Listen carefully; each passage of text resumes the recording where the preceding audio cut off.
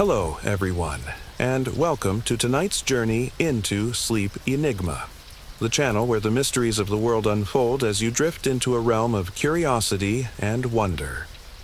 Before we begin, take a moment to comment below. Tell us where you're tuning in from, what time it is for you, and if you'd like, share how your day has been. And if you haven't already, be sure to subscribe to Sleep Enigma so you never miss a story designed to unravel secrets, ignite imagination, and lead you into the calm embrace of the unknown. Dr. Claire Benson wasn't supposed to be here. She had spent the last decade of her life as a respected medical researcher, her career defined by a series of groundbreaking discoveries in genetic medicine. But today, her path had led her to a dusty storage room, the forgotten corner of a local library. It wasn't a place for someone of her stature. Still, Claire couldn't shake the feeling that something was wrong. Something wasn't adding up in the world around her. The oddity had started small, a whisper in the back of her mind. A few weeks ago, she had stumbled across a cryptic phrase in an obscure journal article: the global manipulation of health systems and population control. The words had stuck with her, gnawing at her curiosity. At first, Claire thought, it was just some fringe conspiracy theory. But the more she dug, the more pieces of a puzzle she uncovered. The pattern was undeniable, and it was getting harder to ignore. Now, in this abandoned library basement, Claire was about to find something that would change everything. She ran her fingers along the row of dusty boxes, each one filled with old records, data from decades ago. Then, one of them caught her eye. A faded black folder, its label so worn she could barely make it out. Project Echelon. Her heart skipped a beat. Project Echelon. She had seen this term before in passing, dismissed it as a governmental project too obscure to be important. But now, it felt like fate had led her here. Was it possible this had been waiting for her all along? Inside the folder were pages upon pages of handwritten notes, scientific data, and official-looking documents stamped with government seals. But what made her blood run cold were the diagrams, intricately detailed, showing world maps with lines drawn across them. A secret grid spanning continents. And at the center, a symbol she recognized, an ancient emblem linked to secret societies, a symbol that had shown up repeatedly in her research on global control networks. Her mind raced. Could these documents be connected to the global health scandal she had been investigating? Was there more to the theories of population control than she'd ever imagined? And who had left these here, hidden away for all these years? But before Claire could process what she was seeing, a sudden noise made her freeze. A door creaked open upstairs. Footsteps echoed down the stairwell, drawing closer. Panic shot through her veins. She wasn't supposed to be in this part of the building. No one was. Claire shoved the folder back into the box, instinctively glancing around for a place to hide. Then, in the corner of the room, her eyes caught a glimpse of something even more alarming. A shadow moving along the wall, impossibly fast. Her heart pounded. She wasn't alone. The footsteps grew louder, closer. Claire's pulse hammered in her ears, drowning out the sound of everything else. She instinctively reached for the folder, but her hands were trembling. She had to think fast. This wasn't just a random intruder. Whoever they were, they knew exactly where to look. The realization hit her like a cold wave. This wasn't a coincidence. The shadow on the wall shifted again, its movement deliberate, as if it were searching for something, or someone. Claire's breath hitched. She glanced around, frantically scanning the room for an escape route. The stairs were the obvious exit, but they were too far. If she ran now, she would be caught. The room felt smaller by the second, the walls pressing in on her as the footsteps reached the bottom of the stairs. There was no time to think. Claire ducked behind the nearest bookshelf, pressing herself into the shadows. Her heart pounded in her chest, each beat like a countdown to disaster. The figure appeared in the doorway, silhouetted in the dim light. A tall man, his face obscured by a hood, moving with the kind of quiet confidence only someone who was used to being in control possessed. He wasn't here by accident. For a moment, he lingered by the door, scanning the room with unsettling precision. Claire's breath caught in her throat as he stepped further into the space, his eyes flicking to the shelf just inches from where she crouched. Then, to her horror, he reached out and grabbed the exact box she had been rifling through moments before. Her fingers curled into fists, a mixture of anger and fear rising within her. What was in this folder that was so important? Why was she being targeted? The man flipped open the box without hesitation, rifling through its contents with a practiced speed. Claire felt a chill run down her spine. He wasn't just looking for a forgotten document. He was searching for something specific. A bead of sweat slid down her forehead as the man paused, pulling a thick bundle of pages from the folder. Claire's eyes widened in disbelief. Those were the very documents she had been reading. Suddenly, he stopped. His gaze darted to the shelf she was hiding behind, and for a moment she thought he had spotted her. A cold sweat broke out over her skin, and she held her breath, praying he wouldn't turn around. But instead, he shoved the documents back into the folder and left without another word. The door clicked shut, and silence returned to the room, leaving Claire alone in the dark, trembling with a mixture of fear and adrenaline. She waited for what felt like an eternity before she dared to move. Slowly, cautiously, she rose from her hiding place and approached the box. The documents were gone, but Claire was no fool. She knew exactly what that meant. Whoever this man was, he knew something about Project Echelon that she didn't. And now, so did she. She had to keep digging. But where would she go next? What had she just uncovered? She needed answers. Taking a deep breath, Claire grabbed the folder and tucked it under her arm. But as she turned to leave, something caught her eye. A small, crumpled note on the floor, near the shelf where the man had been standing. It was handwritten, the ink smeared in places, but the message was clear. They're watching. You're not safe here. A cold shiver ran through Claire's body as she realized that the conspiracy she had stumbled upon wasn't just some obscure theory. It was real. And now, she was in the middle of it. She had no choice but to keep going. The truth, whatever it was out there, and she wasn't about to back down now. The note burned a hole in Claire's pocket as she hurried out of the library, her mind racing with 100 questions she couldn't yet answer. She didn't stop to think about the implications of the warning. There wasn't time for that. The only thing that mattered was the folder, and the horrifying glimpse she'd had of what lay inside. As soon as she reached her car, Claire tore the folder open, flipping through the pages one by one. It was mostly technical, medical data, and graphs.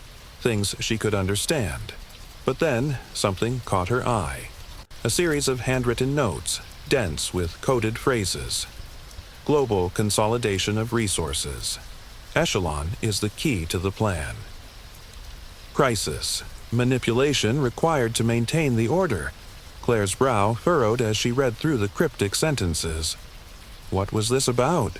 The term echelon appeared again and again, Project Echelon, but it was always tied to vague phrases like global consolidation and order, as if it were the cornerstone of some larger operation.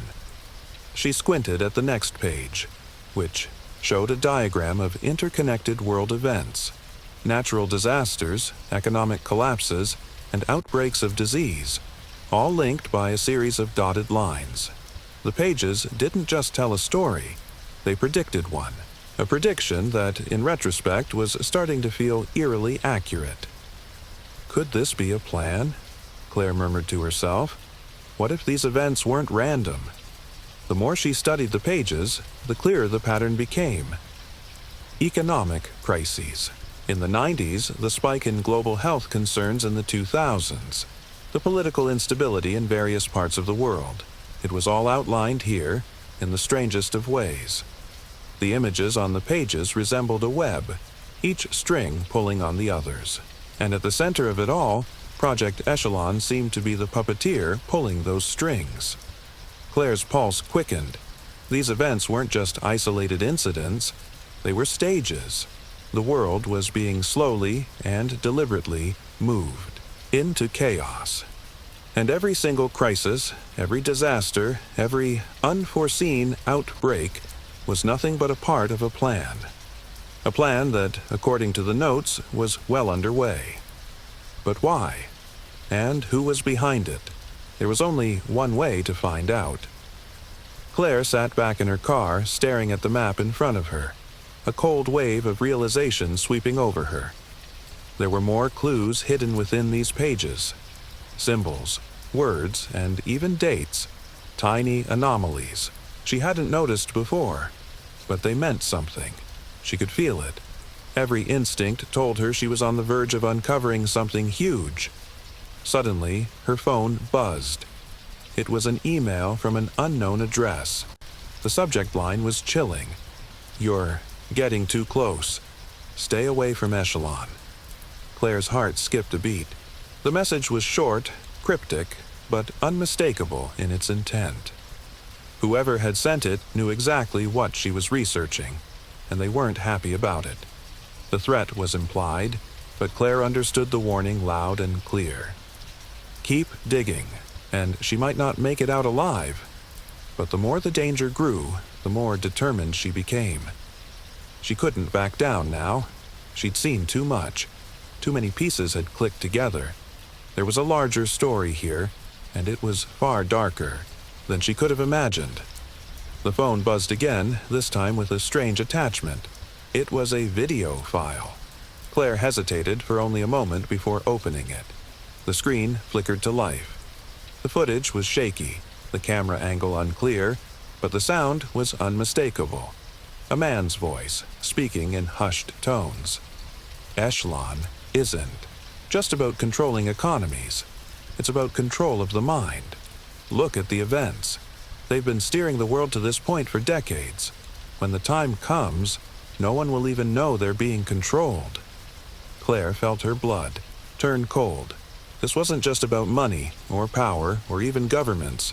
It was about us, our thoughts, our actions, our very existence. Her hand shook as she closed the file. The implications were overwhelming, but she couldn't stop now. She had to follow this thread to the end. Something told her, deep down, that she was getting closer to the truth. But what if that truth was far more terrifying than she had ever imagined? With a steadying breath, Claire decided her next move. She would track down the origin of the email. She would follow the symbols, decode the maps, and, whatever the cost, she would uncover who was behind Project Echelon and what their final goal was. But as she opened the door to her car, a sound froze her in place. A sharp mechanical click, the unmistakable sound of a gun being cocked. She wasn't alone. Again. Claire froze. The sharp click of a weapon echoed in the quiet of the night, her heartbeat hammering in her ears. For a moment, she didn't dare to move. It felt as though the world had gone still around her. Her breath caught in her throat, and all she could hear was the sound of her own pulse racing. Then she turned her head slowly, the chill of fear creeping up her spine. There, just outside the window of her car, was a figure, tall, dressed in black, his face obscured by the shadows. His posture was rigid, purposeful, and in his hands, a gun aimed directly at her. Her stomach dropped. Every instinct screamed for her to run, but her body didn't obey. She was paralyzed, trapped in the face of the unknown. The man outside didn't speak at first. He simply stood there, watching her. His silence made the situation even more terrifying. Was this someone sent to silence her? To make sure she stopped digging into Project Echelon before she uncovered too much? She wanted to scream, to call for help, but she knew it was pointless. In this isolated part of town, no one would hear her. Finally, after what seemed like an eternity, the man spoke in a low, gravelly voice. "You don't know what you're playing with, Dr. Benson." Claire's heart thudded painfully against her ribs. She didn't answer immediately. Her mind was racing, trying to make sense of the situation. Who was he? What did he know about her research? "You think you're uncovering the truth," he continued, his voice barely a whisper. "But all you're doing is digging your own grave." His words hit her like a punch. She had expected some kind of warning, maybe even a threat, but not this. This wasn't just intimidation. This was a warning, a real one. And it wasn't just about her research anymore. It was about her life. Claire struggled to steady her breath, willing herself to stay calm. She couldn't let fear control her. "Not now." "Who are you?" she asked, her voice steadier than she felt. The man tilted his head as though considering her question for a moment. Then he took a slow step back. "It doesn't matter who I am," he replied. "What matters is that you stop. You don't understand what's at stake. The people behind Project Echelon, they don't play by the same rules as you and I. They've been planning this for years. They're always watching, always listening." Claire's stomach twisted. This was the moment. She could back down, drop her investigation, go home, and pretend none of this had ever happened. But deep down, she knew that was impossible. She had seen too much, connected too many dots. The conspiracy was too vast, too pervasive to just ignore. But this man was right about one thing. She was in real danger now. The stakes were no longer abstract. Her life had just become part of the equation. "I won't stop," Claire said, her voice growing firmer with every word. "I need to know the truth." For the first time, the man seemed to soften. He took a step closer to the window, his face still hidden in shadows, but his eyes, Claire could see them now, piercing, calculating, were full of something far darker than anger, regret. "If you keep going," he said, his tone almost gentle, "you'll have blood on your hands, and not just your own. You're not just dealing with a handful of people. Echelon is bigger than you can imagine. There are forces at play here that are older than you think." The words hung in the air like a death sentence. "Do you really want to know what they've been planning?" The man's voice dropped even lower, barely a whisper. "Do you really want to see what comes next? Because once you do, there's no going back, and there's no stopping them." A shiver crawled down Claire's spine, but her resolve held firm. She was already too deep into this. She couldn't walk away now. "What happens if I don't stop?" Claire asked, her voice barely above a whisper. The man's lips curled into something that could have been a smile or a sneer. "You'll find out soon enough."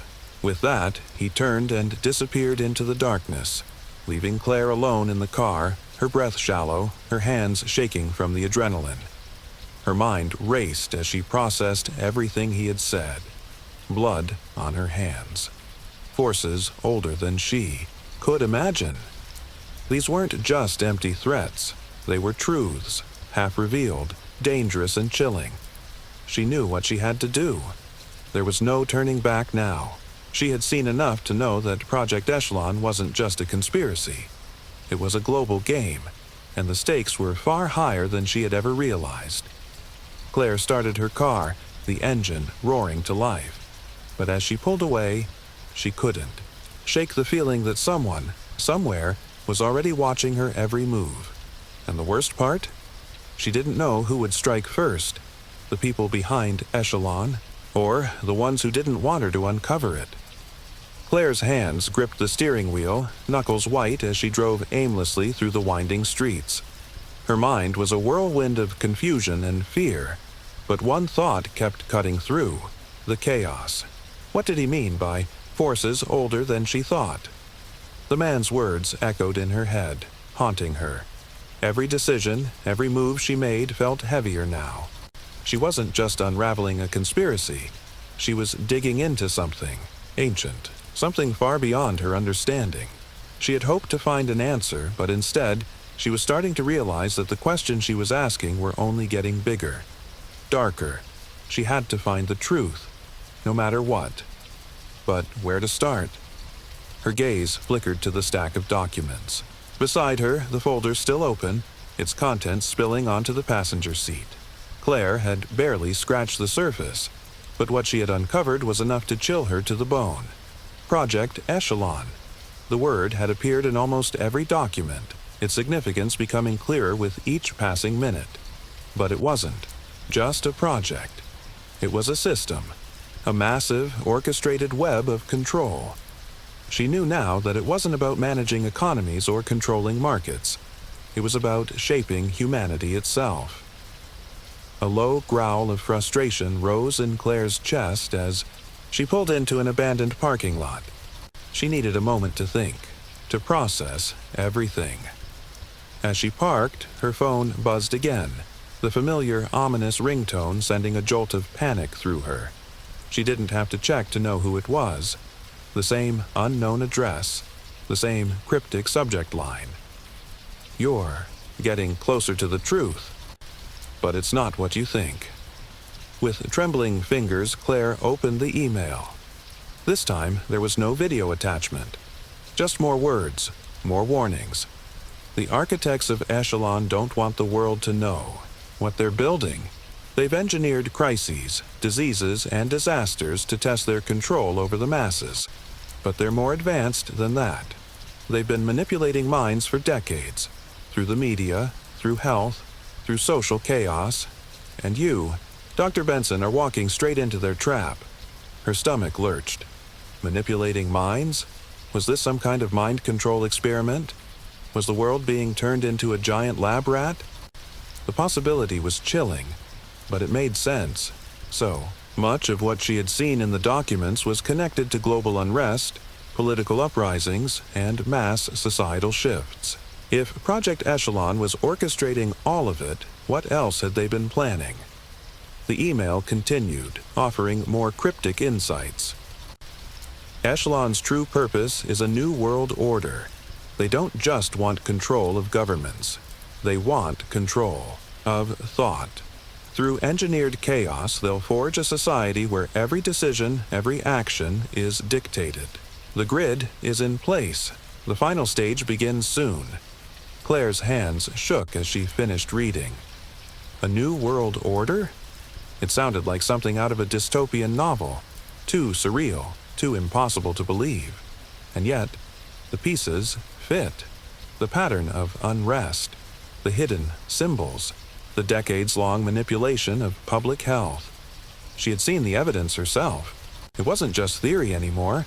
This was real. But the question still gnawed at her. How? Her thoughts were interrupted by a soft tapping on the window. Claire's breath hitched. Without looking, she already knew who it was. She had been followed. Slowly, she turned her head. A man in a dark suit stood outside, his face hidden in shadow. Claire's first instinct was to drive away, but the car was already parked too far into the lot. Her escape routes were limited. The man leaned closer to the window, his breath fogging up the glass as he whispered, "You're in over your head, Dr. Benson." She flinched at the sound of his voice. It was the same man who had warned her before, the one who had tried to stop her from digging any deeper. His presence made it clear that he was no longer a stranger in her story. He was a player in it, a dangerous one. Claire opened the door just a crack, trying to mask her panic with a calm expression. "Who are you?" she asked, her voice barely above a whisper. The man studied her for a moment, his eyes unreadable. Then he spoke, his words chillingly calm. "I've been keeping an eye on you. You're closer to the truth than anyone realizes. But you're also closer to your own grave. There are things you can't undo, things you can't fight. Echelon is bigger than any of us, and if you keep going, you'll be swept up in it, like the rest of us." Claire's heart raced. She wasn't getting the answers she wanted. This man was part of it, the conspiracy, the web of lies, and yet he seemed to be trying to warn her in his own cryptic, twisted way. "Why? What do you want from me?" Claire demanded. He hesitated, glancing around as if making sure they weren't being watched. Then, in a low voice, he said, "You need to understand something. The final phase of Echelon is already in motion. The global crisis they've engineered? It's about to get a lot worse, and you're on the list of people who could stop it." Claire's blood ran cold. Could stop it? But how? What was the final phase he was talking about? Stepped back, his voice dropping even lower. "You've uncovered enough to see the shape of it, but not the full picture. That's the problem. Keep digging, and you'll expose yourself to forces you don't even understand yet." Before Claire could respond, he turned and melted into the shadows, disappearing into the night. Her mind spun, the weight of his words crushing her chest. The final phase. It was happening. It was real. And she was part of it. Whether she liked it or not, the question now was, what could she do to stop it? As she sat in the stillness of her car, the answer felt just out of reach. But one thing was certain. Claire Benson was no longer just investigating a conspiracy. She had become part of it. And if she didn't act soon, it might consume her. Claire stared at the empty parking lot, the weight of the man's words pressing heavily on her chest. "You're on the list of people who could stop it."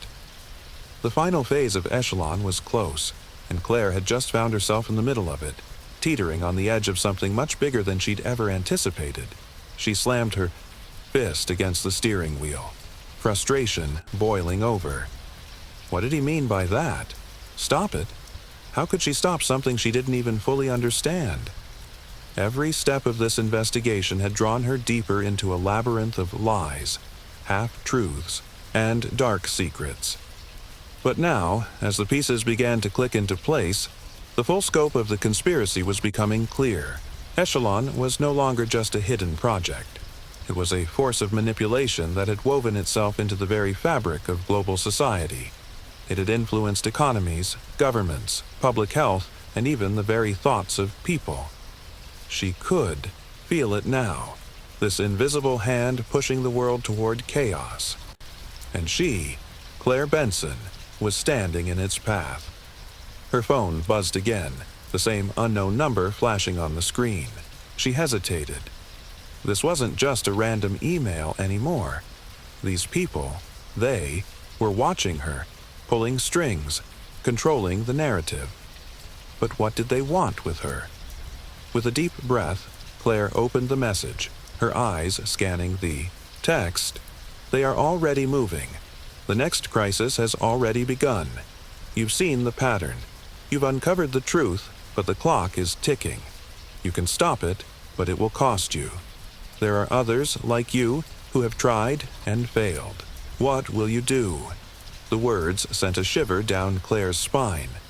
The next crisis had already started? What did that mean? The global unrest, the economic collapse, the health emergencies, they were all part of the grand design, pieces being put into place one after the other. But the next phase? What would it look like? And how would she recognize it in time to stop it? There was no more room for doubt. She couldn't wait any longer to act. She had to dig deeper, but where? She had already uncovered so much, but it still wasn't enough. And then the answer hit her like a lightning bolt. Her mind snapped to the strange diagram she had seen earlier in the documents. Maps, dates, and events, all leading to a single critical point. The global consolidation that Project Echelon had been orchestrating wasn't just economic or political. It was connected to human behavior, to society itself. But there was something else, something she had missed the first time. A name, a company, a symbol that appeared in every single document she'd found. Omnicorp. It was everywhere, subtle, hidden. Omnicorp wasn't just a company. It was the thread that tied all of this together. They were involved in everything, from technology to pharmaceuticals, from media to military contracts. It was everywhere, and yet, no one seemed to know it. Could Omnicorp be behind Project Echelon? Claire's blood ran cold. She had to find out more. Without a second thought, she grabbed the documents and stuffed them into her bag. Her phone buzzed again, this time with a call. It was an unknown number, but this time, Claire didn't hesitate. "Hello?" she said, trying to sound calm. though her voice was trembling. The voice on the other end was eerily familiar. "Doctor Benson, I see you've connected the dots," the voice said, calm, almost soothing. "But you're not looking at the whole picture. There's still one more piece to uncover." Claire's stomach dropped. "Who are you? What do you want from me?" The voice chuckled darkly. "It's not about what I want. It's about what's coming. The chaos is already starting. You've seen the signs. The media, the panic, the unrest. It's all part of the plan. Echelon's final stage will be the collapse of everything you know. The world will be reborn under their control. You can't stop it. No one can." Claire's hand tightened around her phone. She felt the weight of the truth pressing on her chest. Was it really too late? Was there no way to fight back against something so vast, so all-encompassing? "You're wrong," she said, her voice steely now. "I can stop it. I will." The voice on the other end was silent for a moment. Then it spoke again, this time with a quiet, almost regretful tone. "You may think that. But it's already begun, Claire. The people behind this, they've been in control for decades. You're just one person, and they'll stop you before you get any closer to the truth." With a click, the line went dead. Her heart pounded in her chest. Claire wanted to throw the phone across the car, but instead, she closed her eyes, taking a deep breath. She was no longer just uncovering a conspiracy. She had become part of it. She was being watched, followed. Her every move was being tracked. And now, she was starting to see the full scope of what was coming. A storm was brewing, and Claire was standing at its eye. The final phase of Echelon was here, and it wasn't just about a collapse of economies or governments. It was a collapse of everything. A total reset of the world order, engineered to place those in power above the chaos. But she wasn't ready to give up. Not yet. The answer was somewhere in Omnicorp. That's where she needed to go. The company's web of influence, its shadowy ties to global events, its control over resources, it all pointed back to Omnicorp. She had to get to their headquarters. But as she started the engine, a voice whispered in her mind. What would happen when she exposed them? Would she become the hunted? The road ahead was uncertain, but Claire had made up her mind. She had to take this risk. The world, as she knew it, was already in the process of being torn apart, and if she didn't act, if she didn't stop Echelon, it would all be lost. As the night stretched on, Claire's pulse quickened. The climax was coming. The final stage was unfolding, and she was ready. The air was thick with tension as Claire pulled into the parking garage beneath Omnicorp's headquarters. Her hands gripped the steering wheel, her knuckles pale from the pressure. The building loomed before her, an unassuming fortress of glass and steel. From the outside, it looked like any other corporate structure. But Claire knew better now. This place was the beating heart of Project Echelon, the source of everything she had uncovered, the place where the conspiracy had been born. The question still echoed in her mind. What was she going to find when she walked through those doors? She took a deep breath, trying to steady herself. There was no turning back. This was it, the point of no return. The files she had stolen, the hidden messages, the cryptic warnings from the man who had followed her, it all led here. She was about to confront the heart of the beast. As she stepped out of the car, the metallic scent of the garage mixed with the faint hum of distant machinery. Claire felt the hairs on the back of her neck stand on end. It was as if the building itself was alive, aware of her presence. They're watching me. They've always been watching me. She adjusted the strap on her bag, tightened the collar of her jacket, and set her eyes on the entrance. Her pulse was racing, adrenaline surging in her veins. Every part of her screamed to run, to turn around and leave before it was too late. But she couldn't. She had come too far, uncovered too much to back down now. Inside, the lobby was eerily quiet. There were no other employees in sight, just the sterile, almost clinical atmosphere of polished floors and sleek, corporate decor. But Claire knew better than to be lulled by appearances. The real power in this building was invisible. It pulsed through the air, hidden beneath the surface. She approached the front desk where a receptionist, young, expressionless, sat typing away at her computer. Claire cleared her throat.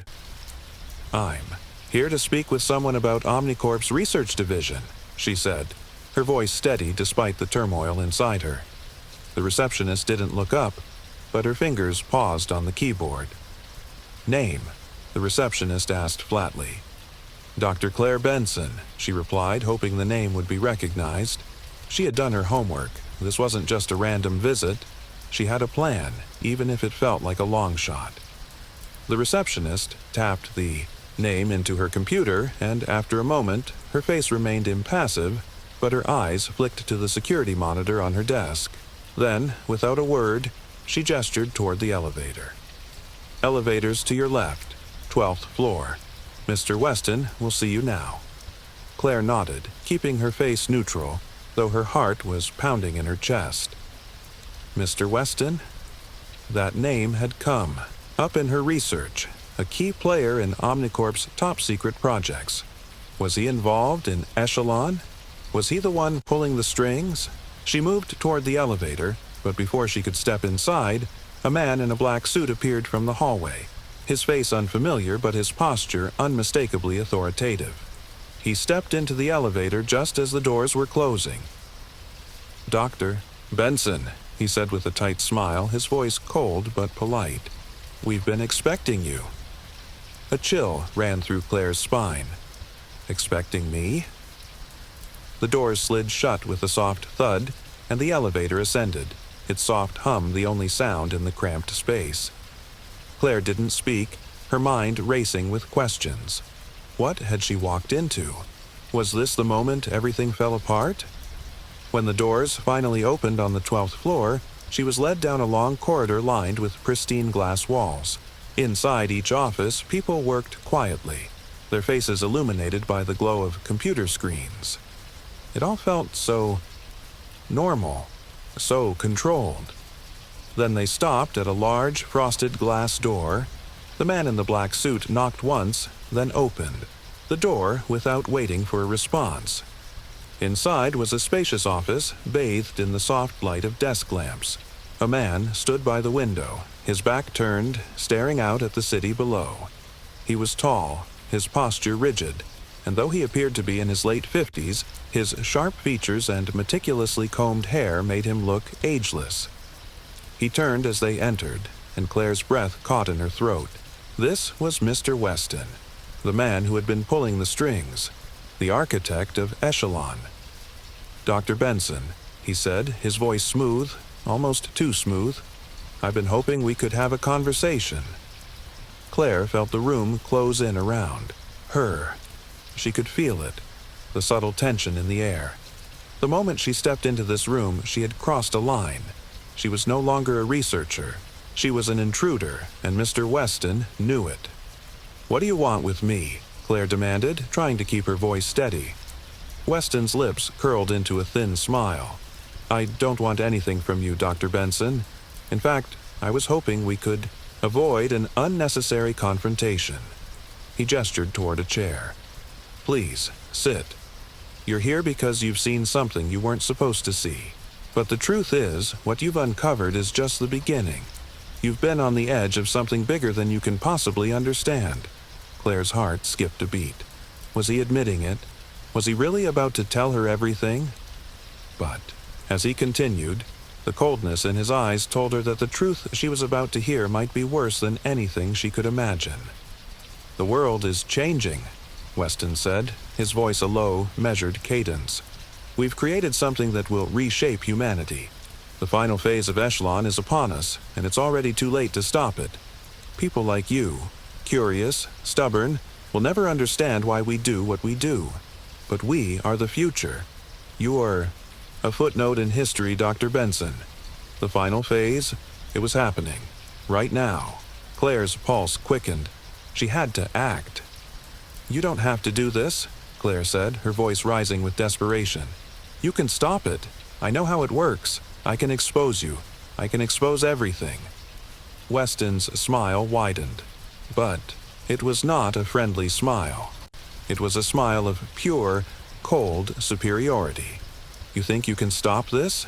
You've already seen too much to back away now. You've already made your choice." A silence fell between them, thick and suffocating. Claire's eyes darted around the room looking for any escape, any chance to turn the tables. But then it hit her. This wasn't about stopping them. This was about surviving it. Because as Mr. Weston's smile grew, she realized the terrifying truth. She wasn't just a threat to him. She was a liability. And just as that realization hit, a sound, the unmistakable click of a lock, echoed in the room. The doors had shut behind her. The cold metal of the door slammed shut behind Claire with a finality that sent a shiver down her spine. She had crossed the threshold of Omnicorp's headquarters, and now there was no escape. Mr. Weston's smile lingered, too calm, too certain, like a predator who had finally cornered its prey. Claire could feel the walls closing in, the weight of his words pressing on her chest, suffocating her. "You've made a mistake," Claire said, though her voice faltered, unsure whether she was trying to convince him or herself. Weston's eyes gleamed with something between pity and amusement. "I don't think you understand, Dr. Benson. It's not about mistakes. It's about inevitability. You were never meant to stop this. You were just a tool, a useful one at that." Claire's mind raced. A tool. All this time, she had been looking for answers, thinking she was uncovering the truth, when in reality, she was being manipulated. She was just another cog in their system. But something inside her snapped. She wasn't going to let this man, this monster, define her. Not now. Not ever. Her eyes narrowed. "I'm not your tool, Weston, and I'm not backing down." Weston's smile didn't waver, but his eyes darkened. He stepped closer, his footsteps echoing in the otherwise silent room. "You're too late. The system is in place. We've already begun the final phase of Echelon. And you, Dr. Benson, will be remembered as the one who could have stopped it, but chose to stand in the way." For a moment, the words seemed to hang in the air, suspended between them. The final phase. The chaos. The world remade under their control. It was happening, whether Claire stopped it or not. The thought was enough to make her stomach turn. But then, something clicked. Claire had been investigating Echelon for months now, piecing together documents, uncovering the links between Omnicorp and global events. What she had been missing, what had been hidden in plain sight, was the very mechanism that could stop it, the leverage she needed. She looked Weston square in the eye. "You're wrong. You think I've seen everything, but you've underestimated me." Weston's eyebrows arched in amusement as if he were waiting for a punchline. "Underestimated you? You've seen the pattern, Dr. Benson. You understand the system. What makes you think there's anything you can do now?" Claire didn't answer immediately. She reached into her bag and pulled out the final piece of the puzzle, the diagram she had kept hidden, the one that didn't make sense at first, but now, with everything coming into place, it did. Omnicorp's entire system of control relies on a central hub, a place where all the data is fed, processed, and manipulated.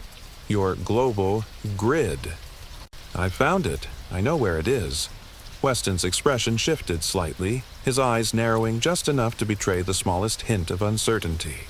"You think you can just walk in and undo decades of planning?" he said, voice growing colder. "You don't have the resources, the power, or the will." "Maybe not, but I've got something you don't have." Claire took a deep breath, steadying herself. She had to believe it. She had to. "A choice," Weston laughed, and the sound chilling. "A choice? That's all you have left? You can't. Stop the inevitable. You can't." "I already have," Claire cut him off. "You've underestimated me, and you've underestimated your own creation." Before Weston could respond, Claire reached for the emergency phone on the desk. Something she'd noted in her investigation. She slammed her hand down on the receiver. "Get in here," she said, her voice sharp with authority. The door opened almost immediately, and 2 security guards entered the room. But Claire wasn't looking at them. She was watching Weston closely. The instant it took for him to process what was happening, Claire hit the emergency shutdown button hidden under the desk. A red light flashed above the door, and a mechanical whirring echoed throughout the building as the security systems powered down. Weston's face twisted in shock. "You fool," he hissed, his voice rising. "Do you think you can just press a button and—" But Claire wasn't listening to him anymore.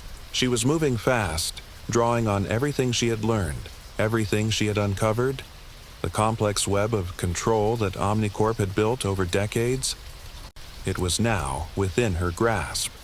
The final phase, the one they thought was unbreakable, was beginning to unravel. The shutdown wasn't a complete victory, but it was enough to cause a delay. Enough to buy Claire the time she needed to expose the system, disrupt the flow of data, and make sure the chaos they'd engineered could no longer be contained. Weston lunged at her, fury in his eyes. But before he could reach her, Claire had already backed away, pressing a second button that sent the emergency lockdown into effect. The building's internal systems flickered, alarms began to blare, and lights went out one by one. "You won't win," Weston growled, his voice low and dangerous. "You can't." "I already have," Claire interrupted, her heart pounding in her chest. She was terrified. She could feel the danger closing in. But she had a plan. She had something Weston had never considered. She had the truth. With the system destabilized and the building in lockdown, Claire bolted for the nearest exit. Behind her, she could hear Weston shouting orders, but it was too late. The foundation of Echelon was shaking, and the web of influence that had held the world in its grip was beginning to crack. As Claire burst out into the cool night air, the sound of sirens in the distance warning of the chaos that was about to follow. She couldn't help but feel a small flicker of hope. Maybe it wasn't too late. The world was far from fixed. The final phase of Echelon hadn't been completely undone, and the consequences of her actions were still unknown. But the truth was out now. The system had been exposed, and that was all Claire Benson needed to know. As she disappeared into the night, her mind raced with one thought. The battle had only just begun. What if this is true? How much of what we know can we really trust? If you enjoyed this mystery-filled journey, let us know where you're watching from and what time it is for you right now in the comments below. And don't forget to subscribe to Sleep Enigma, so you never miss a story that unravels hidden truths and challenges the mysteries of our extraordinary world. Sleep well, dream deep, and stay curious. It was late evening when Navy officer Thomas Holt found himself pacing the creaky wooden floors of the small apartment that had become his sanctuary after his service ended. The shadows stretched long across the walls, deepening as his mind wandered back to a time he wished he could forget, the Philadelphia experiment. It was a ghost of a memory, a conspiracy he never thought to investigate. Yet, here he was, unable to shake off the haunting words spoken by his old friend, Captain Charles Duffy, just days before his sudden and mysterious death. "Thomas, there's a truth, a terrible truth, about the Philadelphia experiment. You need to know before it's too late." Duffy had been one of the last to walk away from the project. Holt had always assumed the rumors were just that, rumors. Wild stories from men who couldn't let go of their pasts. But now, in the dark quiet of his apartment, he felt an eerie pull toward something far more sinister. There was no peace in the words Duffy left him with, only a sense of unfinished business. It wasn't just Duffy's death that pushed Holt to dig deeper. It was the growing sense that something was being hidden from the public, something too large and dangerous to stay in the shadows. Holt was no longer in the military, but the uniform had never quite left his bones. The deeper his memories dug, the more questions surfaced. The Philadelphia experiment, an infamous experiment carried out in 1943, rumored to involve invisible warships, mind-bending technologies, and the unsettling ability to warp time and space, had been dismissed as fantasy by the mainstream. But Holt knew better. He had heard too much behind closed doors, and Duffy's death wasn't the only warning. There were whispers of others who had suffered after they tried to speak out. The Navy had swept the experiment under the rug, silenced those who dared to reveal the truth. Holt wasn't sure what had happened aboard the USS Eldridge back then, but he was starting to feel the undeniable truth creep in. Duffy had been killed because he knew too much. It wasn't the kind of information a man could take to his grave without risking everything. Something was brewing beneath the surface, something connected to the past, and it was calling out for answers. Holt's phone buzzed, cutting through the dark stillness. It was a text from an unknown number. "Meet me at Pier 17. Midnight. You don't want to miss this." A chill ran down Holt's spine. The message felt like a trap, but what choice did he have? The deeper he went, the more perilous the path became. His heart raced and a surge of unease pushed him forward. This was no longer about curiosity. This was survival. The truth was still out there, waiting to be uncovered. But at what cost? He glanced one last time at the picture on his desk, an old crew photo of the USS Eldridge. They were smiling, naive, oblivious to the storm that would eventually tear through their lives. A storm that might have been just a glimpse of a much larger, darker truth. A soft knock echoed from the hallway. Thomas Holt froze. Someone else was already at the door. What did Duffy mean by "before it's too late"? Who else knew about the Philadelphia experiment? The answers could change everything, if Holt could survive long enough to find them. The knock came again, sharper this time. Thomas Holt's hand hovered over the doorknob. His mind raced, trying to piece together what he knew. Who could be at his door at this hour? The cryptic message was one thing, but this was something else entirely. He had lived through enough to recognize when his life was about to take a dangerous turn. He cracked open the door slowly, not sure what he expected to find. What stood before him was a woman, maybe in her mid-30s, dressed in a dark, weathered jacket. Her face was partially obscured by a hood, but her eyes, those eyes, were unsettlingly sharp, piercing straight through him as though she knew something he didn't. "I know who you are, Holt," she said, her voice low but firm. "I'm not here to hurt you, but we need to talk." Holt stepped back, cautiously letting her inside. His instincts told him to be careful. He had no idea who she was or what her angle was.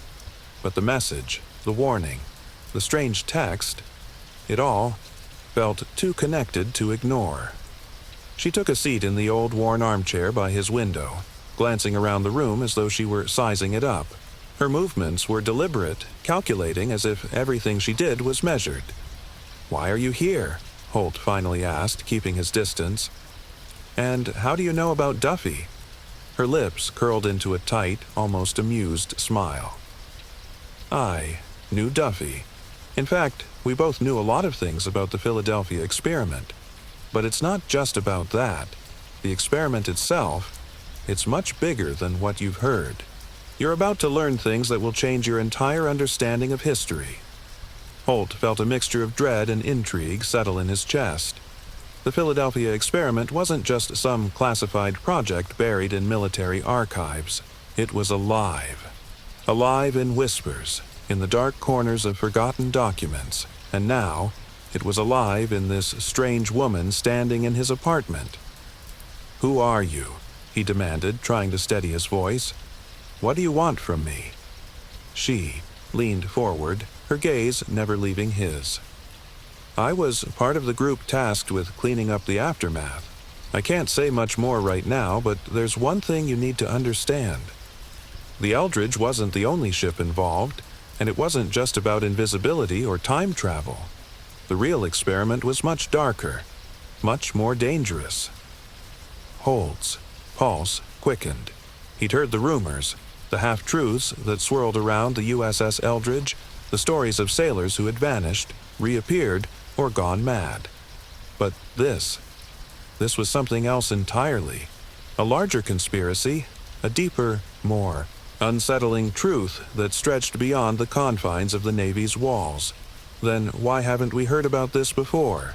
Holt asked, his voice a bit sharper now. Why hasn't anyone blown the whistle on this? The woman's eyes flickered with an emotion he couldn't place. Because whoever controls the truth controls the world. They've made sure to erase any evidence of the project. Those who tried to expose it were silenced, one way or another. But you might be different. Her words lingered in the air like a slow-burning fuse. Holt's mind reeled. Who was she? And why was she seeking him out? He wasn't some government insider. He wasn't even in the Navy anymore. The woman stood abruptly, startling Holt out of his thoughts. "I have something for you," she said, pulling a small folded envelope from her jacket pocket. She handed it over without hesitation. Holt took it, his hands trembling slightly. The envelope was old, the paper yellowed with age. He felt the weight of it, the significance. Whatever was inside was more than just a piece of paper. It was a key to something bigger. "Open it," the woman urged. "You'll know what to do next." His fingers slid over the edge of the envelope, tearing it open carefully. Inside, he found a single photograph, grainy, black and white. A ship. But not the USS Eldridge. This one was different. Its name was barely visible, obscured by smudges and shadows. But it wasn't the ship that caught Holt's attention. It was the men standing on its deck, staring back at him. One of them looked familiar. And then it hit him. The man in the photo was Duffy. But the photo wasn't from the 1940s. It was recent. How could this be?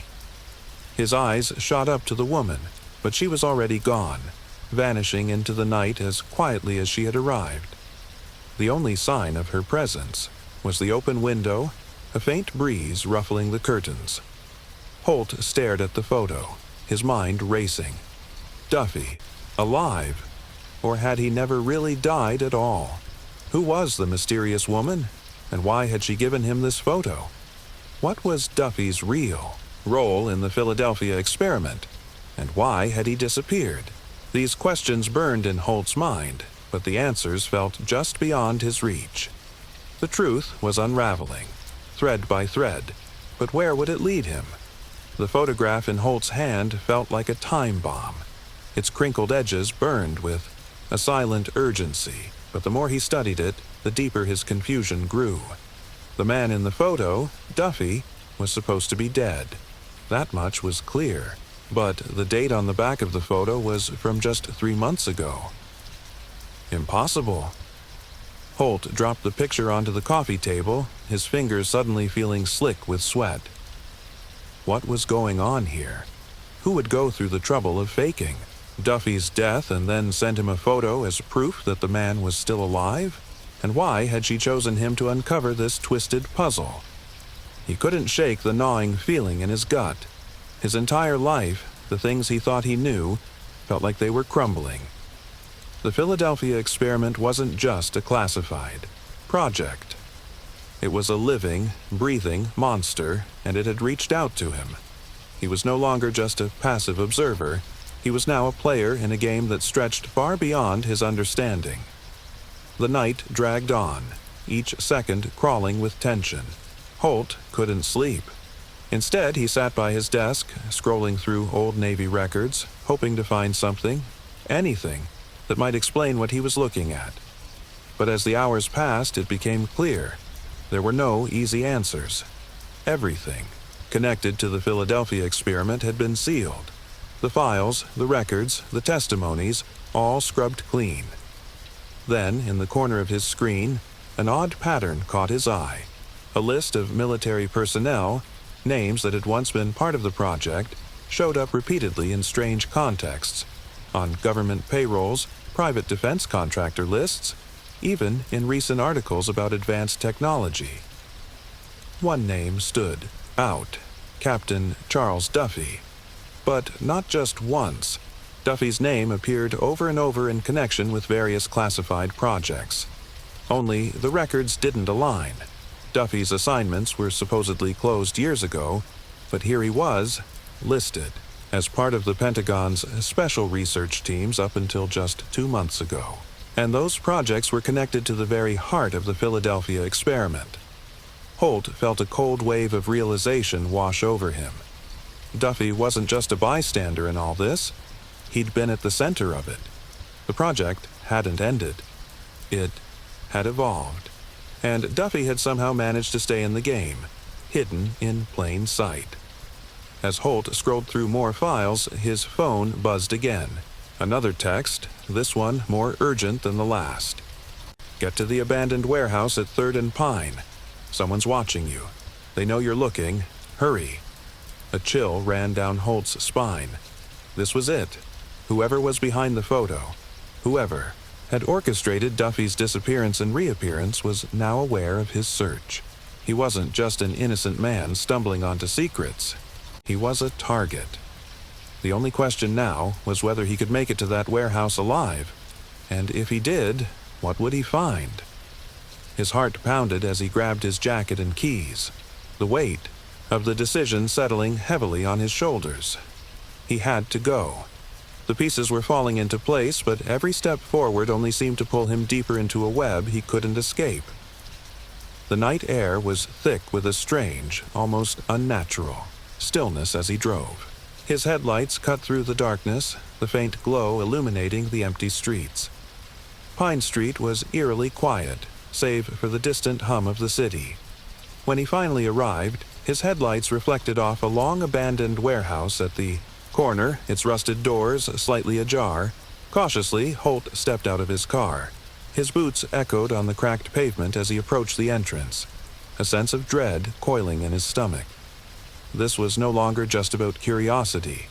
It was about survival. He pushed the door open slowly. Inside, the smell of decay and dust hit him, mingling with the sharp metallic scent of something far less natural. The warehouse was vast, filled with crates and broken machinery. Shadows lurked in the corners, moving in ways that didn't seem possible in such a still place. Holt's eyes darted around, searching for any sign of life. The place was deserted, but his instincts screamed that something wasn't right. Suddenly, a sound, a scraping noise, echoed from the far side of the room. Holt's breath caught in his throat. He wasn't alone. He knew that much. Then, from the darkness, a figure emerged. Tall, hooded, and unmistakably familiar. The figure stepped forward, revealing a face that chilled Holt to the bone. It was Duffy. Alive, but somehow different. His face was gaunt, his eyes sunken as if drained by years of secrets. He smiled, but it wasn't the warm, reassuring smile Holt remembered. It was the smile of a man who had seen things no one should ever see. "You shouldn't have come, Thomas," Duffy said, his voice low, almost regretful. "Duffy, how are you alive?" Holt's voice was barely a whisper, the weight of the question hanging between them like a guillotine. Duffy took a step closer, his eyes scanning the shadows as if checking for any prying eyes. "I never died. Not really. But I can't explain it all now. There's no time." The room seemed to close in on Holt. The walls, the floor beneath him, everything felt like it was pressing in. His mind raced, trying to comprehend what he was hearing. Duffy hadn't just been faking it. He was still alive, still tied to the Philadelphia experiment in ways Holt could never have imagined. And then Duffy's words cut through the silence like a blade. "You're involved now, whether you like it or not. The experiment isn't over. It's only just begun." What did Duffy mean by "it's just begun"? And how could he have survived all these years? Every question raised only seemed to spawn more uncertainty. Holt was about to learn just how deep the rabbit hole went, and how much of his past had been built on lies. The words echoed in Holt's head, heavy and sharp. The experiment isn't over. It's only just begun. Duffy's voice had carried an eerie calmness, but his eyes, those bloodshot, hollow eyes, spoke volumes of the terror that lay beneath. Holt stood frozen, unable to process what he was hearing. His mind was still reeling from the shock of seeing Duffy alive, yet the man before him was so different from the one he had known. The warm, friendly captain he had served under was gone, replaced by someone twisted. There was a shadow of something dark lurking in his expression, something Holt couldn't fully grasp but knew instinctively wasn't human. "I don't understand," Holt managed, forcing the words out, his voice strained. "How could you survive? How could you be here, after everything, after what happened on the Eldridge?" Duffy sighed, a low, ragged sound that scraped against the silence. He looked down at his hands for a long moment, almost as if contemplating something much older than the man standing before him. "I was never meant to survive, Holt. But the experiment, the project didn't end. Not like they told you." The air around them felt charged, as if the room itself was alive with a tension that would snap at any moment. Holt's pulse quickened. His mind was swimming, but there was one thing that cut through the chaos. The project never ended. That phrase was a dagger lodged deep into his thoughts. "What do you mean?" Holt asked again, this time more urgently. "What are you talking about? How is this still happening?" Duffy's eyes narrowed and his voice dropped lower, barely a whisper. "The Eldridge wasn't the only ship, Thomas. It was part of something much larger. The military didn't just try to make ships invisible. They were experimenting with control, time, space, consciousness. They didn't stop when the project was supposedly closed. They just moved it underground, and they've been using it ever since. They found ways to manipulate the human mind, to bend reality itself. But it's not just the technology. They're after." Holt felt a cold knot tighten in his stomach. "What are they doing with it? Why keep it secret?" Duffy leaned closer, his voice barely audible now, as if sharing a secret too dangerous for the walls to hear. "They're using the experiment to control people, to create weapons, to manipulate minds, to pull strings across time. You can't imagine what they've learned, Holt. This isn't about protecting national security anymore. This is about total control."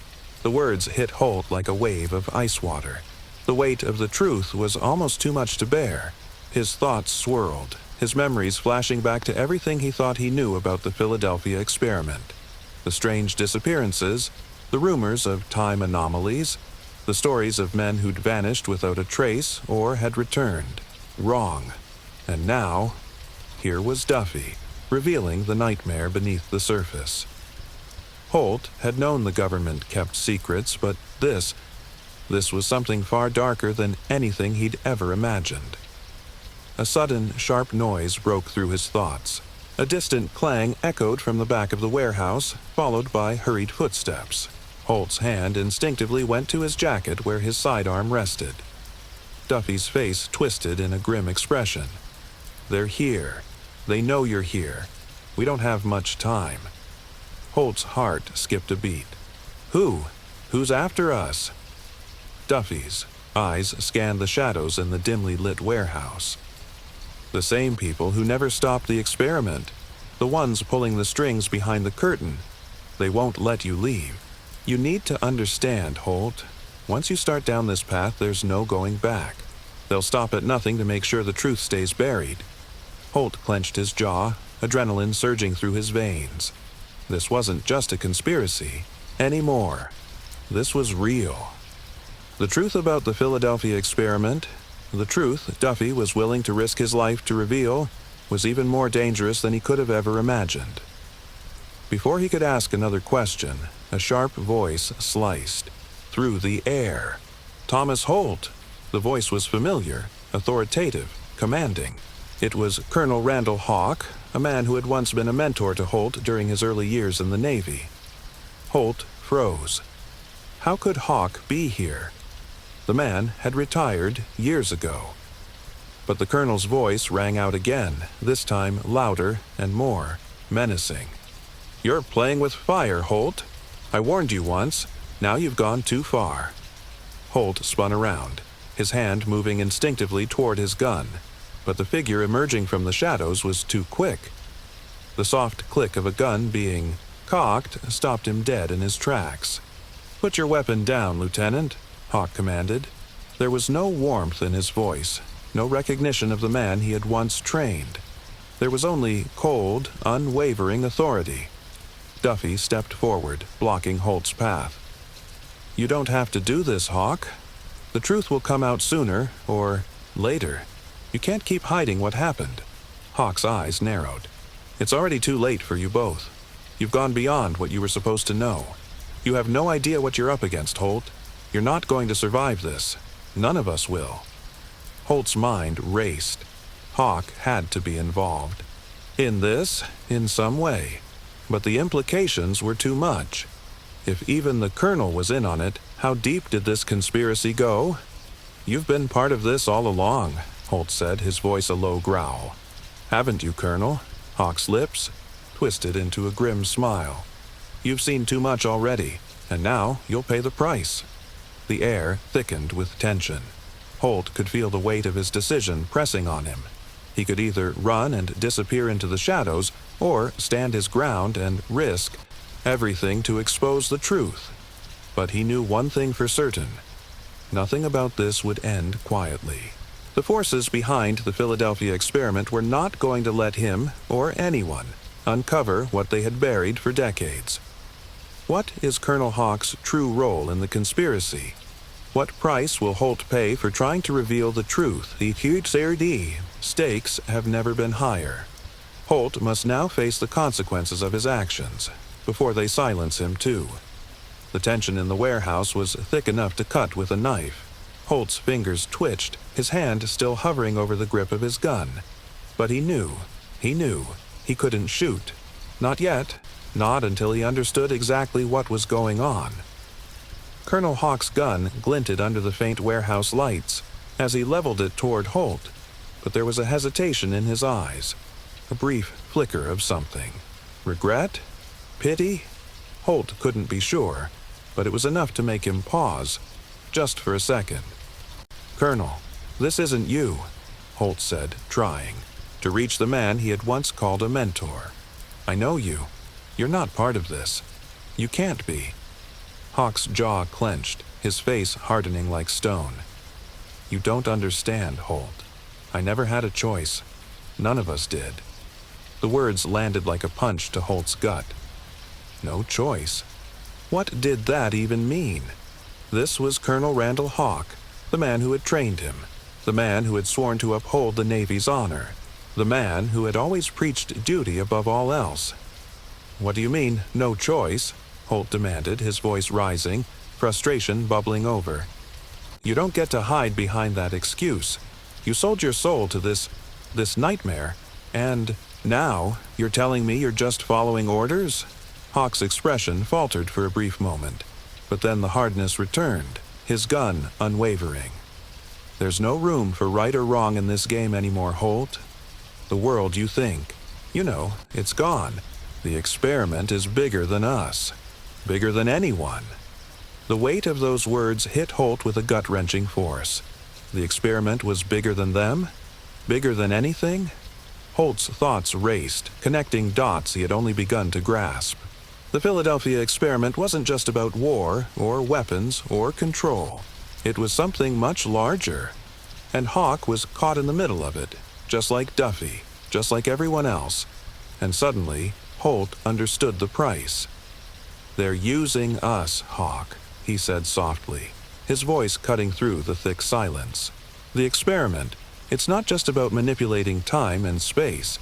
It's about creating a new kind of soldier, one they can control, one that never questions orders, one that will do whatever they want, no matter what." Hawk's eyes hardened at the accusation, but Holt saw it, the briefest flicker of fear. He had touched a nerve. "You think I don't know that?" Hawk's voice was low, almost bitter. "You think I don't regret the things I've done? The people I've lost?" Holt's chest tightened as he looked at the man who had once been his role model, now broken and desperate. The truth was undeniable. The Philadelphia experiment hadn't just altered the course of military history, it had twisted the very souls of those involved. Holt wasn't sure whether he was talking to a man who had been a pawn in a much larger game, or a man who had willingly traded his morals for power. "I didn't ask for this," Hawk continued, his voice shaking with a cold fury. "None of us did. But once you're in, there's no getting out. Not without a price. They made us, Holt, and they can unmake us just as easily. You're playing a dangerous game by digging into this. You have no idea who you're really dealing with." Holt's stomach churned. Who exactly was Hawk talking about? Who controlled this entire operation? This experiment that had far-reaching effects on more than just the military? Holt's mind raced as the pieces began to click together. The experiment was not just an isolated event from the 1940s. It was a long game, running through decades, weaving through global powers, shaping everything from technological advancements to political decisions. And people like Hawk, like Duffy, they were its unwilling participants. Suddenly, the door to the warehouse slammed open with a deafening crash, and Holt's heart skipped a beat. He whipped around, hand instinctively reaching for his gun. Shadows moved quickly across the dim light, figures darting into view. It was a team of operatives, masked, armed, and silent as ghosts. "Get down!" Hawk shouted, his gun trained on the newcomers. "We're compromised." Before Holt could even react, one of the masked figures shot, a burst of suppressed gunfire echoing through the warehouse. The bullet grazed Holt's shoulder, sending him sprawling onto the cold concrete floor. Pain lanced through him, but adrenaline pushed it aside. He rolled behind a pile of crates, trying to steady his breath, his vision swimming. Blood soaked through his jacket. He wasn't alone. Duffy had disappeared into the shadows, but Holt could feel the presence of someone else, someone who was still out there. And then it hit him. This was all part of the game. He was being hunted, not just by Hawk, but by someone far more dangerous. He could hear footsteps now, growing louder, getting closer. The operatives were closing in. "Duffy!"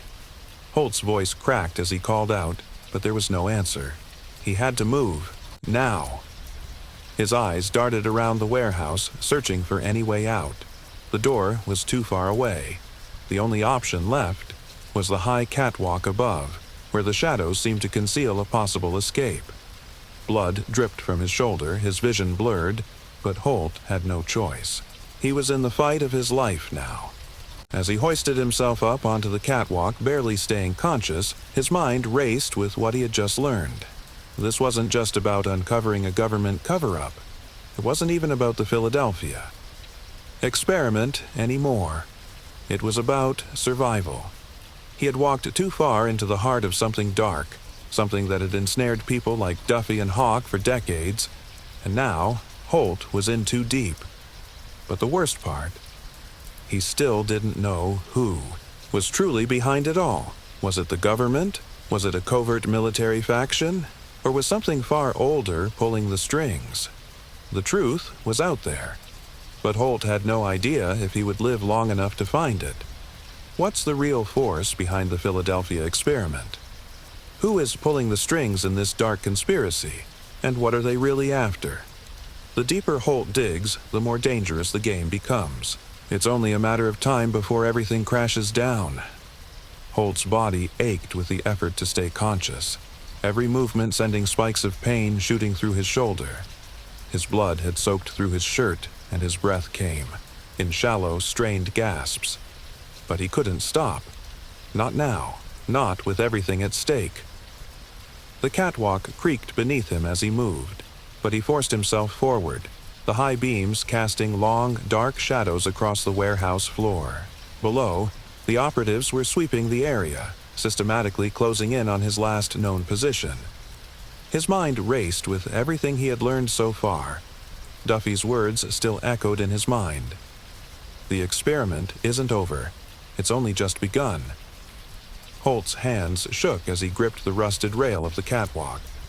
The Philadelphia experiment wasn't just a military secret anymore. It was a sprawling, all-encompassing operation that had seeped into every corner of society. These operatives, these shadowy figures hunting him, were just one arm of a far-reaching conspiracy. And he had just scratched the surface. The real question was, who were these people? And why did they care so much about silencing him? As he crept along the catwalk, Holt's eyes caught sight of a control room in the distance, an elevated platform overlooking the main floor of the warehouse. It was the only exit. He had no choice. He had to reach it. If he could just get there, he might be able to find some answers, maybe even send out a distress signal. There had to be a way to turn the tide in his favor. Suddenly, the sound of footsteps from below snapped Holt out of his thoughts. The operatives were getting closer. He wasn't going to make it in time. Holt cursed under his breath and ducked behind a metal pillar, trying to steady his breathing. His heart pounded in his chest as he listened to the voices below, low, gruff, and speaking in clipped military tones. "There's blood up here," one of the operatives muttered. "He's got to be close. Find him, now. Check the control room. He's running out of places to hide." Holt's stomach tightened. They were only a few feet away now, closing in on his hiding spot. He could hear their boots against the concrete, echoing like a ticking clock. There was no way they hadn't already seen the blood trail. They would be on him in seconds. "Move," Holt's mind screamed. He surged into action, pushing himself up with every ounce of strength he had left. His injured shoulder screamed in protest, but he ignored it. If he could just make it to the control room, he could lock himself in and, maybe, figure out how to end this nightmare. But as he neared the corner, a figure stepped into his path. Duffy. Holt stopped dead in his tracks, staring in disbelief. Duffy was standing there, eyes cold, face more gaunt than before. His hands were raised in a non-threatening gesture, but Holt's instincts told him to be wary. The man had already proven that appearances meant nothing in this hellish world. "What the hell are you doing here?" Holt hissed, his voice strained with pain and frustration. "I thought you were gone. I thought They're watching," Duffy interrupted, his voice low and urgent. "We don't have much time. They know you're here. They want you." Holt's mind reeled. "What are you talking about? Why are you helping me? After everything you've said, everything you've done, I thought you were one of them." Duffy's face twitched. "I was one of them. But I'm not anymore. Not after what I've seen. Not after what I've experienced." Holt's chest tightened as the pieces began to fall into place. Duffy had been a part of the Philadelphia experiment. He had been exposed to its horrors. But there was more. Duffy's survival, his resistance. It was all connected to the same force that was now hunting them both. The project, the experiments, the secretive organization. It had changed Duffy, just as it had changed everyone involved. "Then help me," Holt said urgently. "We need to stop them. We need to expose this." Duffy shook his head, his eyes clouded with something darker than fear. "It's too late for that, Thomas. They won't let the truth get out. You're playing with forces you don't understand. If you try to expose them, you'll be erased. I've seen it happen." Holt's heart pounded harder as the reality of Duffy's words sank in. There was no way out. No way to warn the world about the horrors of the Philadelphia experiment. If he pushed any further, he would disappear into the same shadows as those who had come before him, and the world would remain ignorant of the dark truth hidden beneath their feet. "Then what do we do?" Holt's voice broke with frustration. "Just run and hide like cowards? Let them win?" Duffy's gaze hardened. "No, Holt, we don't. run. We fight. But you need to understand one thing. There are no winners in this. There's only survival. And only a few of us get to walk away. Holt's mind was spinning. This was bigger than he had imagined. The project's tentacles reached far and wide, influencing everything from global politics to technological advances. And whoever was behind it had the power to silence anyone who threatened their agenda. But there had to be a way to fight back. The sound of footsteps grew louder. Holt didn't have time to process everything. He had to act now, before it was too late. He turned to Duffy, desperation in his eyes. "Do you have a plan?" Holt asked, voice low. Duffy nodded slowly, a grim expression settling on his face. "There's a server in that control room. If you can get to it, you can access the files. Everything they've been hiding. It'll prove everything, Holt. But you won't have long. Once they realize what you're doing, they'll shut it down, and they'll come for you." The air felt heavier now, suffocating with the weight of Duffy's words. Holt had no idea what kind of hell he was about to unleash, but if this was the only way to expose the truth, he had no choice. He had to try. With a nod, Holt steeled himself. "I'll do it, but you need to cover me." Duffy hesitated for a moment, and in that pause, Holt saw something else in his eyes, a flicker of fear, but it was quickly replaced with determination. "I'll cover you. Just be ready for anything." As Holt darted toward the control room, his heart raced, the weight of the moment crashing down on him. He could feel the eyes of the operatives on his back. But this wasn't just about survival anymore. This was about exposing the truth.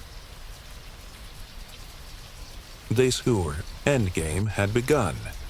What will Holt find in the control room? What secrets lie hidden in the files, and how far will they go to stop him from exposing them? The final confrontation is fast approaching. Holt's quest for the truth has brought him to the edge. But what will be left when everything is revealed? Holt's pulse was thundering in his ears as he sprinted toward the control room. Every muscle in his body screamed in pain, every inch of him screaming to stop, to take cover, to survive. But there was no time. There was no choice. He had to expose the truth, or die trying. He could feel the eyes of the operatives on him, closing in, but the control room was only a few feet away now. A dim, flickering light cast long shadows across the narrow hallway, and Holt could hear the faint hum of machinery beyond the door. He was almost there. A shot rang out, sharp and deafening, missing him by mere inches. The bullet grazed the wall next to him, spraying shards of metal. Holt didn't flinch. He kept running. The door to the control room loomed in front of him, its heavy steel frame glowing in the dim light. He reached for the handle, but his fingers trembled. This was it. Everything was riding on this moment. He pushed the door open, slipping inside and slamming it shut behind him.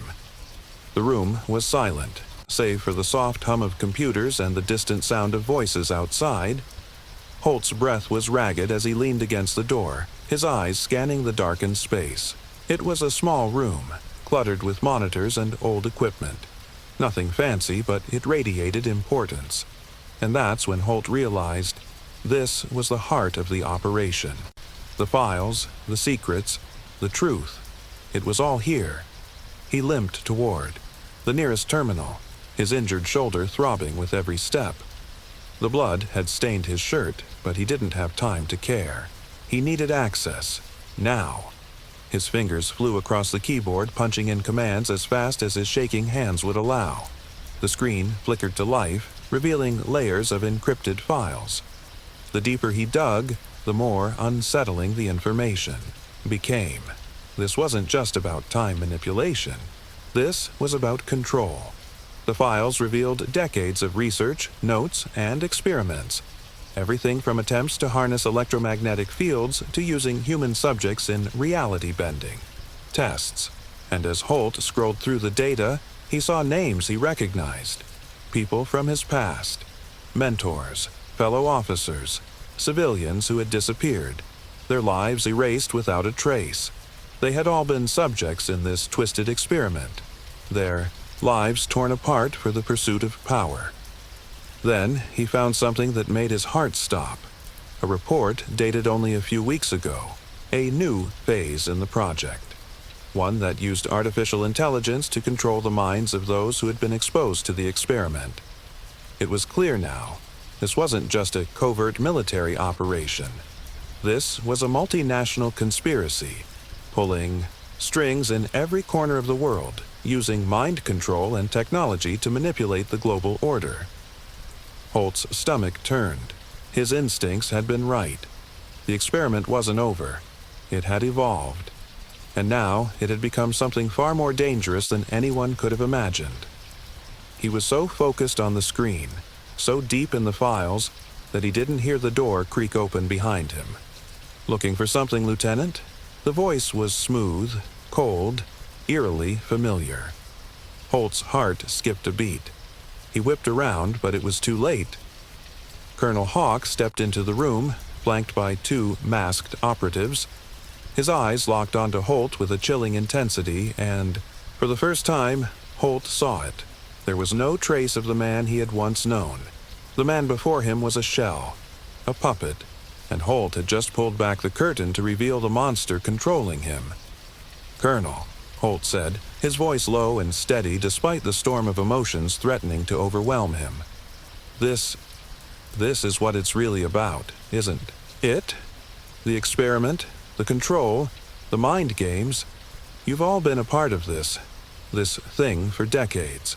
Hawk's lips twitched into a thin smile, but there was nothing warm about it.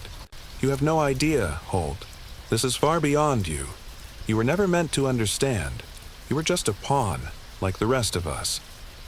Holt's chest tightened as Hawk took a slow step forward, his cold eyes never leaving him. "But you were different. Holt, you were always more dangerous. Too curious for your own good. I should have known better than to let you get this far. You should have walked away when you had the chance."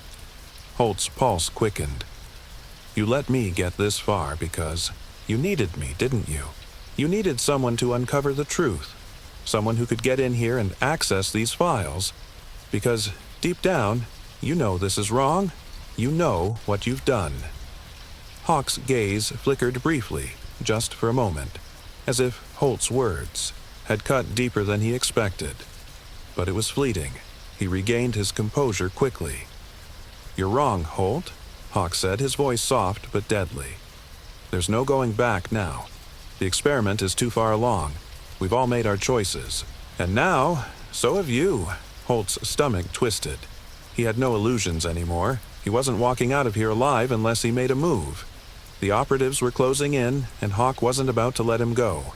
He could feel the walls closing in, feel the weight of the conspiracy pressing down on him. But there was one thing he hadn't counted on. Duffy. From the corner of the room, a figure emerged from the shadows. It was Duffy, his face tight with fear, but his eyes sharp with resolve. He was holding a gun, but it wasn't pointed at Holt. It was aimed at Hawk. "Step away from the terminal, Colonel." Duffy's voice was hoarse but firm. "It's over. The truth is out, and you don't control it anymore." For a brief moment, time seemed to slow. Holt could feel the tension crackling in the air, thick with anticipation. He wasn't sure what Duffy's game was, whether he was genuinely on Holt's side or whether he had his own plans, but in this moment, Holt didn't care. Hawk's eyes flickered between Holt and Duffy, his jaw clenched in silent fury. Then, with a slow, deliberate movement, he lowered his weapon and motioned for the operatives to do the same. "You think you've won," Hawk sneered. "This isn't over, Holt. You've unleashed something you can't even begin to understand, and you'll pay the price for it." The operatives took a cautious step back, but Holt knew deep in his bones, that this was only the beginning. The files on the terminal had given him the truth. But now, with Duffy's unexpected intervention, Holt realized something far darker. This wasn't just a fight for the truth. It was a fight for survival. And no matter how much they knew, no matter how much they uncovered, the true power behind the Philadelphia experiment was still out there. And they would stop at nothing to bury it again. What will Holt and Duffy do now that they've exposed the truth? Will Hawk's warning prove true? And what is the true extent of the conspiracy behind the Philadelphia experiment? The answers are within reach, but they come at a cost. The final showdown is coming. What happens next could change everything. The air in the control room hung heavy with tension, thick with the unspoken weight of what had just transpired. Holt could feel the pulse of danger still reverberating through the dim-lit walls. Hawk's warning, Duffy's cryptic words, and the truth of the files. Everything was coming to a head. For a brief moment, Holt allowed himself to believe they might actually survive this. Maybe they would expose the conspiracy, bring the truth to light. But as he glanced at Duffy, standing tense and vigilant, that fragile hope felt more like a dream, a desperate wish that might never come true. Hawk stood frozen, his expression a strange mix of contempt and resignation. The operatives, who had once been a looming threat, now stood in uneasy silence. They were waiting, but for what? "You've exposed it," Hawk finally said, his voice betraying no emotion. "But you're too late. It's already done." "What do you mean?" Holt's words were sharp, his gut tightening. "What's done?" Hawk's eyes flickered briefly toward the terminal, where the files still displayed their damning evidence. "The project is beyond anyone's control now. The AI, the one you've uncovered, it's already running. It's everywhere. The truth won't change anything. It never does." Holt's blood ran cold. The files had mentioned artificial intelligence, yes, but it hadn't hit him until now, until Hawk said it in that flat, emotionless tone. This wasn't just a matter of uncovering a dark secret or stopping an experiment. It was a shift in the very fabric of society. The AI wasn't just a tool. It was the key to a new world order. A world controlled by unseen forces, its strings pulled by something, or someone, who had perfected the art of manipulation. "What the hell are you talking about?" Holt demanded. "Is it alive? What does it want?" Hawk didn't answer immediately. Instead, he looked to Duffy, as if seeking some kind of unspoken agreement. But Duffy didn't move. He didn't take his eyes off Holt. Duffy's voice cut through the silence. "It's too late to shut it down. The AI, it doesn't just control information anymore. It's embedded everywhere.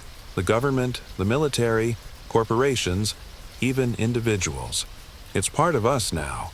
It's been shaping events for years, pulling the strings on a global scale." Holt's mind reeled.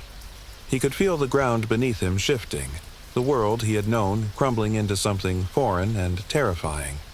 The conspiracy wasn't just about time travel experiments, about bending reality. It was about control in its purest form. Control of minds, of systems, of power. "What happens now?" Holt asked, his voice raw. He wasn't sure who he was asking anymore. Hawk? Duffy? The AI itself? It didn't matter. They were all trapped in this web. Duffy's eyes darkened and he looked away, a shadow passing over his face.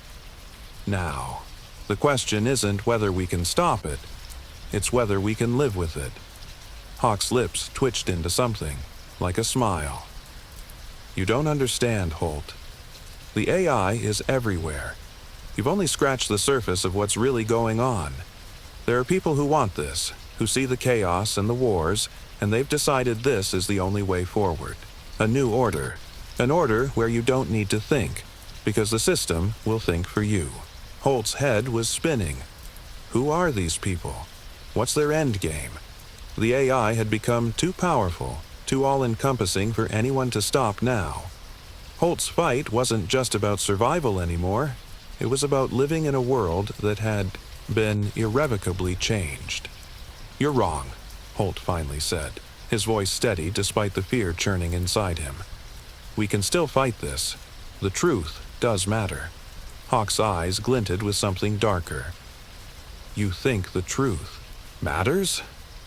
He took a step closer, his voice low.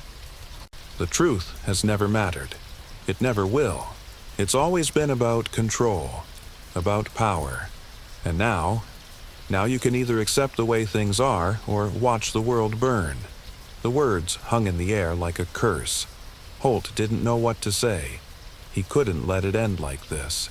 He couldn't just walk away, knowing the AI would continue to shape the world, unseen, like some kind of puppet master pulling the strings of humanity's future. But Duffy's words echoed in his mind.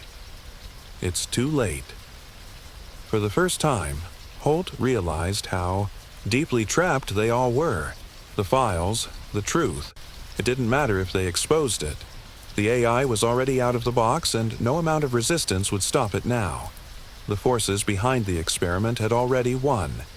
Yet there was something Holt couldn't shake. A lingering question. A gut feeling that this wasn't over. That somehow, despite the odds, there had to be a way to break free. He turned to Duffy. Is there any way? A back door? A weakness we can exploit?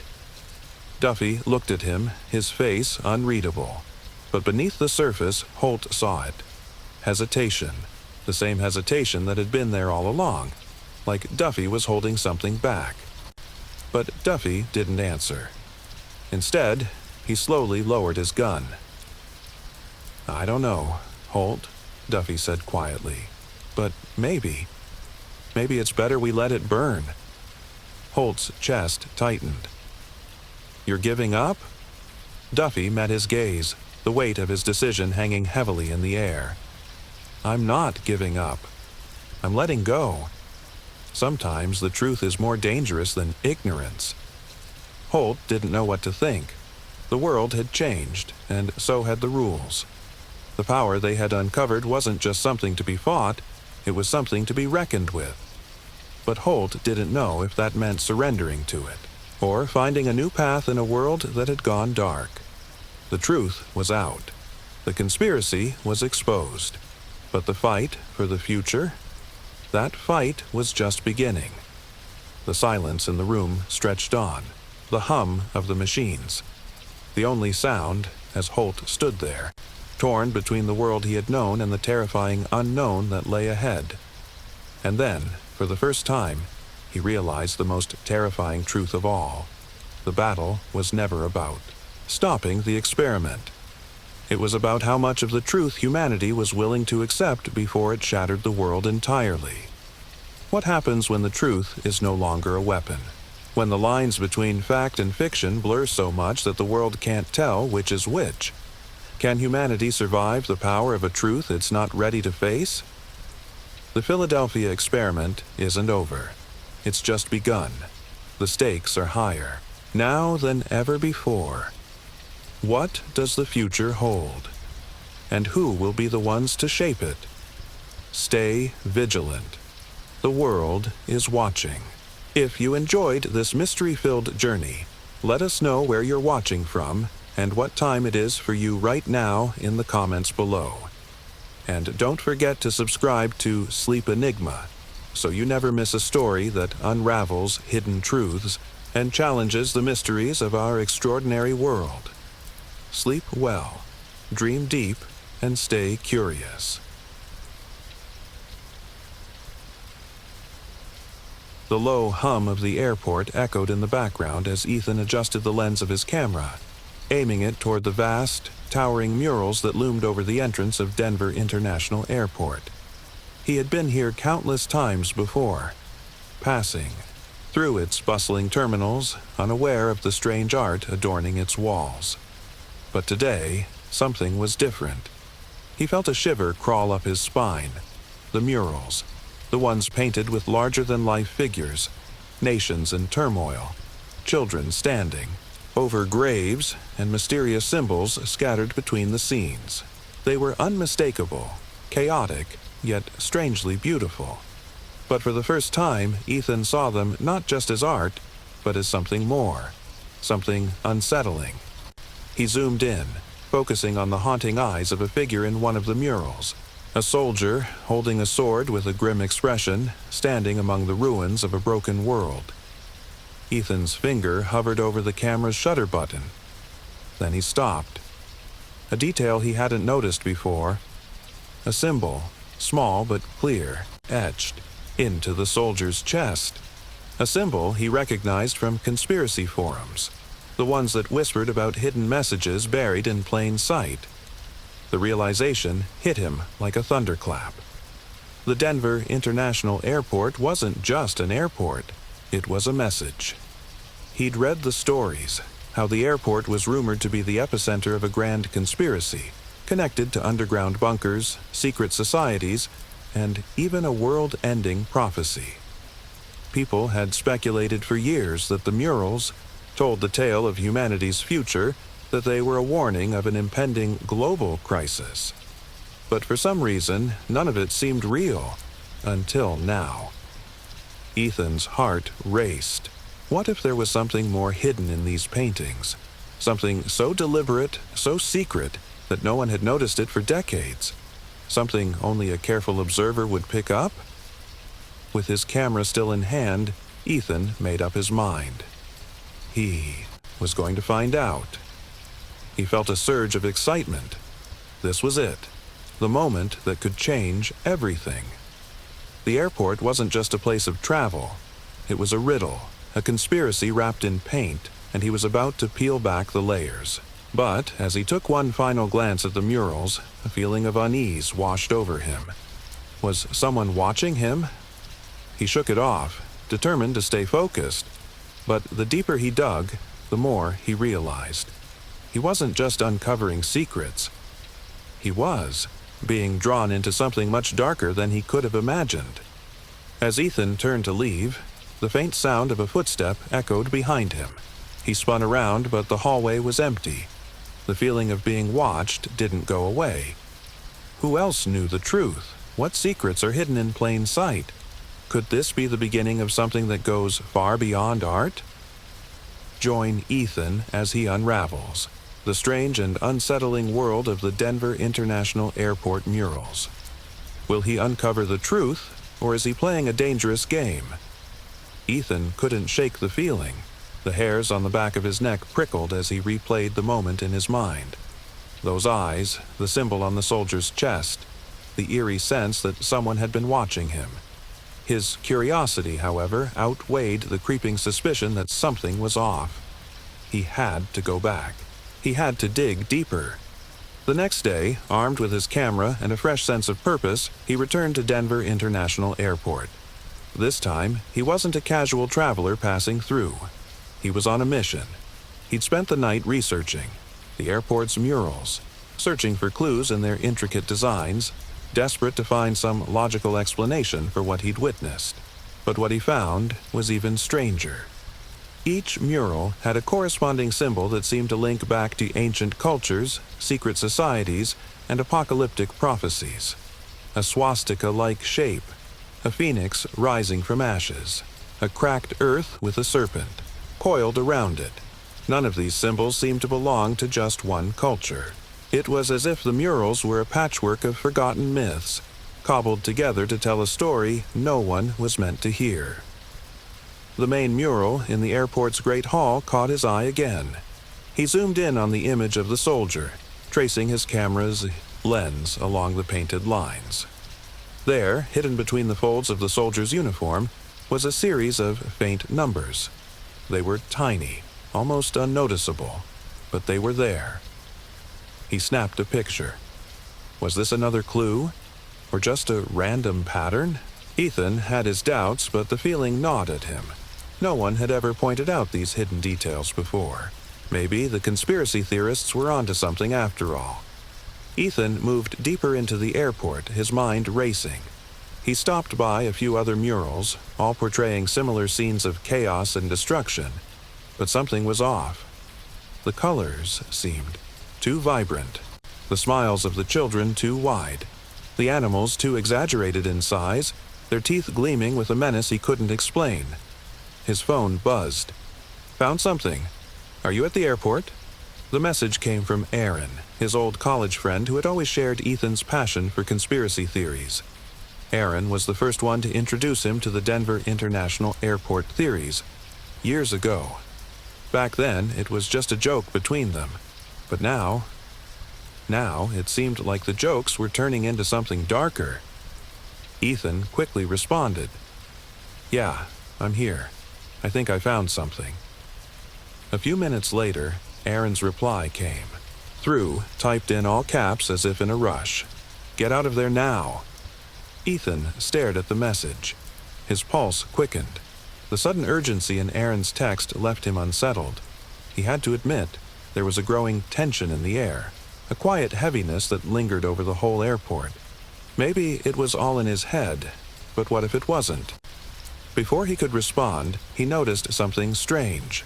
A figure moving through the corner of his eye. A man wearing a black suit was walking toward him.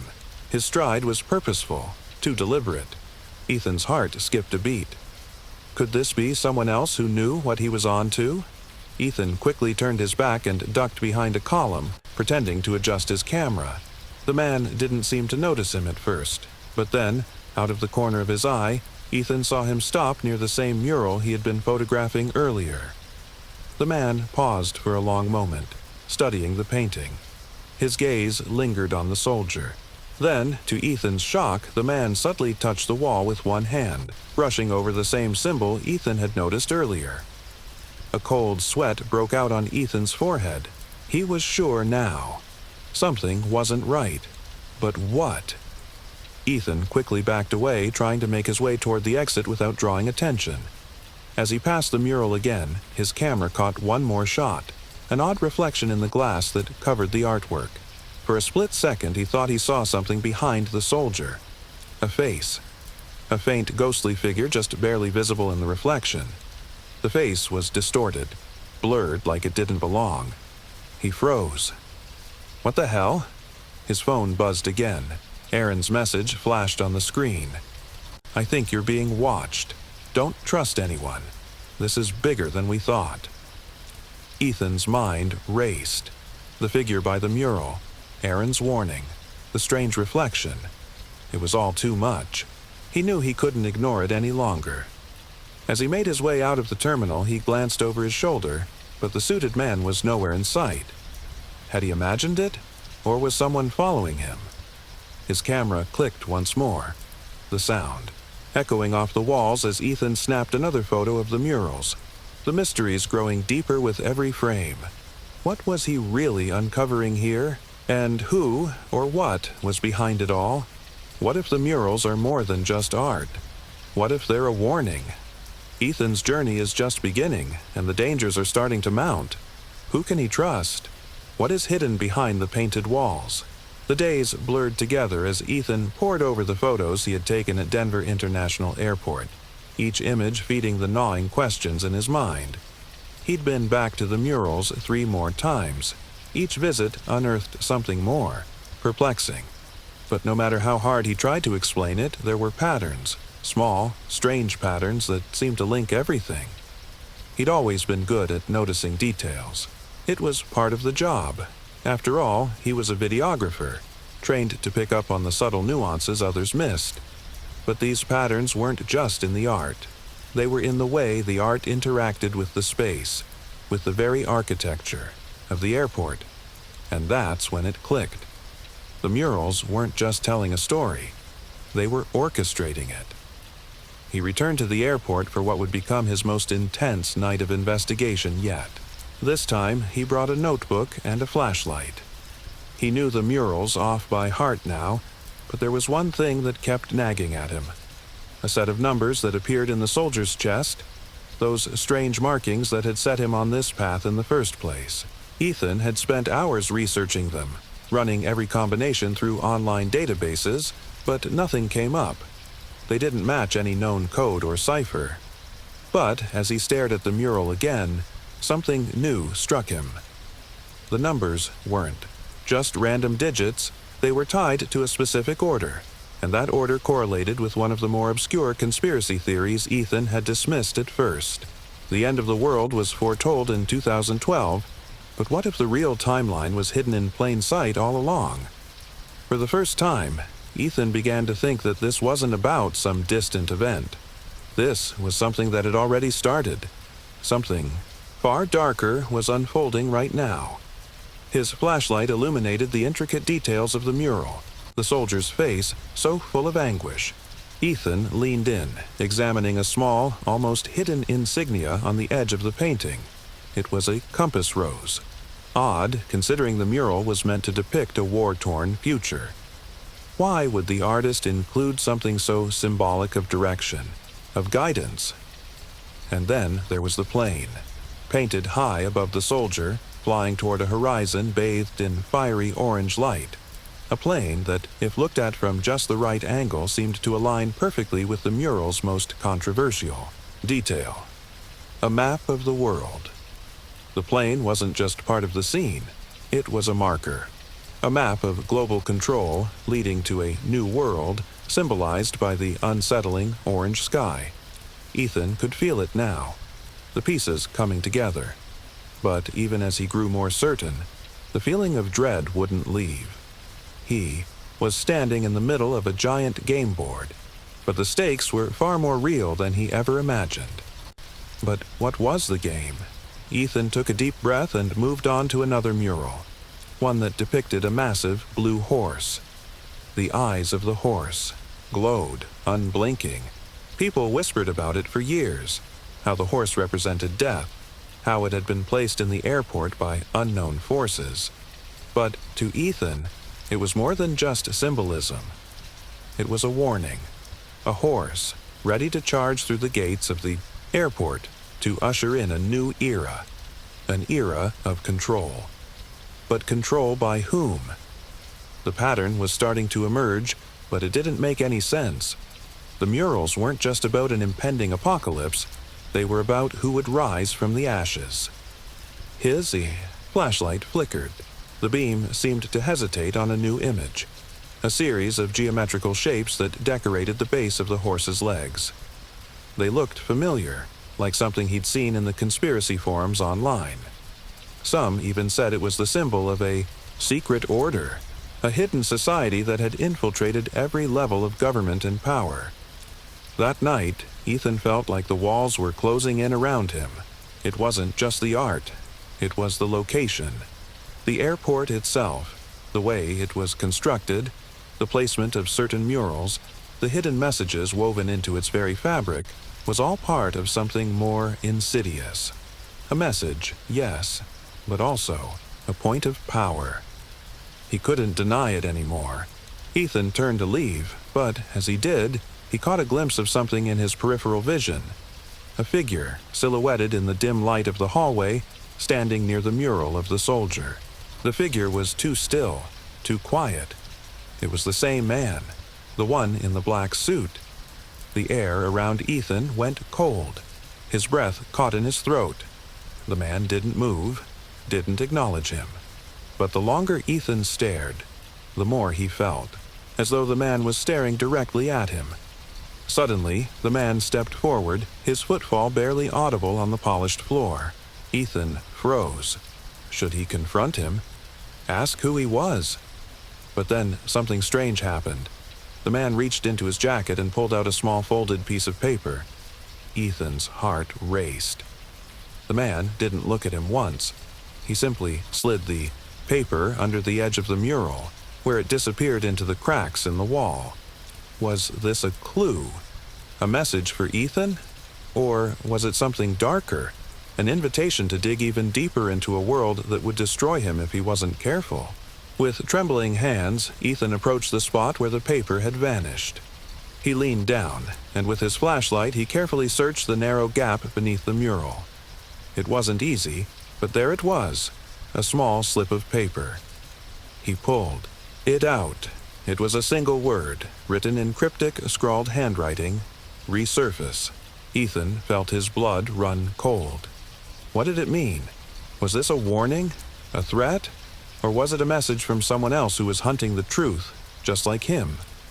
One thing was clear. He couldn't stop now. But as the cold, oppressive silence pressed in around him, Ethan felt the weight of a terrifying truth settling in. He was no longer alone in this. What does the word resurface mean? Who is pulling the strings, and how deep does this conspiracy run? The deeper Ethan digs, the more dangerous it becomes. What happens when you start uncovering things that are meant to stay buried? The cryptic word resurface echoed in Ethan's mind like a haunting refrain. His hands shook as he tucked the slip of paper into his jacket pocket. Was it a threat? A clue? Or something worse? A warning to back off before it was too late? He couldn't stop now, not after everything he'd uncovered. But that night, as he left the airport, a sense of dread clung to him like an invisible weight. The air felt thicker, heavier, as if the whole world was watching. The next morning, Ethan's phone buzzed incessantly. He glanced at the screen. Aaron. Call me when you can. This is getting serious, the message read. Ethan didn't hesitate. His finger hovered over the call button and he pressed it. The phone rang twice before Aaron picked up, his voice sounding strained and urgent. Ethan, you have no idea what you're getting into, Aaron said, his words quick, almost panicked. Those murals, they aren't just art. They're instructions, or warnings, depending on how you look at it. Ethan's heart raced. I know, I found something. A symbol. A map. And there's... You need to stop, Aaron interrupted, his voice sharper now. I've been doing some digging of my own. You don't know who's watching you. Ethan's breath caught in his throat. What are you talking about? Who's watching me?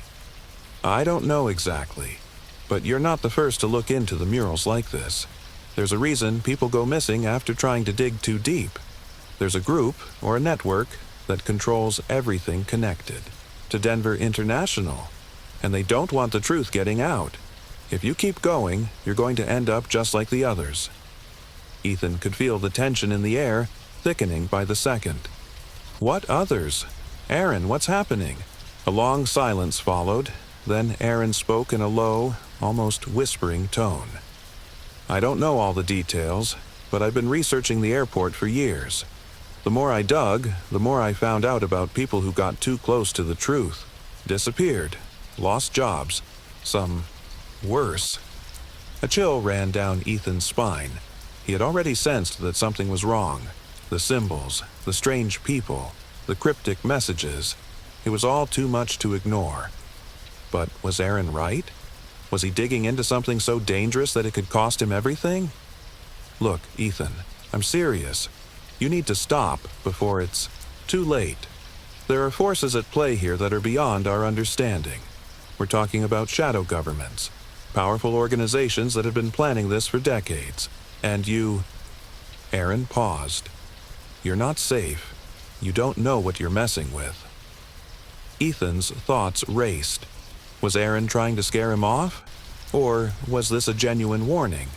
The more Aaron spoke, the more the feeling of being watched, the same sensation that had haunted him since he started his investigation, grew stronger. Okay, I hear you, Ethan said, forcing a calmness he didn't feel. But I can't just walk away from this. There's too much here, too many questions. Aaron let out a frustrated sigh. Then at least be careful. If you keep looking into this, make sure you're prepared for what's coming. You're going to need allies. You're going to need protection.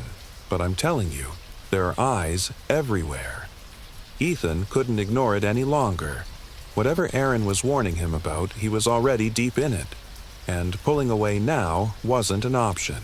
He had to keep going, even if it meant stepping into a shadowy world he didn't fully understand. After hanging up, Ethan sat in his car for a long while, staring at the small slip of paper he'd found in the airport. The word resurface kept repeating in his mind. What did it mean?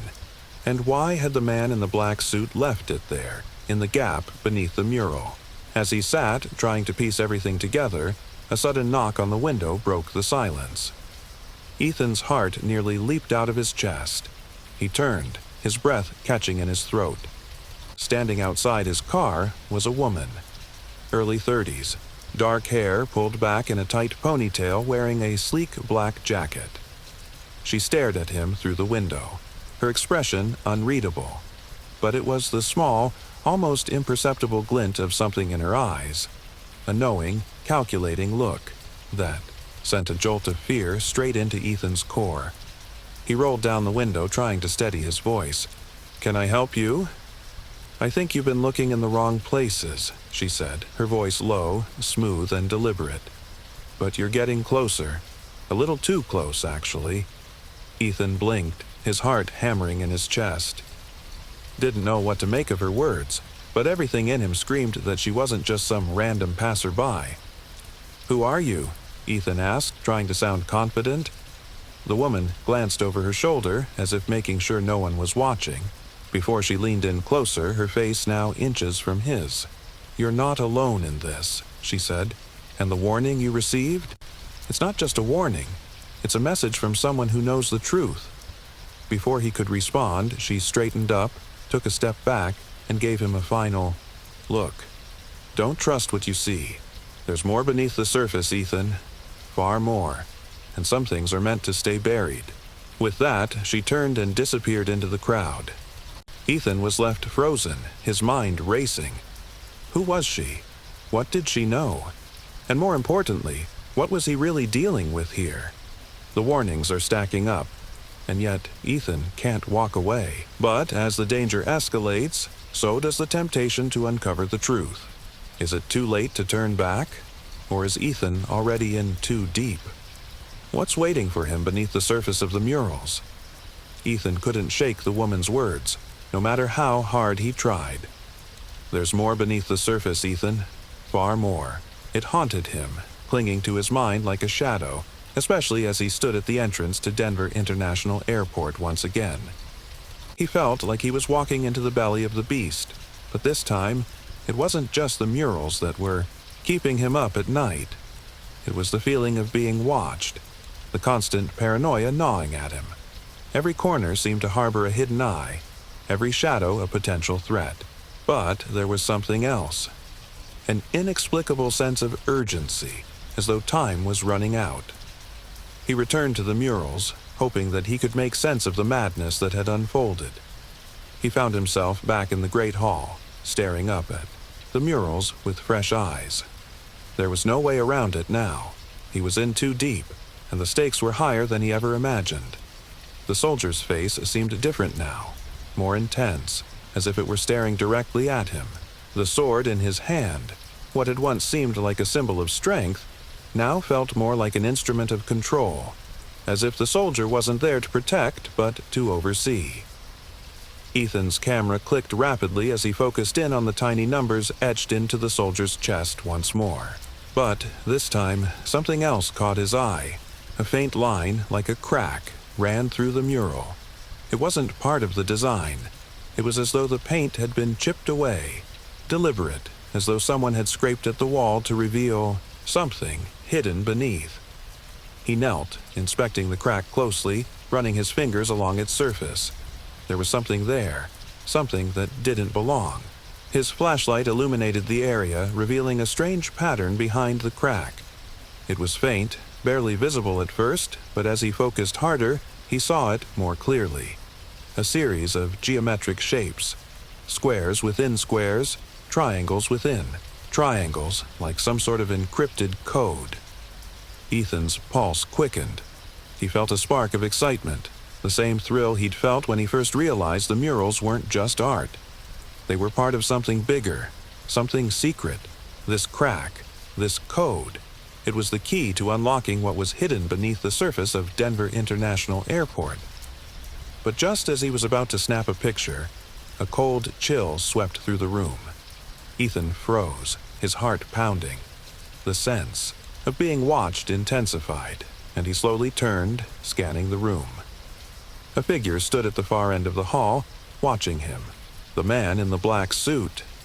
Ethan's stomach dropped. The man had returned. This time, he didn't move, didn't approach. He simply stood there, arms crossed, his gaze locked onto Ethan with a cold intensity that made the air feel thick and suffocating. The silence between them felt endless, heavy with something unspoken. Ethan's camera clicked again, unintentionally, but it broke the tension. The man's head snapped toward the sound, his eyes narrowing. Ethan quickly turned back to the crack, In the mural, his heart racing, but the man didn't move. Not yet. Suddenly, the air around Ethan felt dense, charged, as if everything in the airport had shifted. His mind raced. What did the man know? Why was he here? And more importantly, why hadn't he approached? That's when the true weight of the situation hit him. This wasn't just about the murals anymore. It was about who controlled the airport and what they didn't want him to find. Ethan's hand trembled as he took another photo of the crack in the mural. But this time, the camera's flash illuminated something unexpected. A door. A hidden door. It was nestled at the base of the mural, cleverly concealed by the layers of paint. But the flash had revealed it, just for a moment. A subtle outline, a slight indentation. Ethan's heart skipped a beat. He stepped closer, his breath shallow. The door was small, barely noticeable, and it appeared to be built into the floor, as though it had been there all along, hiding in plain sight. What could it lead to? He knew that the answers lay behind it. Whatever this door opened up to, whether it was more murals, secret rooms, or even tunnels, it was part of the puzzle, and Ethan was too far in to turn back now. But then, something strange happened. The man in the black suit stepped forward, his slow, deliberate pace sending a wave of panic through Ethan's chest. The man's eyes never left him, cold and calculating. "You're making a mistake," the man said, his voice low and smooth, but with a chilling finality. Ethan's breath hitched. "What do you mean?" The man didn't respond immediately. He simply watched Ethan, his gaze intense, as though weighing something in his mind. Finally, after a long pause, he spoke again. "There are things better left untouched. You've gone too far, and now you're at a crossroads. You can either stop and walk away, or you can continue down this path and face the consequences." Ethan's heart pounded in his chest. The weight of the man's words hung in the air like a deadly promise. "What's behind that door?" Ethan asked, his voice barely a whisper. The man's lips twitched slightly. "You don't want to know." With that, he turned on his heel and began walking away, his footsteps echoing in the empty hall. Ethan stood there, frozen. The door was still there. The crack in the mural was still there, but the man's warning echoed in his mind. You can either stop and walk away, or face the consequences. But what if the consequences were already unfolding around him? What if the secrets buried behind that door were far more dangerous than he could possibly imagine? Ethan didn't have the answers yet, but he knew one thing for sure. The truth was behind that door, and he was going to find it. What lies beyond the hidden door, and what consequences await Ethan if he steps through it? He's too deep to back, out now, but with every step, the stakes grow higher. What if the truth he seeks is the one thing he's not prepared to face? Ethan stood frozen in place, the man in the black suit's warning still ringing in his ears. The door. That damned door. The heavy silence of the great hall felt suffocating now. The space once filled with an eerie calm now pressed with tension. He could still see the outline of the door, barely visible in the corner of his eye, taunting him. A secret hidden behind layers of deception. And now, after everything he'd uncovered, it was within his reach. His heart thudded painfully in his chest. What was behind that door? Was it the key to the conspiracy that seemed to have swallowed the entire airport? Or worse, was it something far darker, something that could change everything he thought he knew about the world? The man in the black suit had given him a choice: stop and walk away, or continue and face the consequences. Ethan couldn't walk away now, not after everything. Not after the cryptic messages, the strange symbols, and the chilling warning. He had already crossed the point of no return. The door stood there, daring him to unlock its secrets. Ethan moved toward it slowly, his footsteps quiet but deliberate. Every nerve in his body screamed at him to turn back, but the truth, his insatiable need for it, pushed him forward. He reached the door, running his fingers along the faint outline that had been hidden by layers of paint. his pulse quickened, as he realized there was no handle, no obvious way to open it. But there had to be a way. He felt it in his gut. Whatever was hidden here, it was crucial. It was what the murals were pointing to. It was what the man in the black suit was trying to protect. He reached into his jacket pocket and pulled out the piece of paper with the word "resurface" scribbled on it. The edges were worn from constant handling, and the ink had bled slightly. But the word on the page was clear, like a whisper in the dark. Was this the key? Was the answer in the word itself? Ethan studied the door again, looking for anything he might have missed. His flashlight swept over the surface, and that's when he noticed it. A subtle indentation near the base, hidden beneath a layer of peeling paint. A symbol, a geometric shape, one he recognized. A symbol that was eerily similar to the one he had seen earlier beneath the soldier's chest. It was a triangle within a square, a symbol of control. The same symbol that had appeared throughout the murals. The same symbol that had now reappeared, here, on the door itself. Ethan's breath hitched. This was it. This was the moment. He pressed his palm against the shape, and the door gave way with a soft, almost imperceptible click. The door swung open. A cold, musty air greeted him from the other side. The darkness beyond the door felt like a void, stretching on forever. Ethan's flashlight illuminated only a few feet ahead, revealing a narrow, winding hallway lined with more murals. Murals that weren't part of the airport's public art collection. These were different. The murals on the walls were older, faded. The colors had dulled over time, but they were unmistakable in their imagery. They depicted scenes of war, of mass destruction, of a world consumed by chaos. But this time, the images weren't as abstract as before. They were real. They were terrifying. One mural showed a city in ruins, skyscrapers reduced to rubble, the sky filled with dark clouds. Another showed a twisted, faceless figure, its limbs elongated unnaturally, its body hovering over a crowd of people, its hands reaching down like claws. But what disturbed Ethan the most was the mural at the very end of the hallway. The figure of a man, crowned, holding a globe in his hands, standing over a pile of bodies. His eyes were wide, almost manic, as if he had reached the pinnacle of power by crushing everything in his path. Beneath his feet, a symbol that was unmistakably connected to the one he'd seen in the murals at the airport, the symbol of control. Ethan stepped forward, his mind racing. What was this place?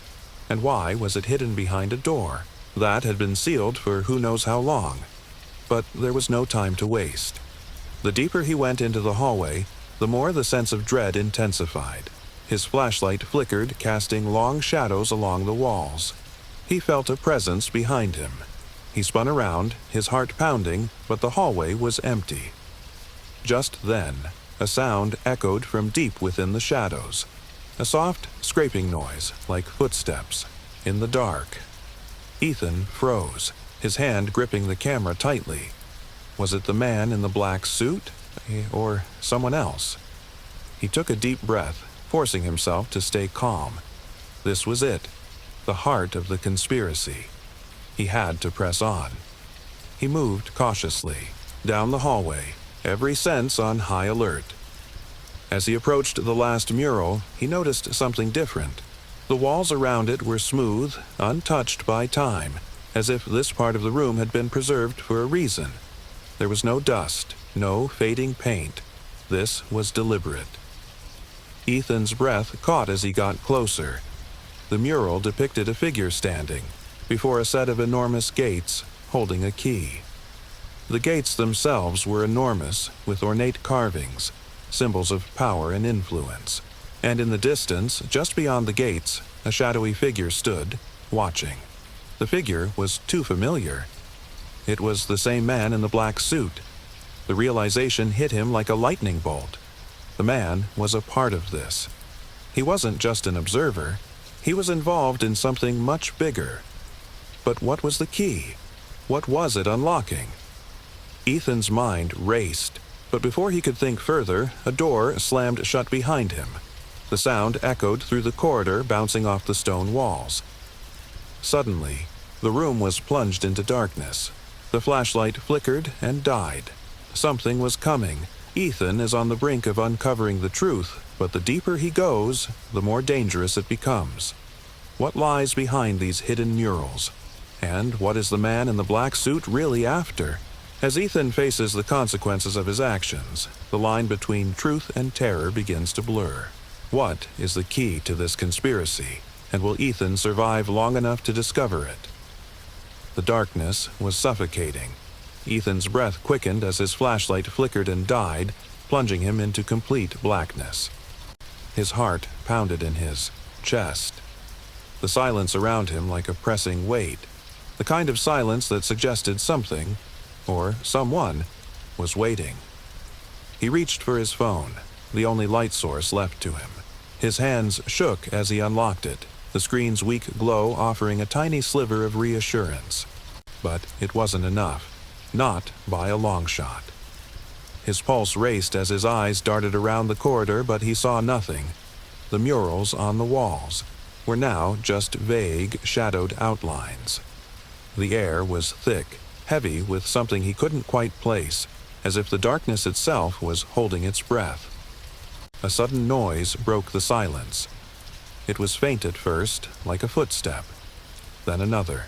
The sound was slow, deliberate, the echo of it crawling along the walls. Someone was there. Ethan's grip tightened on his phone. The sensation of being watched was back, but this time it was far more intense, more immediate. The feeling wasn't just psychological anymore, it was physical. He could almost feel the presence of whoever, or whatever, was in the hallway, with him moving closer, inching toward him with calculated precision. He swallowed hard. "Hello?" His voice cracked in the dark, weak and unconvincing, swallowed by the overwhelming silence. There was no response. The steps continued, moving slowly, methodically, drawing nearer. But it wasn't just footsteps Ethan heard. There was something else. Whispers, too quiet to make out, murmurs floating in and out of his consciousness like a haunting lullaby. His phone buzzed in his hand, vibrating violently as if trying to pull him back from the edge of the abyss. He glanced down, an incoming message from Aaron. "You're not alone. Get out now." The warning hit him like a slap. His mind raced. How did Aaron know? Had he been tracking him? Had he been right all along? Was this part of the conspiracy too? Before Ethan could respond, a voice sliced through the darkness. A voice that was all too familiar. "You shouldn't have come here." Ethan's blood ran cold. He turned toward the voice, the hairs on the back of his neck standing on end. The man in the black suit stepped from the shadows, emerging like a ghost, from the darkness. He was just as Ethan remembered, tall, his face emotionless, eyes cold and calculating, his dark suit pressed and immaculate despite the heavy atmosphere around them. "How did you—" Ethan began, his throat tight. "I told you," the man interrupted, his voice low and chilling. "You're digging into something far bigger than you realize. There are people watching you. Always." Ethan took a step back, heart thundering in his chest. His phone's screen glowed faintly, casting a pale light across the man's face, illuminating his expressionless features. Ethan couldn't shake the feeling that this man wasn't just an observer. He was a part of the conspiracy. The man smiled, but it wasn't a reassuring smile. It was cold, distant, almost predatory. "You're not the first to stumble into this," he said. "But you're the first to get this far, and now you've uncovered something that wasn't meant to be seen." Ethan's mind raced, his thoughts a jumble of confusion and fear. The door, the murals, the symbols, the man's words suddenly made more sense than they ever had before. This wasn't just about a series of cryptic paintings. It was about control, power, the kind of power that went far beyond the walls of Denver International Airport. You're a part of this, aren't you?" Ethan's voice shook, but the words came out more forcefully than he expected. He was scared, yes, but there was something else, too. A feeling of inevitability, like all of this had been building to this moment. The man didn't respond immediately. Instead, his gaze shifted to the murals on the wall behind Ethan, his eyes flicking from one scene to the next. "Those murals aren't just art. They're a warning," the man said, his voice soft, almost reverent. "They're the blueprint, the first stage of something much bigger. The world you think you know? It's about to change." Ethan's heart skipped a beat. Change? What did he mean? "The gate," the man continued, his voice barely more than a whisper now, "was meant to be a threshold. Not just for the ones who seek power, but for those who can control the system behind it. The truth is..." He stopped, as if weighing his next words carefully. "The truth is, there's a reason this place was built the way it was. Everything is a part of a greater design." Ethan's mind reeled. What was this man talking about? Was this some kind of global conspiracy? Was Denver International Airport just the tip of the iceberg? "You think it's all a coincidence?" the man asked, reading Ethan's thoughts. "The murals, the strange construction delays, the missing workers, the rumors, they were never meant to be random. They were planned." Ethan's stomach twisted. His hands shook as he fought to keep his composure. "What are you saying? What's really going on here?" The man's lips curled into a faint smile. "It's already happening. The hidden messages you're chasing, they're just the beginning. You've walked straight into a world that doesn't need people like you uncovering the truth, but you'll find that out soon enough." The man took a step closer, his presence overwhelming. "You're out of your depth, Ethan. You think you're seeing things, but you're only scratching the surface. The real story, well, that's something even you won't be able to handle." Ethan swallowed hard. "You think you can stop me?" The man tilted his head, his smile darkening. "I don't need to stop you. You're already too far gone. The truth will find you, whether you want it to or not." A sudden crashing noise echoed from deeper in the hallway, something heavy falling, something breaking. Both of them turned at the same time, the tension in the air growing unbearable. Ethan's pulse raced as he glanced between the man and the dark corridor behind him. Whatever was coming, it was bigger than either of them. The man seemed to sense it too, his expression tightening. "We don't have much time," the man said, his tone shifting. "You'll have to make a choice, Ethan. Leave now and pretend you never saw any of this, or face what's coming." Ethan's heart hammered in his chest, but his resolve hardened. He wasn't walking away. Not now. Not when he was this close. He stepped forward, his eyes locked on the man's. "No," he said firmly. "I'm not going anywhere." The man's smile faded, replaced by something colder. "Dangerous." "Then," he said, his voice low, "prepare for what comes next." Suddenly, the ground beneath Ethan's feet trembled. The confrontation is far from over, and the real danger is only beginning to reveal itself. Ethan has made his choice, but now the truth he sought may be more devastating than he ever imagined. What is coming for him, and will he survive the storm he's about to unleash? The tremor beneath Ethan's feet seemed to ripple through the entire hall, sending the walls vibrating as if the very foundation of the airport were shifting. The once still air now felt charged with an electric tension, as though the building itself had come alive, reacting to the decisions being made within its depths. Ethan's heart pounded as the man in the black suit stood motionless, his dark eyes locked on him with an expression that was all too familiar. Cold, calculating, and distant. But now, there was something else behind them. Something almost like regret, or perhaps fear. The ground shook again, this time stronger, rattling the light fixtures overhead. The faint scraping sounds from deeper in the hallway returned, louder this time, like something, or someone, was advancing. Ethan's instincts screamed at him to run, to get out before whatever was coming arrived. But he didn't. He couldn't. He was too close. The truth was within reach, and there was no turning back. "You've made a grave mistake," the man said, his voice low but laced with a strange calmness. "You have no idea what's at stake. This isn't just about you. This isn't just about some airport. It's bigger than that. You've opened something that shouldn't have been opened." Ethan barely heard the words. His mind was spinning. The murals, the symbols, the man in the suit, it was all coming together now. But the truth was far darker than he had imagined. Denver International Airport wasn't just an airport. It was a hub, a nexus, a gateway. And what had been locked, away for years, was now slipping through the cracks. Before Ethan could respond, a loud bang echoed from the depths of the hall, a door slamming open, followed by the rush of hurried footsteps. The man's gaze shifted slightly, his eyes flicking toward the source of the noise, and for a brief moment, the carefully constructed facade of control slipped.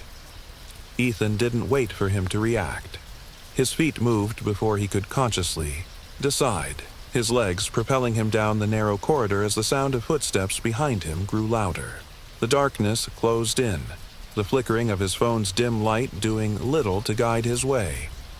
But in that moment, the chaos in his mind cleared, replaced with a singular focus. He had to get to the source of all of this. He had to find what was hidden. He reached the end of the hallway, the walls lined with those same eerie murals. But now, as he stared at the final piece, this chilling image of a man with a crown standing over a pile of bodies, the truth was unmistakable. The crown wasn't just a symbol of power, it was the symbol of control. Ethan's hands trembled as he reached out to touch the mural. The surface was cold, its once vibrant colors now faded and cracked from age. And then he felt it, a shift, a slight give in the wall. His breath caught in his throat as he pressed harder, the faintest creak responding to his pressure. The wall slid open with a sound that was almost deafening in the silence. Beyond it lay another room, much smaller, but with an unmistakable, almost mechanical aura to it. The floor was made of steel, and in the center of the room was a circular platform, surrounded by monitors, cables, and strange equipment that seemed far too advanced for the time period. It was as if he had stepped into some hidden command center. Ethan's eyes darted to the far corner of the room, and then he saw it. A large glass case stood there, illuminated by the soft glow of a nearby light. Inside, nestled like some sacred relic, was a small, intricately carved key. The shape was familiar, just like the one he had seen in the murals, the one the crowned figure had been holding. The key. His breath caught. This was it. This was the key to everything. It wasn't just a metaphor. It was literal, and it was waiting for him. But before he could move, the door slammed shut behind him. He spun around, heart racing, as the man in the black suit entered the room. His expression had shifted, becoming more serious, almost grim. The calm confidence was gone. What stood before Ethan now was someone who realized the stakes had escalated beyond their control. "You shouldn't be here," the man said again, his voice tight, almost pleading. "This wasn't part of the plan. The key. It wasn't meant for you. It wasn't meant for anyone." Ethan stood still, his hand hovering over the glass case. "What is this place?" he asked, his voice hoarse. "What is the key for? And why did you try to stop me?" The man's eyes darkened. "Because you're not just uncovering the truth, Ethan. You're triggering the event. You're starting the process of the transition." Ethan's mind reeled. The transition? He stepped closer to the case, his eyes locked on the key. "What transition? What are you talking about?" The man's gaze shifted briefly as if he were debating whether or not to say more. Finally, he spoke. "The world. You know. The one. Where everything seems to make sense. It's already been compromised. We're moving to a new system now. a system of control, a system where everything will be orchestrated, manipulated from behind the scenes. The murals? The key? They were all pieces of this. They were there to prepare you, to prepare us. Ethan's thoughts collided with one another. This is insane. No, Ethan, the man replied, his voice almost sad. This is reality, and you've just unlocked it.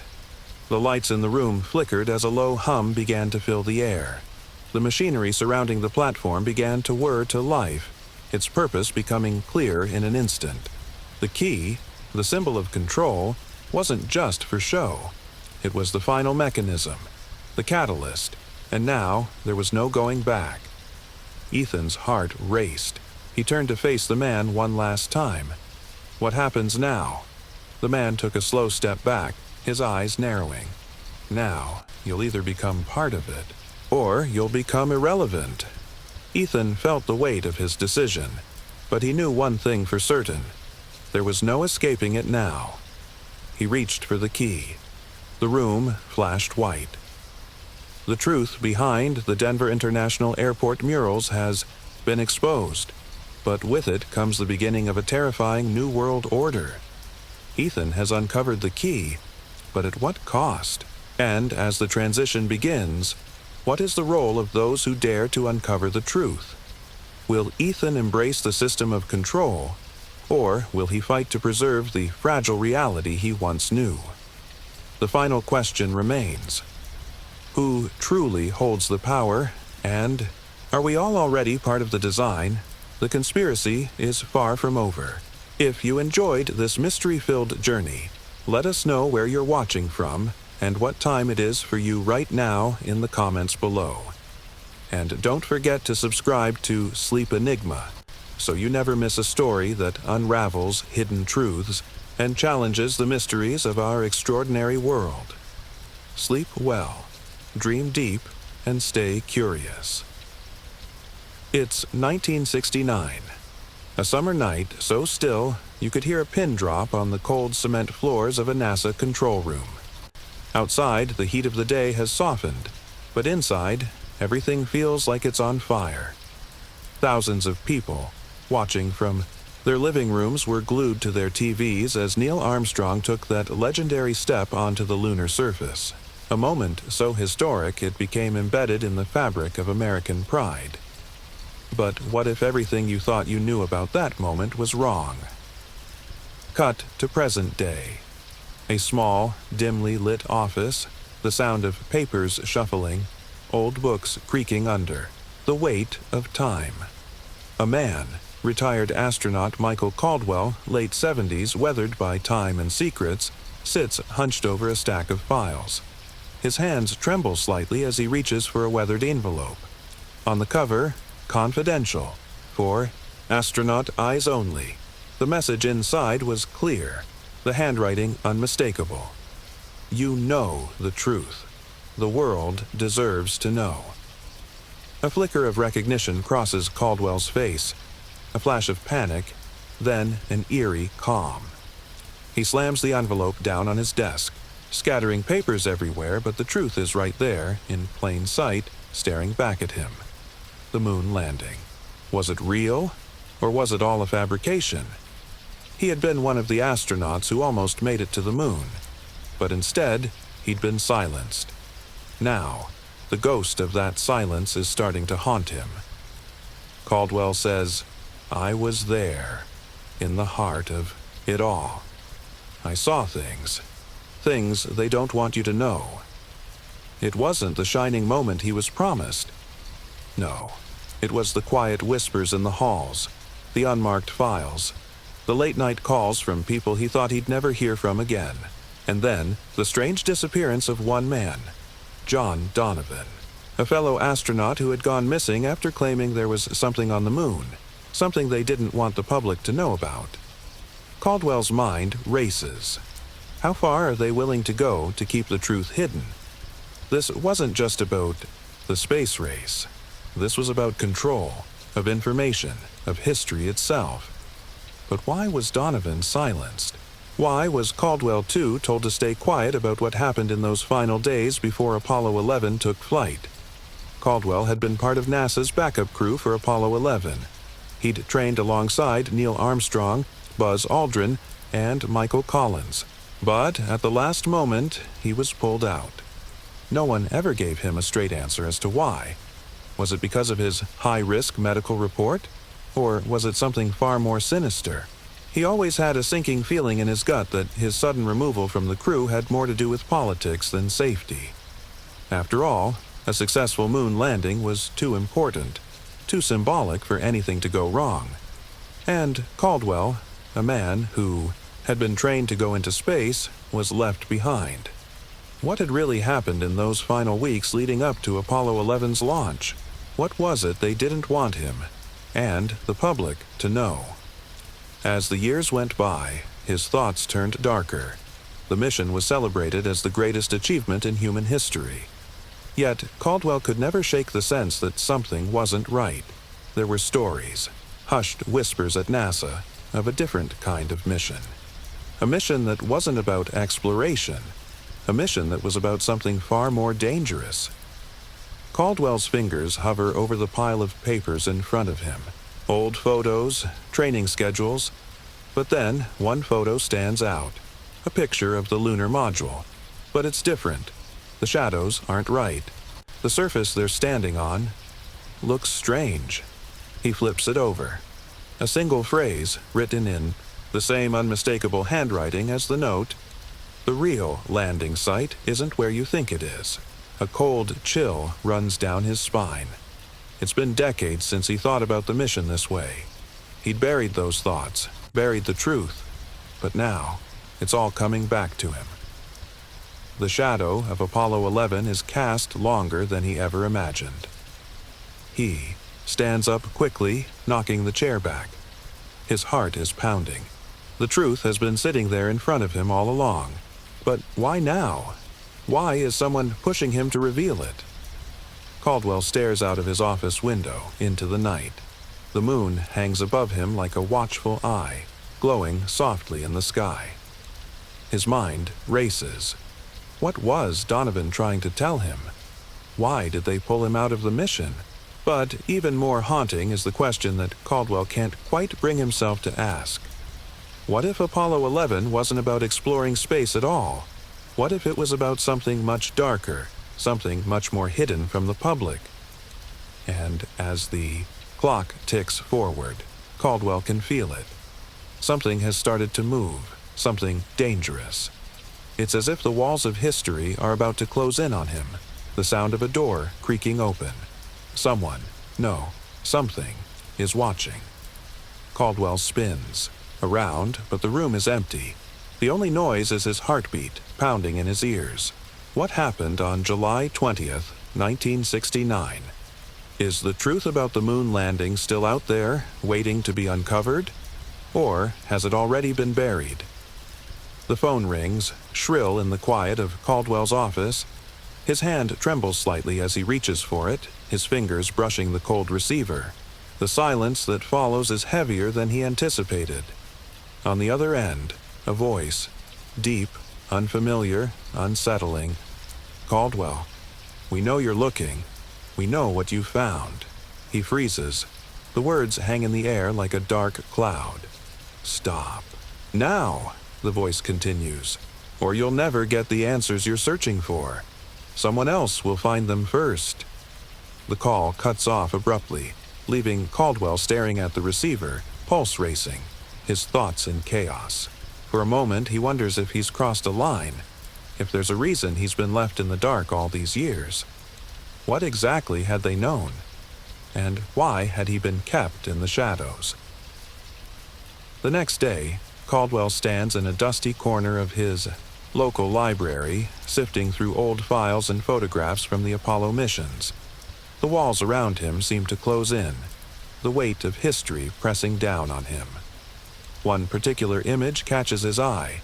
It's grainy, taken from the perspective of a camera on board the lunar lander. The famous photos of the astronauts on the moon have always been iconic. Armstrong's first step, Aldrin's salute to the American flag, But this one is different. It's almost too perfect. The shadows of the lander's legs don't align with the light source. The surface of the moon, far from being a desolate, pockmarked wasteland, is too smooth, too pristine. Caldwell rubs his temples, feeling a headache begin to form. Could this be another clue? Had the photographs of the moon landing been tampered with? Were they hiding something more than just the lunar surface? He flips the photograph over. There's no caption, just a number scrawled on the back. Project Orion. The name sends a shiver through him. He'd heard of Project Orion before, a classified program that supposedly explored ways to use nuclear explosions to power space. Travel. The project was said to have been canceled long before the Apollo missions. Too dangerous, they claimed. But now, Caldwell wonders if there was more to it than the history books told. What if Orion wasn't just about nuclear propulsion? What if it was part of something much larger? Something involving the moon landing itself? He pulls out his phone, tapping the name into a search engine. What he finds sends a jolt of recognition through him. A string of forum posts, all dated from the early 2000s. They speak of secret military projects, strange experiments, and non-Earth objects found on the moon. The posts are old, their authors anonymous, but there's one consistent theme. The moon landing was a cover-up, and buried in the midst of all the speculation is one chilling detail. Someone else was already on the moon before Apollo 11 landed. As Caldwell reads through the posts, something gnaws at him, a feeling of urgency that he can't explain. The implications are too big, too dark to ignore. But the question gnaws at him. If these people were right, if there was something on the moon that shouldn't have been there, who was keeping that secret, and why? He can feel eyes on him as he reads, as if the walls themselves are watching. It's unsettling. Too many strange occurrences. The phone call, the photos, the whispers of a government cover-up that's lasted for decades. His thoughts are interrupted by a sharp knock on his office door. He jumps, his heart racing. The door opens before he can react.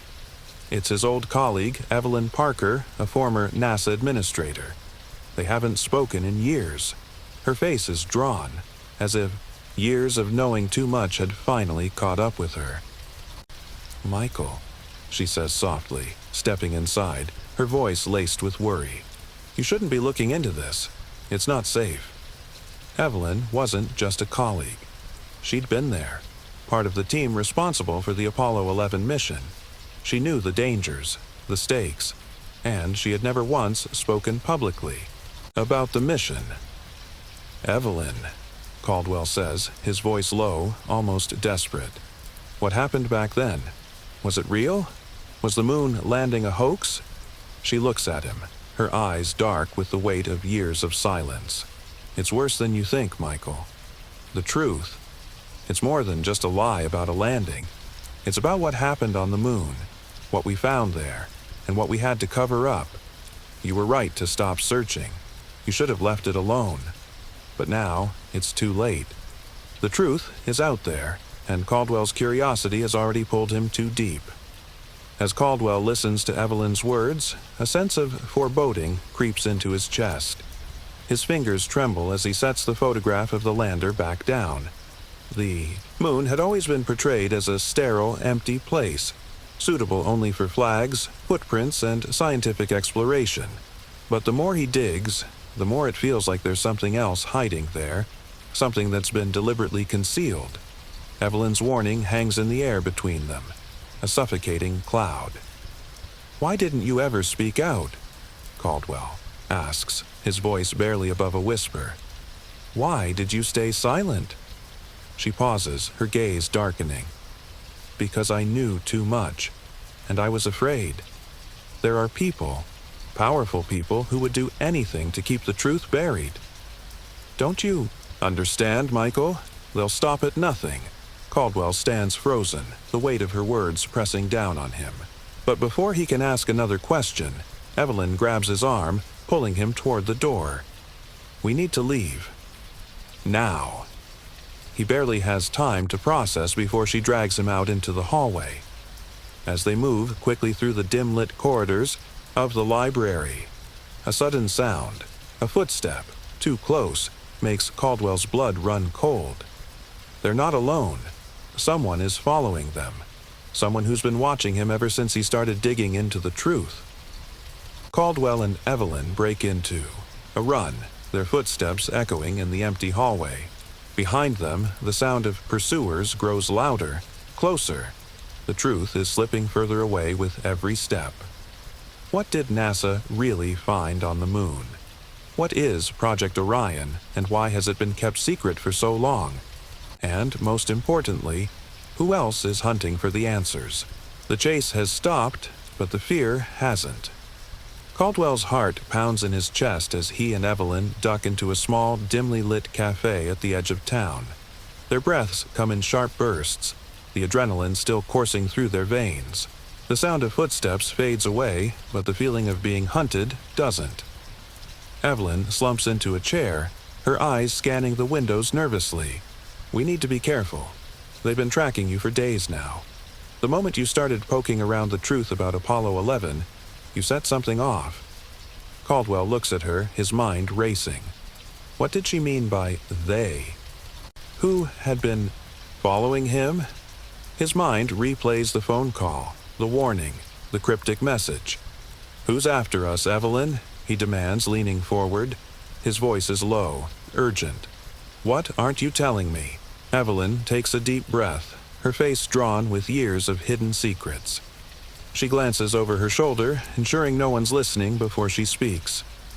You're not the first to ask questions, and you won't be the last. But you need to.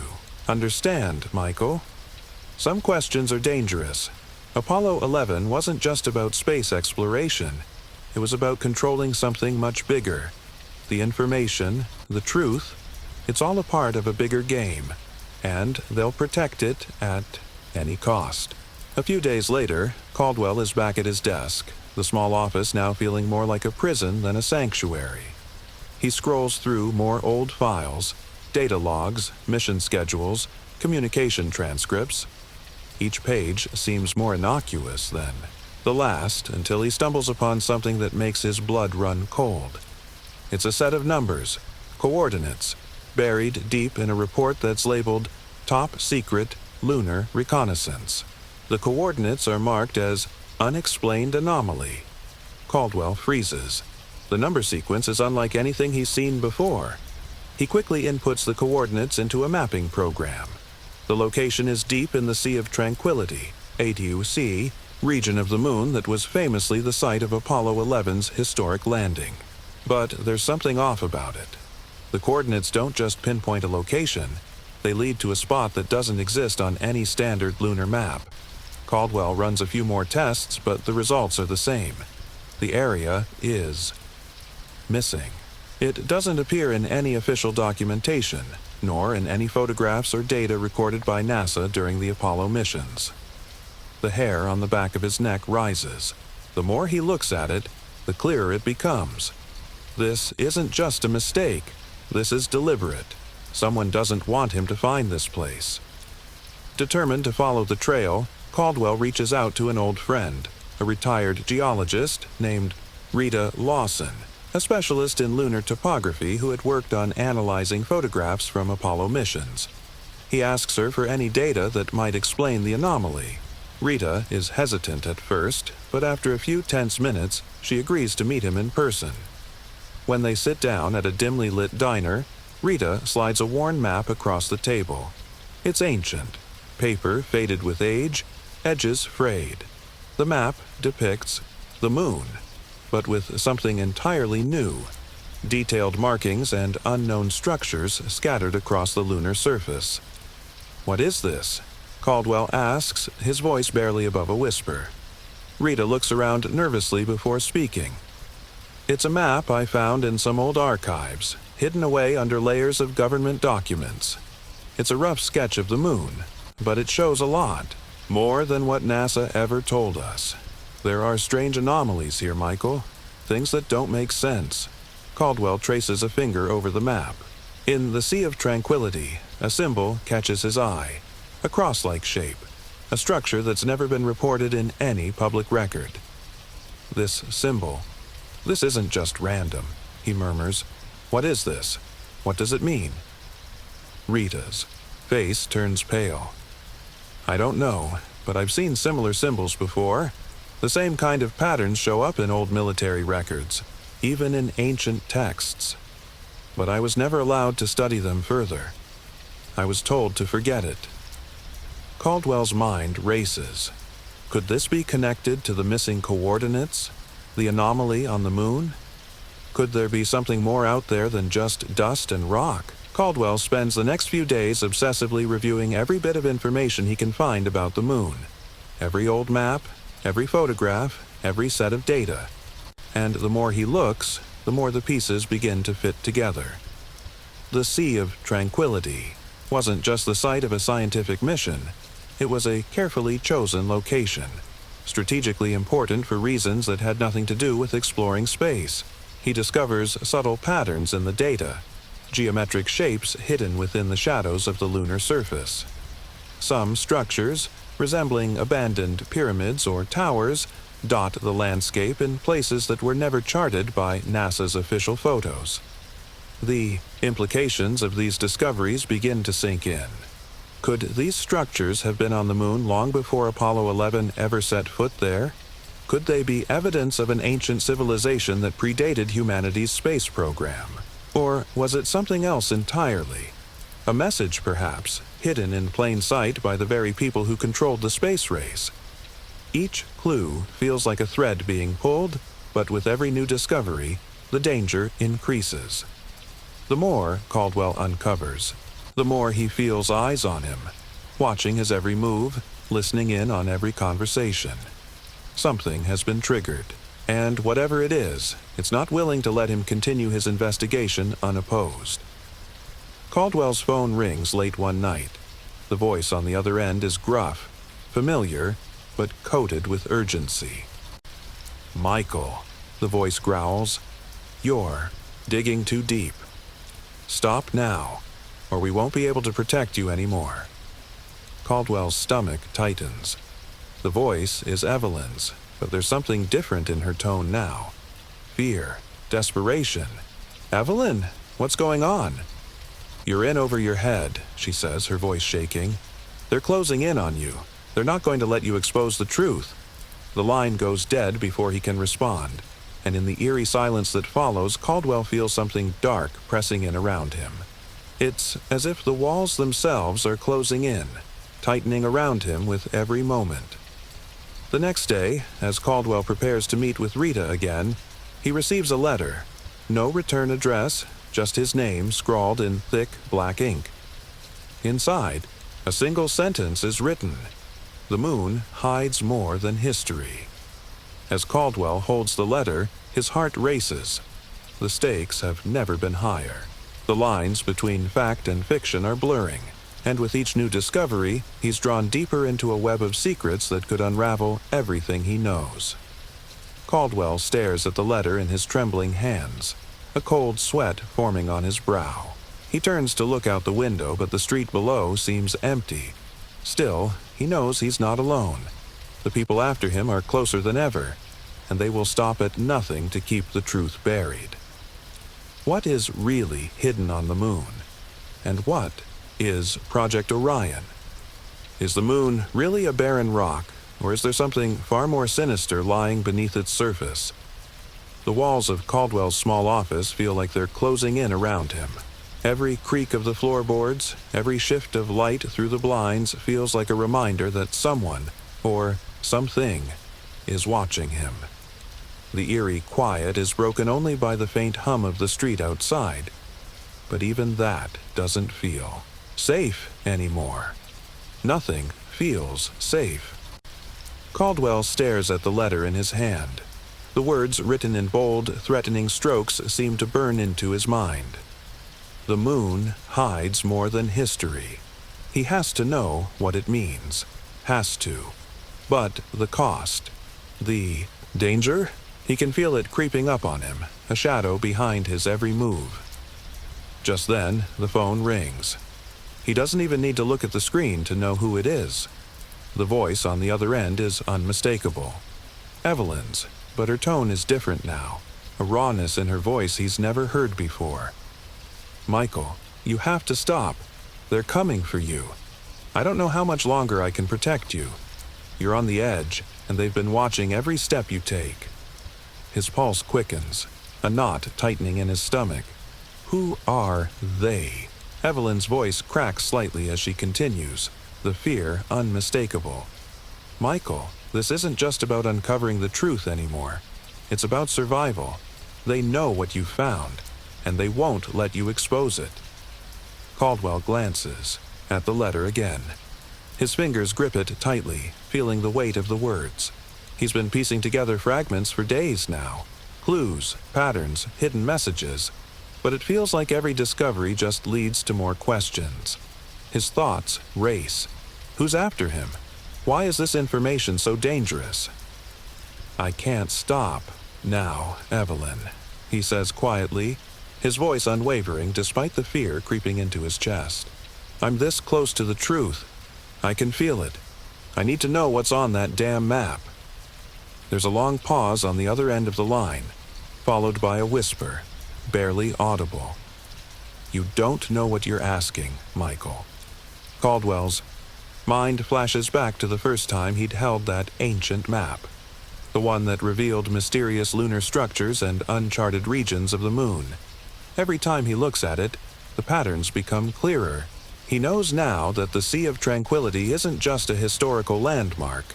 It's the key to something far darker, something ancient. But as he sits there, lost in thought, a cold shiver runs down his spine. Someone is at the door. A soft knock. He freezes. It's too early for visitors, too late for anything normal. His heart skips a beat. Another knock. This one more urgent. Caldwell doesn't move. He feels the world narrowing around him, as if he's holding his breath and waiting for the walls to close in. For the truth to come crashing down on him all at once. With trembling hands, he reaches for his phone, but the message he sees on the screen makes his stomach drop. "They're here. Don't open the door." Before he can react, the door is flung open, and two men in dark suits step inside. Their faces are unreadable, their presence suffocating. The first man is tall, with a hard face that seems to have been carved from stone. The second is younger, but there's a coldness in his eyes that makes Caldwell feel like a mouse in the presence of a snake. "We need to talk, Mr. Caldwell," the tall man says, his voice low, almost too calm. He doesn't ask if Caldwell is ready to talk. It's more of a statement. Caldwell stands slowly, instinctively backing away from the desk. His mind races, scrambling for a way out.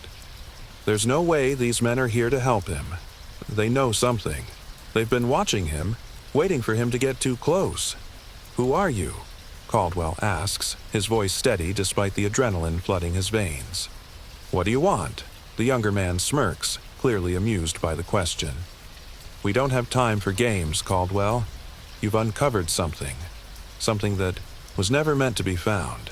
And now you're a threat to the narrative, to the control we've had for decades." Caldwell's heart sinks. "What are you talking about? I'm just looking for the truth. I'm not trying to hurt anyone." The older man steps forward, his gaze intense. "The truth, Mr. Caldwell, is something only a few of us can handle. You've crossed a line. You've uncovered Project Orion and the secrets of the moon's true history." Caldwell's stomach lurches. Project Orion, the very thing he'd been investigating. It was more than just a classified program. It was a key to everything. To the moon, to the ancient symbols he'd seen, to the mysteries no one was meant to understand. The older man leans in closer, his voice lowering to a dangerous whisper. "Now, you're going to make a choice. You can stop this madness, or you can keep digging. But know this, there are consequences to your actions. There always are." Caldwell feels the weight of their words settle like an anchor in his chest. His mind is racing. These men are more than just government agents. They're something else. And the truth has never been so dangerous. A long silence stretches between them. Caldwell's mind is a storm of conflicting thoughts. He wants to fight. He wants to uncover the truth no matter the cost. But the reality of the situation is sinking in. The danger is real. These men, whoever they are willing to do anything to keep the moon's secret buried. "I'm not backing down," Caldwell says, his voice a little weaker than he'd like, but still firm. "I'm going to find out what happened on July 20th, 1969, and I'm going to expose it." The older man nods, the faintest hint of a smile tugging at his lips. So be it. Without another word, the two men turn and walk out of the office, leaving Caldwell alone with nothing but the weight of their threat. The door shuts behind them with a heavy finality. But just before they leave, the younger man pauses, turning back with a chilling warning. "You should have listened, Mr. Caldwell. The truth doesn't belong to you anymore." Caldwell stands, motionless in the middle of the room, his breath shallow. He can feel the words reverberating through him. The truth doesn't belong to you anymore. Is it too late to turn back now? Can he even escape the web he's become entangled in? Or is the truth so dangerous that there's no going back? His hands are clammy, his thoughts scrambled. The walls of his office now feel like a prison. He's not safe here. He knows that now. The men, whoever they are already closing in, and soon they'll come for him again. As he gathers the last of his things, Caldwell's phone vibrates on the desk. A single message flashes across the screen. It's not just the moon. They've been hiding something here on Earth too. Get out. They know where you are. Caldwell's blood runs cold.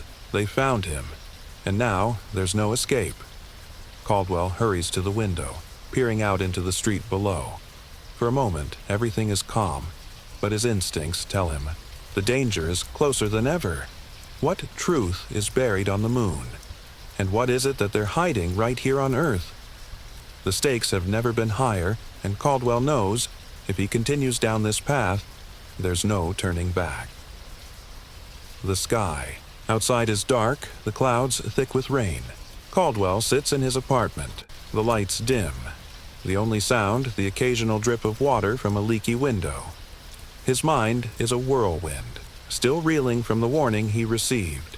The men in suits, the cryptic message, the very real danger. That now surrounds him. He's no longer just searching for the truth. He's fighting to survive. His phone vibrates on the table. For a moment, he freezes. Is it them? The men in the dark suits? His eyes dart to the door and then to the window. He should be used to the constant feeling of being watched by now, but the panic still claws at him. He picks up the phone. The message on the screen isn't from Evelyn this time, nor from anyone he recognizes. It's a single line. They've hidden the evidence in plain sight.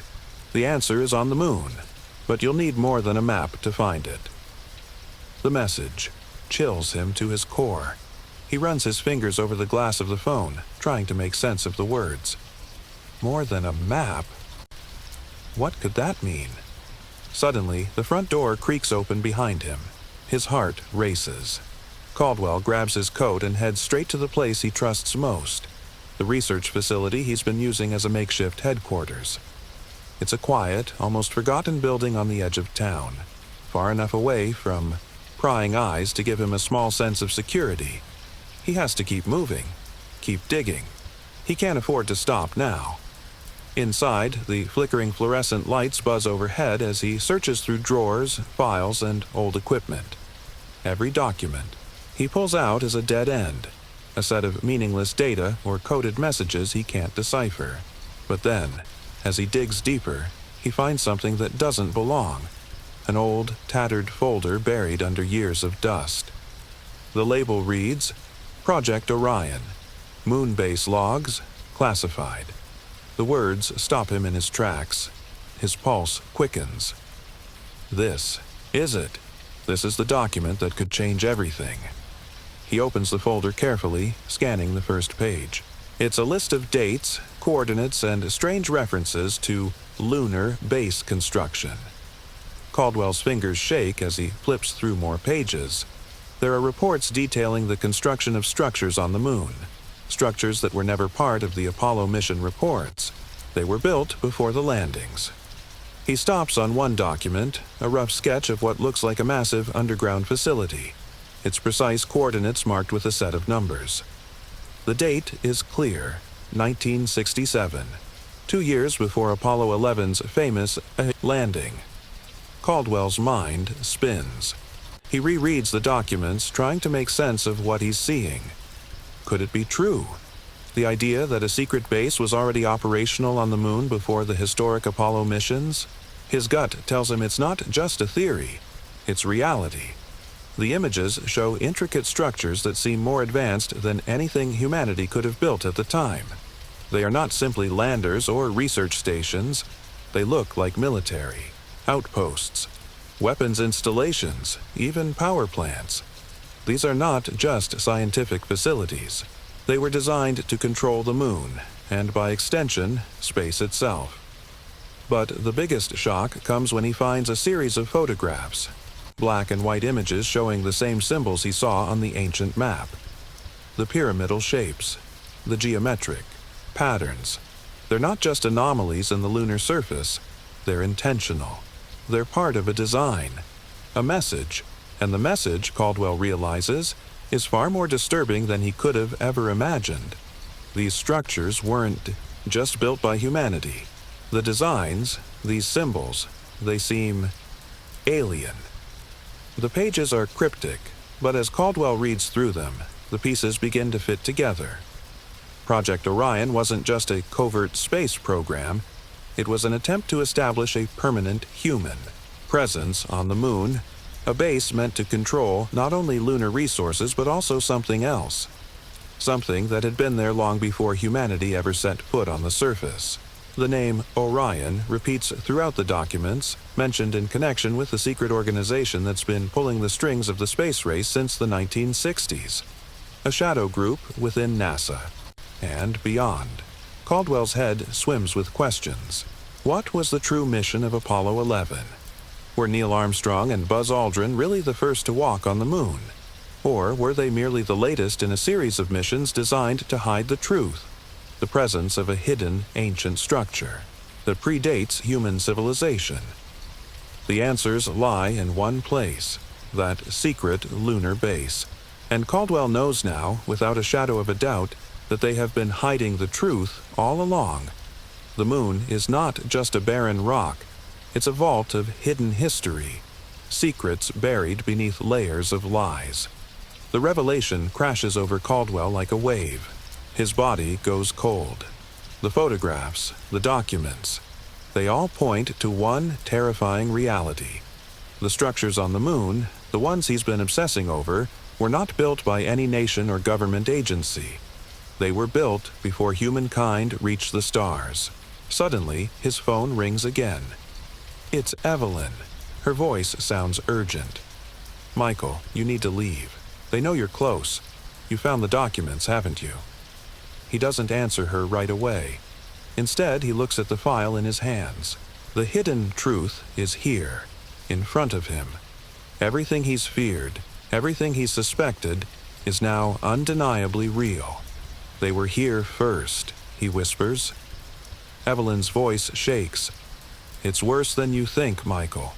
They've been planning this for decades. Project Orion, the moon base. It's just the beginning.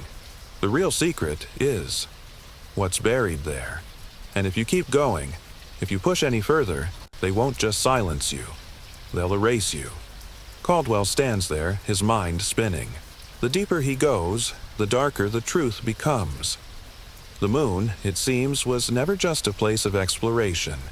It was always a key to something bigger, something that humanity was never meant to understand.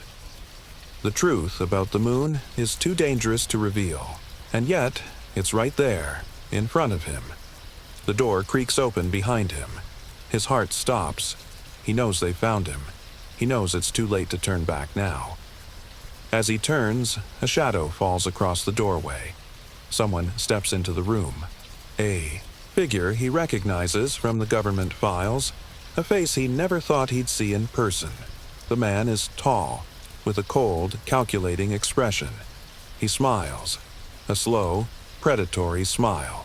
"We need to talk, Mr. Caldwell, about what you found."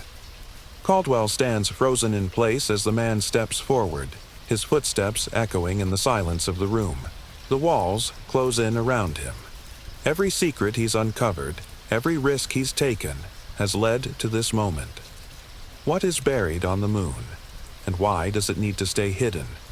Who are these people, and how far are they willing to go to protect the truth? Caldwell's investigation has just reached a new, terrifying chapter. Caldwell stands frozen, the file heavy in his hands, his mind racing. The man in the doorway, tall with a cold, calculating smile, takes a step forward. His presence is overwhelming, like a storm looming on the horizon, ready to consume everything in its path. "Mr. Caldwell," the man says, his voice smooth, almost comforting, but there's an underlying threat to it. "You've been digging in places you shouldn't, and now it's time to have a conversation." Caldwell's pulse quickens. His legs feel weak, but his resolve is clear. The secrets he's uncovered cannot be buried again, not now. He's too close, too far gone. There's no going back. He forces a breath out. "Who are you?" The man smiles, the expression almost cruel. "That's not important right now. What matters is what you've found. You've uncovered the truth. Project Orion, the lunar base, the structures. You've connected the dots, but you haven't seen the full picture yet." Caldwell swallows hard, his throat dry. The full picture? He's seen enough to know that the truth goes beyond anything he imagined. But the fear gnawing at him won't let him ignore the question that's been eating away at him since the very beginning. Why? Why hide it? Why go to such lengths to erase all this history? The man's smile widens, but there's no warmth in it, only the chilling realization that Caldwell has crossed a line that can never be uncrossed. Because some truths are too dangerous, Mr. Caldwell. They were never meant to be found. The moon, our true history, it holds secrets that, if revealed, could change everything. We've spent decades controlling the narrative. We've kept humanity in the dark, and we intend to keep it that way. Caldwell's hands tremble as the man steps closer, his eyes never leaving Caldwell's. He doesn't know why, but he feels like he's being sized up, examined under a microscope, like a mouse trapped in a maze, unable to escape. "What do you want from me?" Caldwell asks, his voice barely above a whisper. He knows that there's no reasoning with this man, no negotiations to be had. This is it, the confrontation he's been dreading. The man's eyes narrow, and for a moment, he says nothing. Then, in a voice low and sinister, he replies, "We want you to stop. You're in way over your head, Mr. Caldwell. If you keep going, you're not just risking your life, you're risking everything. Your life won't just end. It will be erased like you never existed." Caldwell's throat tightens, his mind scrambling for an answer. The pieces have been falling into place, but now it's all starting to feel like one terrible puzzle. The moon, the structures, Project Orion, the symbols, everything is connected, but how far does it go? "I can't stop," Caldwell says, firmly, though he feels a deep unease settle in his chest. "I need to know what's really out there. I need to know what happened on July 20th, 1969. The world deserves the truth." The man chuckles darkly, a sound that sends a chill down Caldwell's spine. "The world has no idea what it's asking for. You think you're the first to try and expose this? You're not, and you won't be the last." Caldwell's heart sinks as he realizes the truth in the man's words. He's not the first. There have been others before him. People who've come too close to the truth and disappeared. People who dared to ask the questions he's asking now. "They'll come for you," the man warns. "And when they do, there won't be anyone left to help you.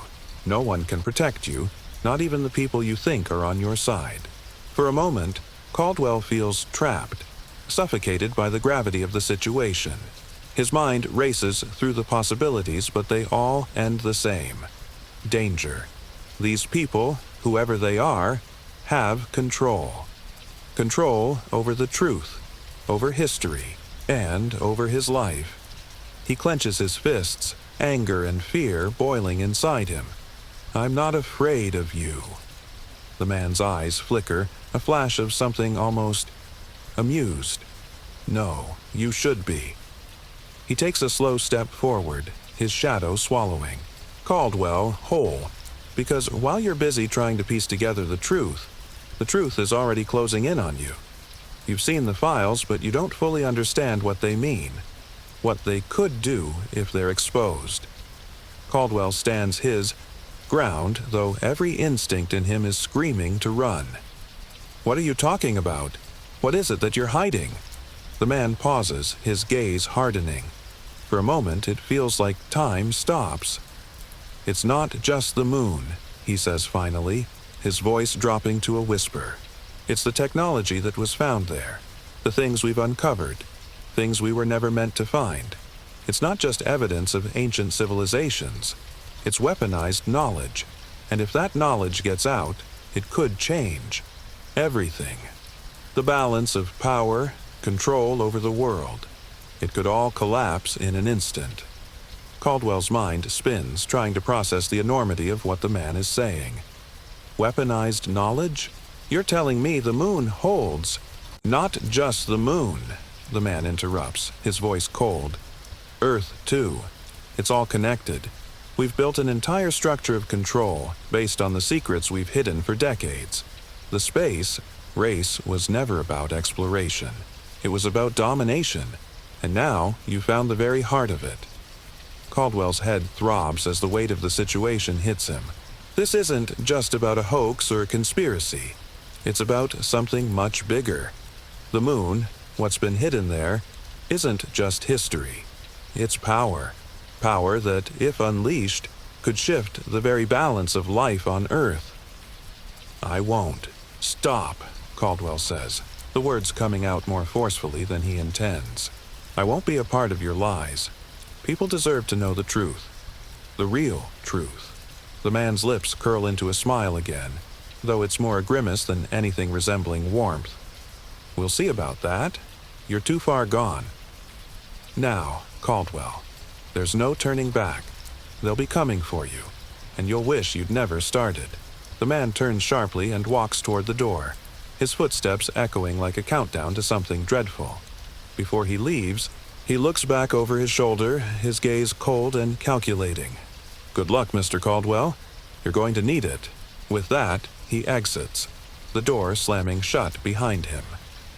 Caldwell stands in the middle of the room, his breath shallow, his heart pounding in his chest. The walls feel like they're closing in. The door has been opened. The truth is out there, somewhere. But Caldwell knows now that finding it won't just be a matter of uncovering documents and breaking codes. It's a race against time. And there are forces out there that will do anything to make sure he never reaches the end. Caldwell stands at the window, watching the rain pour down. He feels the weight of the world pressing against him. The secrets of the moon are too dangerous to be left uncovered. But now, he can't stop. He's already in too deep. The question remains, what will happen if he exposes the truth? Caldwell hasn't slept in days. The weight of the truth is like a dark cloud hovering over him, and he can feel the pressure mounting. Every sound, every shadow, every glance feels like a threat. There's no escaping the looming danger that's become his new reality. He hasn't heard from Evelyn in days. His only contact with her was a terse text. "They're watching. You." The message wasn't a warning, it was a plea. She's gone underground. He can feel it. She knows too much, just like he does. And now, it's only a matter of time before someone comes for him too. Caldwell sits in the dim light of his apartment, the file from the research facility spread out before him. His fingers trace the ancient symbols, the ones that seem to defy, every law of physics he's ever known. The lunar structures, the weapons, the power hidden on the moon. He's piecing it all together, but the puzzle keeps shifting, each new piece more terrifying than the last. And with every new discovery, he feels the net closing in. A knock at the door. His heart skips. He knows who it is. The man. The ones who've been tracking him since he started digging into the conspiracy. There's no time to hide the evidence. No time to run. He takes a slow breath. This is it. Caldwell moves toward the door cautiously. His hand shakes as he grips the handle. There's a weight to this moment, a finality to it. He opens the door. Standing in the hallway is a familiar face. It's not the man in the suit, but someone much worse. A woman. Her eyes are cold, calculating, but there's something familiar about her. The way she stands. The way she holds herself. It's Evelyn. Her face is pale, her expression unreadable. She steps inside without waiting for an invitation, her gaze immediately sweeping across the room as if she's checking for something. Caldwell closes the door behind her, suddenly aware of how vulnerable he is. "You shouldn't have come," he says quietly, his voice trembling despite himself. "I didn't have a choice," Evelyn replies, her voice tight. "You've gone too far. You're not just digging up secrets now, you're digging your own grave." Caldwell's mind races, his pulse spiking. "What do you mean? What's going on?" Evelyn looks around the room again, more urgently this time. She lowers her voice. "It's bigger than you think. You've uncovered their plan. You found the truth about the moon. But it's more than just ancient structures. It's about control. Global control. Power that transcends borders, governments, even history itself." Caldwell shakes his head. "I don't care about global control. I care about the truth. The moon, the secret base. It's not just about exploration. It's about domination. They knew about this before Apollo 11. That base, those structures, they weren't human-built. It's not just history we're talking about. It's a weapon." Evelyn's expression softens, but only for a moment. "And that weapon is far more dangerous than you can imagine. It's not just a physical object. The technology buried there can rewrite history. It can control human consciousness. It can make people believe in anything. Make them forget the truth. Twist their perception of reality." Caldwell's head spins. "But that's insane. You're saying we've known about this for decades and no one's done anything?" "No one's been able to," Evelyn says, her voice shaking now, "because whoever controls the truth controls the future. Those who run the programs, Project Orion, the covert lunar missions, they've spent decades ensuring that the moon's secrets never come to light. And the more you uncover, the more you're putting us all at risk." Caldwell feels a cold shiver crawl up his spine. The weight of Evelyn's words hangs heavy in the air. Control, human consciousness. How is that possible? But the fear in Evelyn's eyes is real, and it hits him like a punch to the gut. He runs a hand through his hair, pacing in agitation. "So, what do we do now? How do we stop them?" Evelyn looks over her shoulder toward the window. Her eyes dart to the door, her movements sharp and precise. "We don't stop them. At least, not the way you think. We can't fight them head on. You're too exposed. They're everywhere now." Caldwell freezes. "What are you talking about?" "They've been tracking us, Michael. The entire time. The minute you picked up the file from the research center, they knew. They control everything. Communications, people, even our thoughts to an extent. They've been conditioning the public for years through subtle media manipulation, staged events, fake crises. It's all part of a grand plan. And you've just made yourself their #1 target." Caldwell's mind races. He feels a sick knot in his stomach. The weight of the conspiracy. It's too big to fight on his own, but it's too late for hesitation. Evelyn grabs his arm, her grip tight and desperate. "Listen to me, Michael. They're coming for you. They'll use anyone to get to you. Friends, family. Anyone you trust will turn on you the minute they get to them.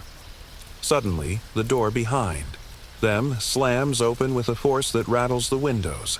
The sound of footsteps in the hallway is unmistakable. Heavy, measured, military. Caldwell's heart drops. He knows what this is. It's not just a warning. It's a raid. Without thinking, he pulls Evelyn toward the back door of the apartment. "We need to go, now." They're moving too slowly. They've already been spotted. A loud crash from the hallway. Someone's breached the front door. Caldwell reaches for the back door, pulling it open. Evelyn's hand grips his wrist, but her eyes are wide with fear. They won't stop until they have you, Michael. You have to let it go. You have to run. But Caldwell can't. Not now. They burst into the alleyway behind the building. Caldwell's breath comes in ragged gasps. His mind is a blur of panic and determination. He has to keep running. He has to stay one step ahead. The alley is a dark maze of brick walls and dumpsters. A figure stands at the far end, silhouetted by the faint streetlight. Caldwell's breath catches. It's the man in the suit. "You didn't listen," the man says coldly, stepping forward. "You should have stopped, but now you're going to pay for your curiosity." A shot rings out.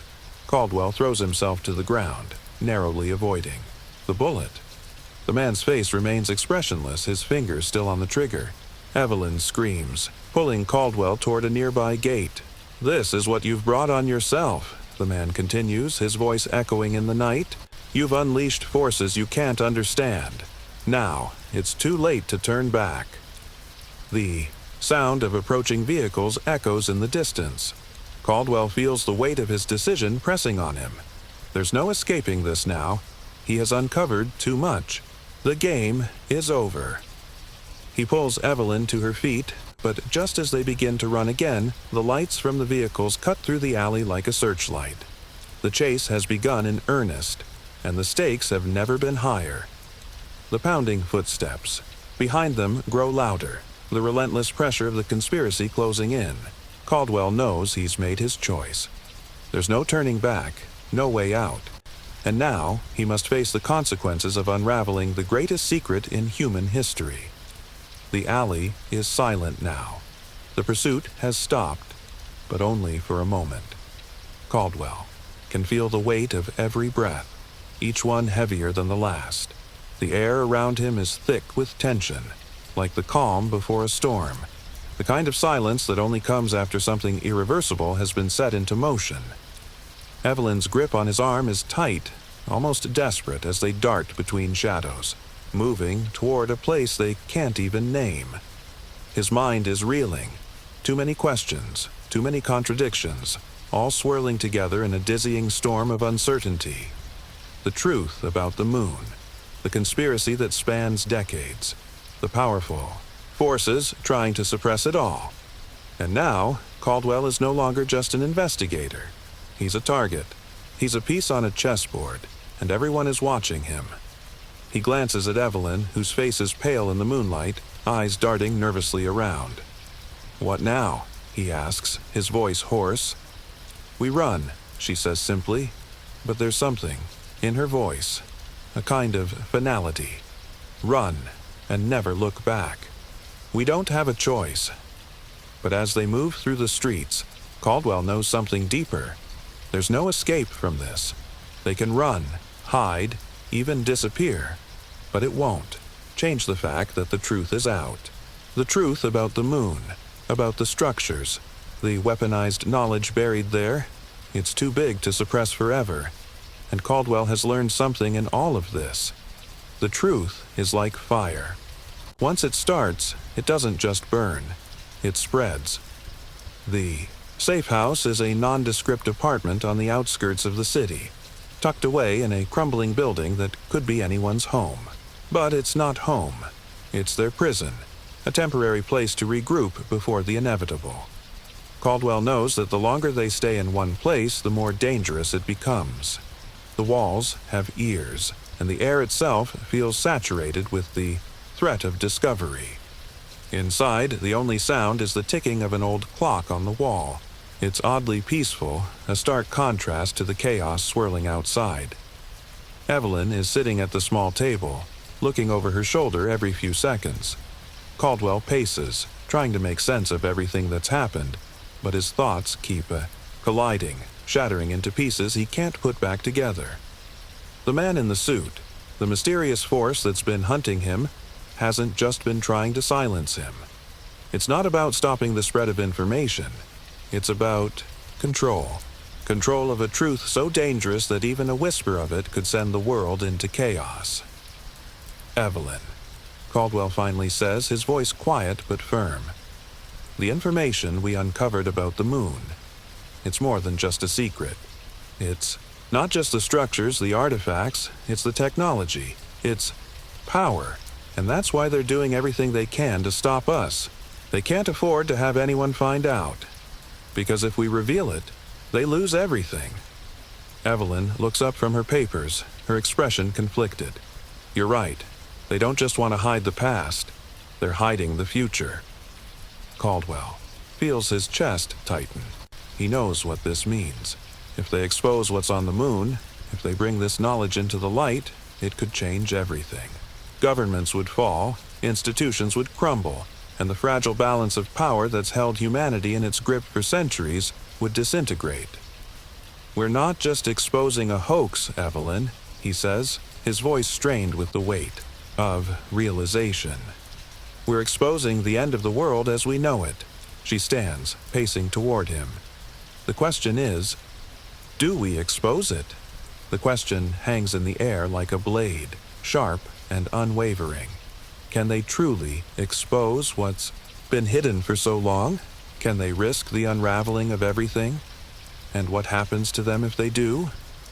You know what will happen if we don't, Caldwell replies, staring out the window at the dark skyline. They'll keep hiding it, controlling it. They'll continue to play God with people's lives. We can't let that happen. The room feels smaller now, the walls pressing in as the realization sets in. They've crossed a line. There's no going back.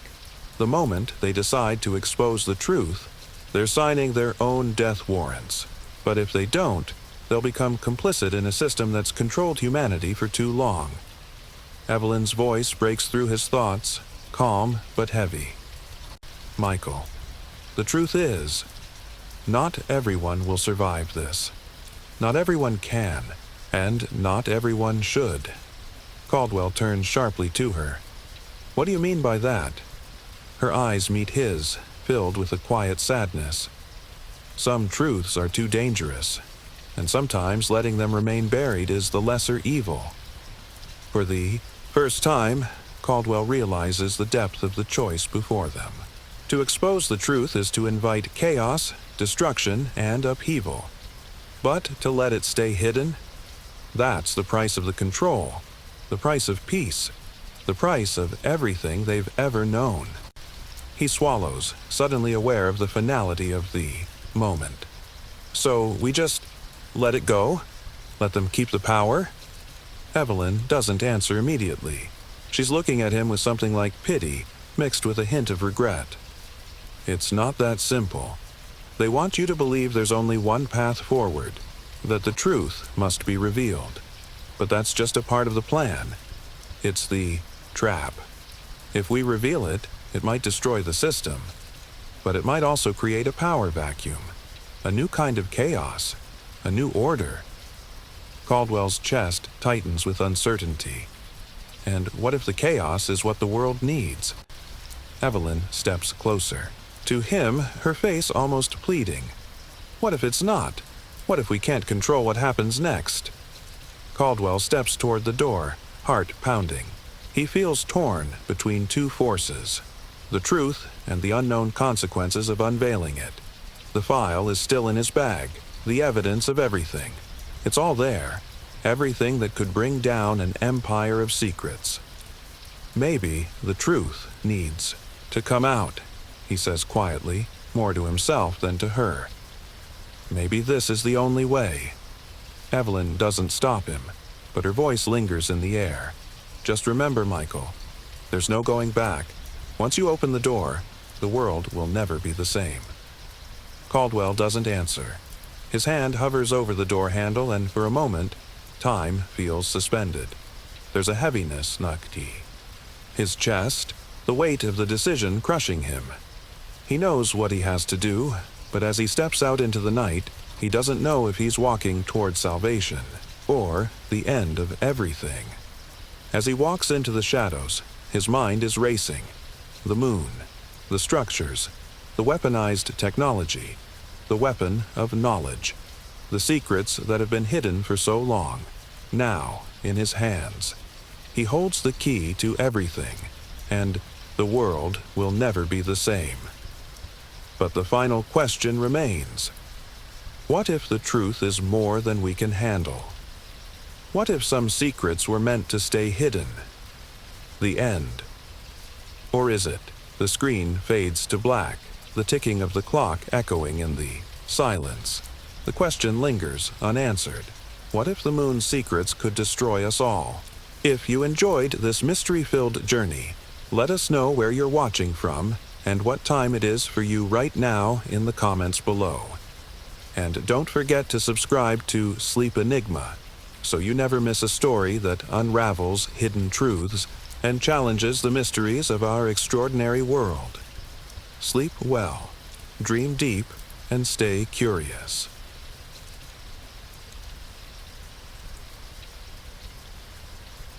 The truth, it never stays buried. Not forever.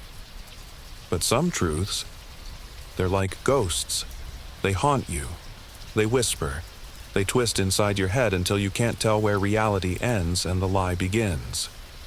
People think they know the story of JFK's assassination, the shots, the grassy knoll, the lone gunman. But that's the lie. And I was there, right in the middle of it.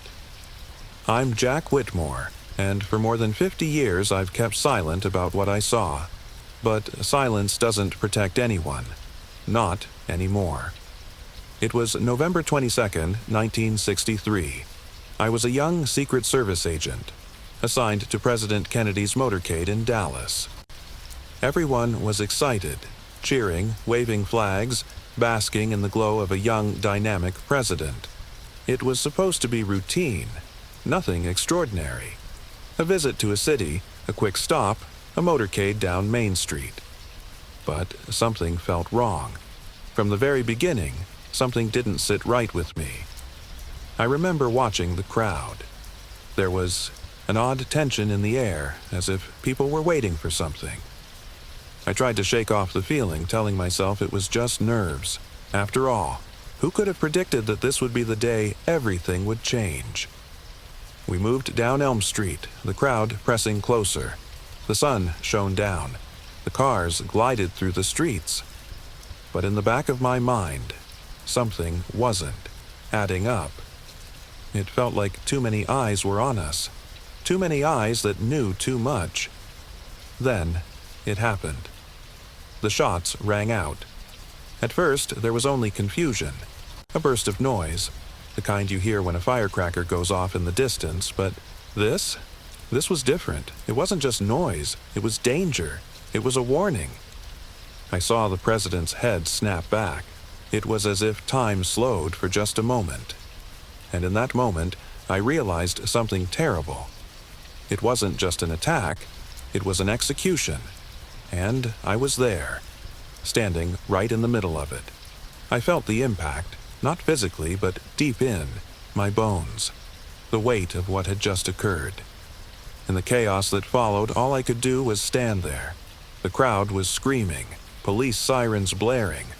My mind was racing, trying to make sense of what had just happened. But there was no sense to be made. The president was dead, and it was our job to protect him. But we didn't. And that's when I knew this wasn't just a tragedy. It was a cover-up, and I was part of it. For years, I told myself it was just a bad day, that we had failed, but that was all. But then the stories started to circulate. The rumors, the inconsistencies, things that didn't add up. There were too many questions, too many strange details. and I couldn't ignore it any longer. I don't know when it happened. Maybe it was a year after the assassination, or maybe 2, but I started to hear whispers. There were people I trusted, who began to tell me things. Small things at first, strange details, and slowly I realized this wasn't just a random event. This was something planned, something bigger. You see, I wasn't just a secret service agent. I was a part of the system, and that system had its own way of keeping things under wraps. The truth, it was buried by people who wanted to protect their own interests, by people who had no problem with murder to keep things quiet. I could have stayed silent forever. I could have let it go. But I'm not that kind of man. I've seen too much. And now, it's time for you to see it too. What happened in Dallas wasn't just a random act of violence. It was a message. And that message is still being sent today. If you want to understand the truth, you have to look at what they've kept hidden. I could have walked away. I could have ignored the whispers and stayed quiet like everyone else. But there was something inside me that wouldn't let it go. The questions, they wouldn't stop, and neither could I. It started small. A name, a place, a newspaper clipping tucked into a file. At first, I didn't think much of it. After all, I'd seen all kinds of odd things in my career. Things that didn't quite add up, but that's just the nature of the job. You hear things, see things, and you learn to brush it off. But this felt different. I was cleaning out my old files when I found it. An old report from the FBI buried deep in a stack of paperwork. It was marked confidential. And at the top, in bold red ink, it read, "Not for public release." I remember staring at it for a long time, my heart pounding in my chest. Why had this been kept from the public? I unfolded the paper slowly, like I was handling something fragile. The report detailed a meeting I had no memory of ever attending. In the days leading up to the assassination, a group of high-ranking officials, including some members of the Secret Service, had gathered to discuss the president's security. But it wasn't about the usual threats. It was about something else, something hidden. The meeting notes mentioned a second team, agents who were supposedly responsible for securing a location in Dealey Plaza. The problem was, I didn't know any of these agents. And the more I looked at the names, the more it became clear. They were not regular agents. They were outsiders, people who weren't supposed to be there. I kept digging, following the trail of names and locations. It led me to an address in Washington, D.C. A private office, small, tucked away in a corner of a government building. I decided to pay it a visit. The building was quiet. No one questioned me. It was just another day, another old agent trying to make sense of history. But as I walked down the hallway to that office, I felt the hairs on the back of my neck stand up. Something about that place felt wrong. I knocked once, and the door opened just a crack. The man on the other side didn't seem surprised to see me. "Agent Whitmore," he said, his voice low. "I didn't expect you to come looking." I stared at him for a moment, unsure of what to say. "I found your file," I said, trying to keep my voice steady. "I want answers." The man looked over his shoulder, then stepped back to let me in. The room was small, cluttered with papers and old files. But on the desk, there it was, a single photograph, a picture of President Kennedy, taken just hours before the assassination. But there was something off about it, something that made my blood run cold. The image showed the president, smiling, waving to the crowd. But in the background there was a figure, a man in a suit, standing in the shadows, just barely visible. His face was obscured, but there was something about him, something that made my instincts scream. "You recognize him, don't you?" the man asked, watching my face carefully. I didn't want to admit it, but I did. That man wasn't a stranger. He was someone I had seen before, someone I had worked with during the campaign. But he wasn't just any agent. He was part of the group I had never met, part of the second team. I need to know what's going on, I said, my voice rising now, the anger and fear creeping into my words. I need to know who these people are and what they did. The man didn't answer at first. He just stared at the photo, his expression unreadable. They were everywhere, Jack, he finally said, watching from the shadows. And they weren't just watching the president. He paused, then whispered, "They were watching you." I couldn't process it. The idea that someone was watching me, that they had been watching us all along. But it made sense. After all, I'd always felt like I was part of something bigger, something hidden just beneath the surface. But now it was becoming clear. They had planned every detail, and the people who were supposed to protect the president, the ones I trusted, had known all along. I turned to leave, my head spinning. But as I reached the door, the man called out to me, "Be careful, Jack. There are forces at play here that you don't understand, and they don't like questions." I left the office, the weight of his words pressing down on me. But I couldn't back out now. I had uncovered something real, something that needed to be exposed, and no matter what happened next, I wasn't going to stop. I didn't sleep for days after that meeting. Every time I closed my eyes, I saw that photograph, the figure standing in the shadows, the haunting smile on the president's face. The truth was getting harder to ignore, harder to deny. There was something more, something behind the scenes, and now I was tangled in it, whether I liked it or not. The more I thought about it, the more everything started to fall into place. The second team, the strange agents, the whispers about other groups involved. It wasn't just a conspiracy. It was an operation, a carefully coordinated plan that went far beyond a lone gunman. But what was the end game? I started noticing patterns.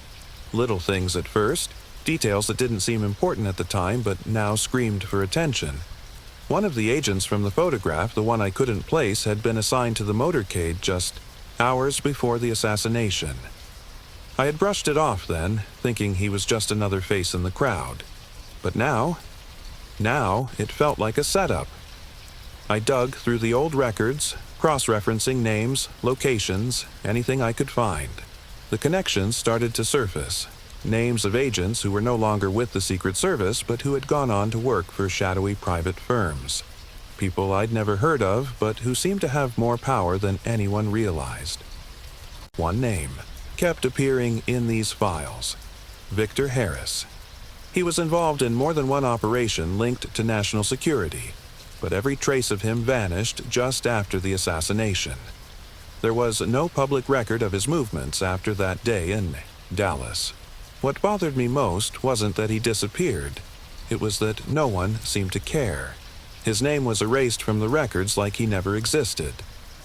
As I followed the trail, I began to realize that this wasn't just about JFK. This was about power, control. And whoever was behind this, whoever orchestrated that day in Dallas, had a much bigger agenda. I decided to reach out to some of the old agents who had worked with me back then. Some of them had retired, others were long gone, but a few were still out there. The conversations were unsettling. At first, they were careful, the old "don't ask, don't tell" routine. But then, as I pressed them, I started to hear things that made my blood run cold. I sat down with Gary King, an ex-agent who'd been with the Secret Service for over 30 years. He was a good man, one of the few I trusted. We met in a small diner on the outskirts of town, away from prying eyes. As soon as he saw me, his face tightened, a look of recognition and fear flashing across his eyes. "Jack," he said, his voice low, "I knew you'd come around eventually. I didn't waste time with pleasantries." "What do you know about Victor Harris?" I asked. Gary looked around, making sure no one was listening. Then he leaned in, his voice barely above a whisper. "Harris was the one who pulled the strings behind the scenes," he said. "He wasn't just another agent. He was connected, higher than you or I could ever imagine." I felt my pulse quicken. "What are you saying? That he was involved in the assassination?" Gary's eyes shifted nervously. He didn't answer immediately. Instead, he wiped his mouth with a napkin, as if gathering his thoughts. You ever wonder why so many files went missing after the assassination? Why they rushed to cover things up? He asked, his voice barely audible now. Harris was behind it all. He was in deep with people who had no business being involved with national security. I stared at him, trying to process what he was telling me. But before I could ask more, Gary stood up abruptly, his chair scraping against the floor. "Jack, I can't help you anymore," he said. "There are too many people watching. You need to stop." He turned and walked out of the diner without another word. I sat there for a long time, staring at the empty chair across from me. It was the warning. I knew it. The same warning I'd received years ago from that man in D.C. But I wasn't going to stop. I couldn't. There was too much at stake now. That night I couldn't shake the feeling that I was being watched. Every car that passed by, every figure in the distance, felt like a shadow in pursuit. I had to get closer to Harris, but that meant going deeper into the world of power brokers and government insiders, people who controlled far more than they should, and if they found out I was on their trail, well, I didn't want to think about that. I started reaching out to more former agents, people who had served under JFK, people who knew what was happening behind the scenes. Slowly, I pieced together a terrifying picture, a network of individuals who had plotted the assassination, a network that still had influence today. They had left nothing to chance, and they had made sure their tracks were covered. But why? What was the true purpose behind this conspiracy? What did they want? As the pieces fell into place, I realized one thing. The questions I had been asking were only the beginning. The answers?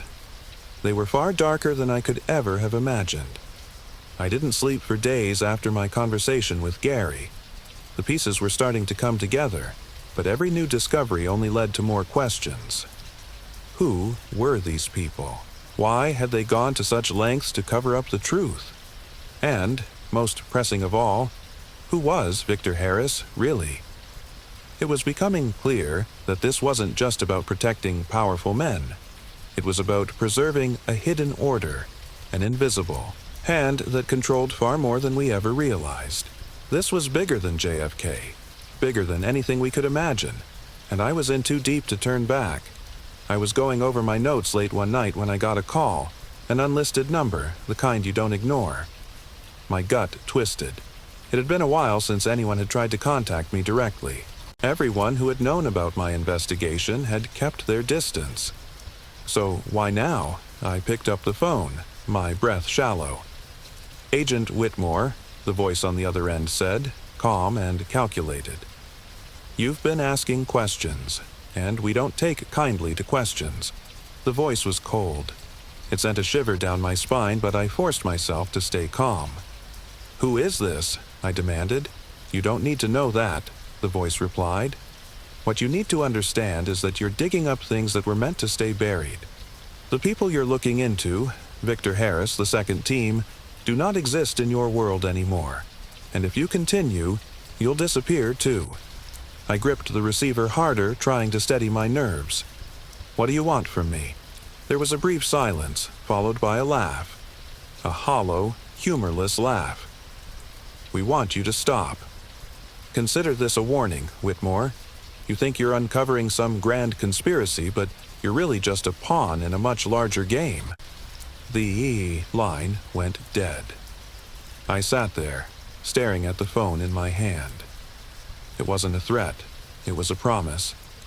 Someone didn't want me digging deeper, and that someone wasn't going to stop until I either complied or, well, until I stopped breathing. But here's the thing about threats. They work as long as you let them, and I wasn't about to let anyone intimidate me. Not now, not when I was so close.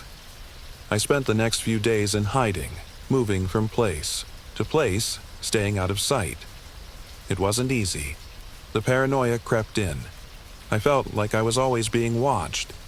I'd glance over my shoulder, and every time I heard a car pull up outside, I'd freeze. The silence felt heavier, like the world itself was holding its breath. The warning didn't just stop with the phone call. A few days later, I received an envelope in the mail. No return address. Just a thick manila envelope with a single photograph inside. I pulled the photo from the envelope, my fingers trembling. It was an image of me. A recent photo. Taken. Within the last few days, maybe even the last few hours. Someone had been watching me. They knew where I was. On the back of the photo, there was a short message written in dark ink. Stop now, before it's too late. I couldn't let this go. I knew what they were trying to do, scare me into silence. But I'd already seen too much. I'd heard too much. The pieces were almost in place, and I wasn't going to back down now. The truth had to come out, so I made my decision. I would keep going. I had to. There was too much at stake. Too many lives had been lost to keep this secret. And now it was my turn to take a stand. But I couldn't do it alone. I reached out to Diana West, a former journalist who had written about the assassination in the early 70s. She'd become disillusioned with the way the press had handled the story, how they'd buried the truth beneath layers of false narratives. I needed her. She had the skills to uncover hidden details, and more importantly, she wasn't afraid to ask the hard questions. We met in a small cafe in a quiet part of town. Diana didn't waste time with pleasantries. I know what you're working on, Jack, she said. And I know why you're doing it. I nodded. It's bigger than we think, Diana. The people behind the assassination, the people who covered it up, they're still out there, and they're watching me. She leaned in closer, her voice low.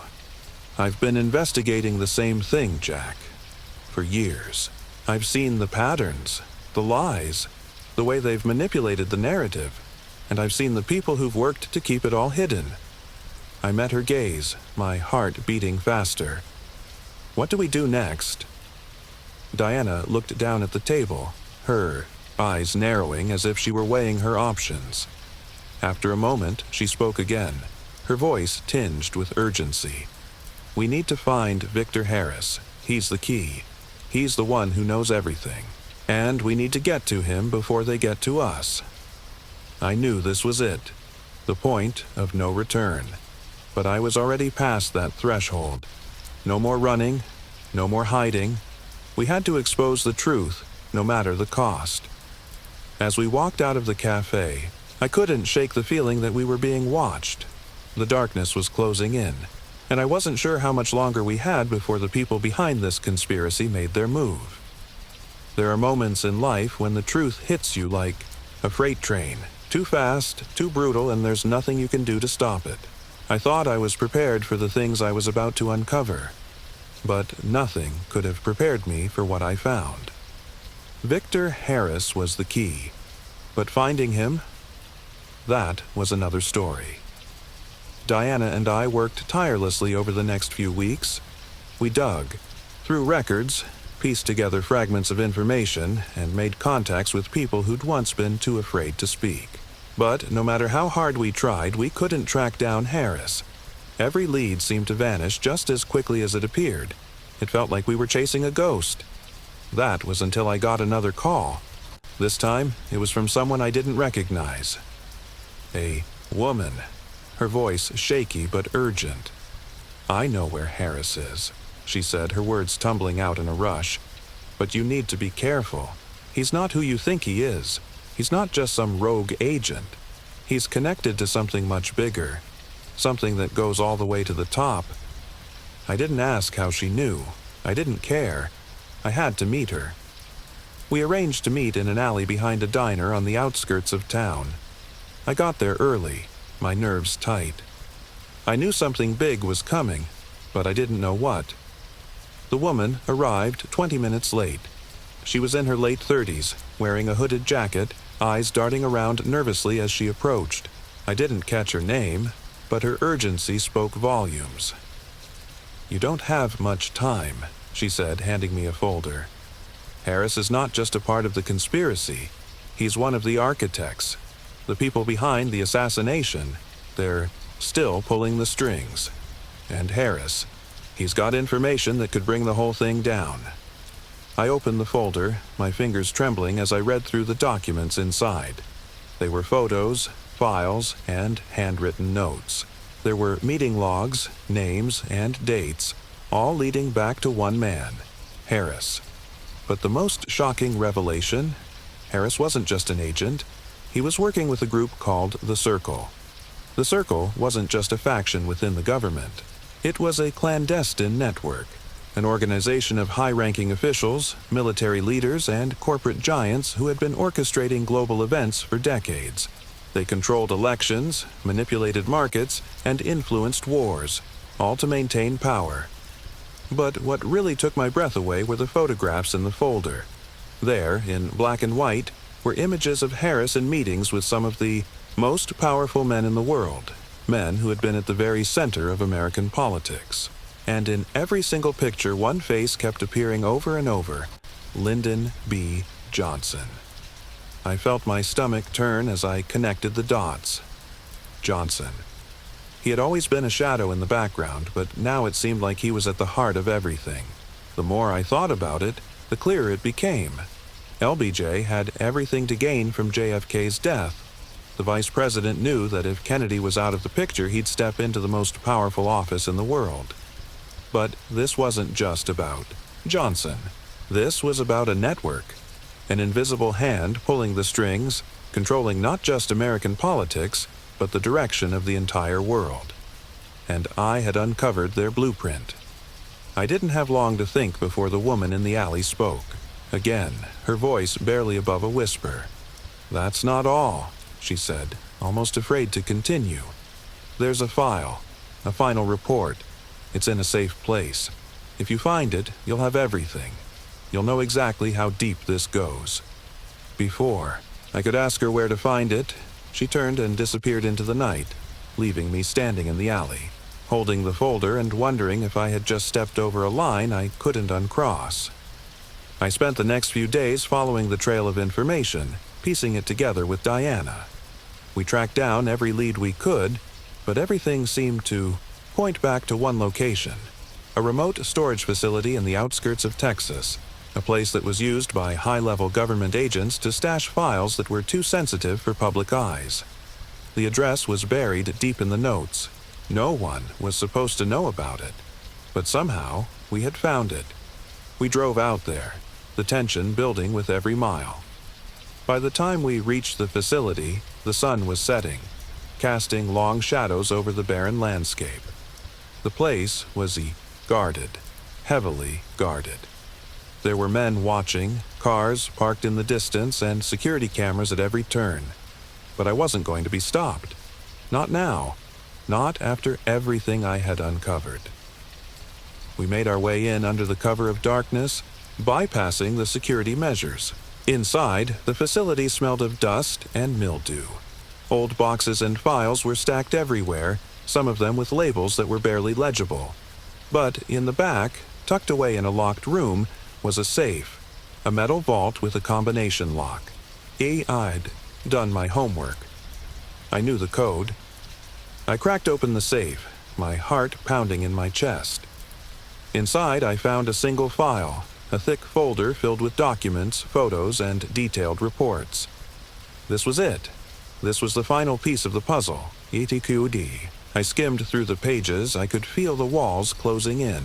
The documents outlined the entire plot: how the assassination had been meticulously planned, how multiple factions within the government had worked together to remove Kennedy, and how they had controlled the investigation from the very beginning. The Circle, Johnson, Harris. They had all been involved. And what's worse, the report made it clear that the conspiracy didn't end with Kennedy's death. It was ongoing. The same people who orchestrated his murder were still in power today, manipulating world events, shaping history to suit their agenda. I knew I couldn't go back now. The truth was out. But at what cost? The forces behind this conspiracy were too powerful, too entrenched. And now that I had the evidence, there was no turning back. They were coming for me. I could feel it. The moment I opened that file, I knew there was no going back. The truth had found me, and now I had to face the consequences of exposing it. But there was still one thing gnawing at me. Why? Why had they gone to such lengths to bury Kennedy's assassination? To erase all the records? To silence anyone who dared ask questions? What was so important that they would risk everything to keep it hidden? I didn't have time to answer those questions. I only knew one thing. I had to get the evidence out. I had to make sure the world knew what had happened. The stakes had just gone from personal to global. There were lives at risk now, not just mine. Diana and I worked feverishly, trying to organize the documents and prepare them for the outside world. We couldn't trust anyone. Not the press, not the authorities. No one. The people behind this conspiracy were too powerful, too connected. They had eyes everywhere. We needed to go public, but on our terms. We couldn't afford any slip-ups. That's when Diana suggested we contact George Ford, an independent journalist who had a reputation for breaking stories that others couldn't or wouldn't.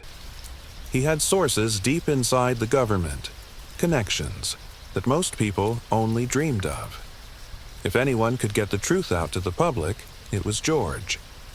We set up a meeting with him, but it wasn't easy. We knew better than to trust anyone with this kind of information without taking precautions. We arranged to meet in a nondescript hotel room in the middle of nowhere, far from any prying eyes. The night before the meeting, something felt off. I couldn't shake the sensation that we were being watched. Every time I checked my rear view mirror, there was a black SUV tailing us. Every corner we turned, it seemed like there was another vehicle parked just a little too close.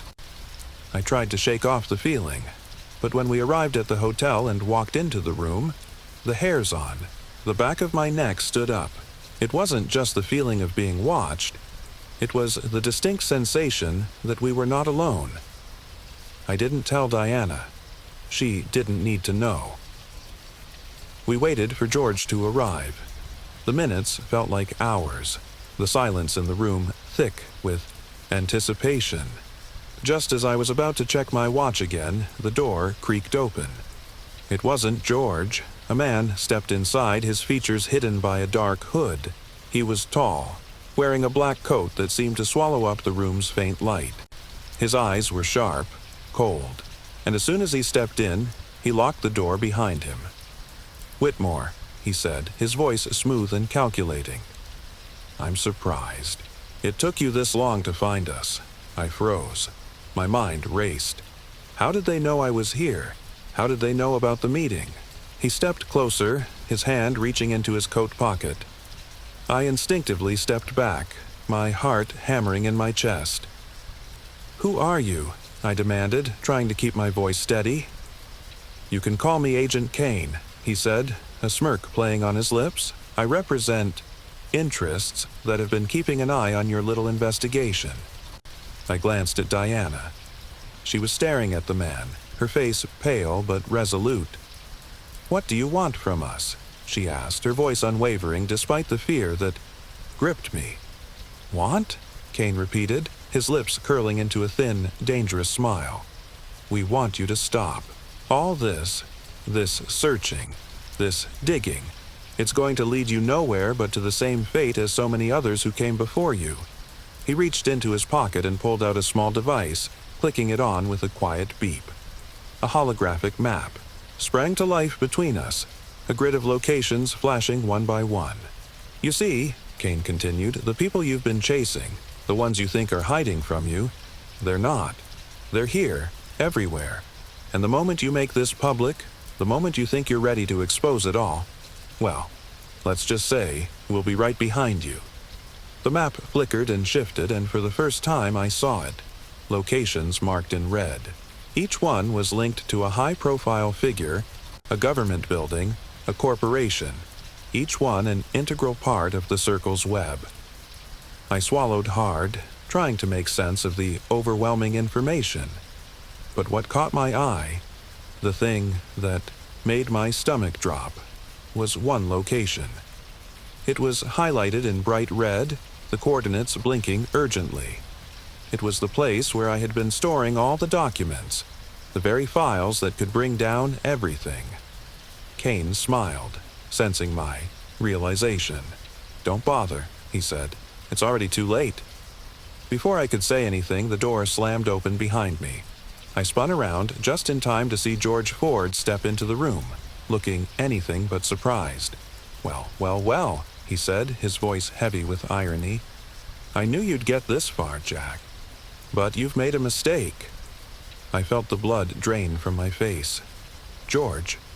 He was in on this. Kane stepped aside, letting George move forward. The two exchanged a brief, knowing glance. George looked at me, and for the first time, I saw something. Cold behind his eyes. "You didn't think this would be easy, did you?" George said, a hint of mockery in his tone. "This isn't just about the assassination. It's about what happens next. What happens after the truth comes out." "What do you mean?" I asked, my voice shaking. "It's bigger than you can imagine," George replied, his voice chillingly calm.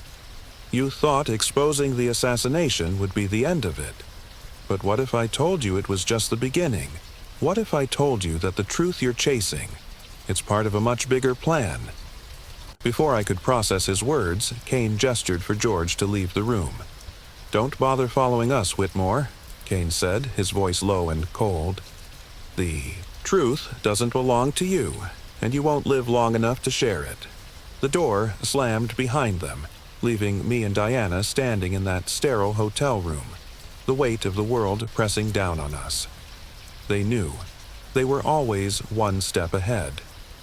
But the file I had in my hands, the file that contained the truth, it was still mine. And now, more than ever, I had to make sure it was seen by the world. I couldn't breathe. Diana and I sat in the dim glow of the hotel room. The door just closed behind George and Kane. The echo of their footsteps still rang in my ears, and my heart pounded harder with every passing second. Betrayal was something I never expected to feel from George Ford, the one journalist I thought I could trust. But the look in his eyes, that cold detachment, told me everything. He was part of this. He was playing his own game, and I had no idea what that game was. "We can't trust anyone," Diana muttered, her voice low but firm.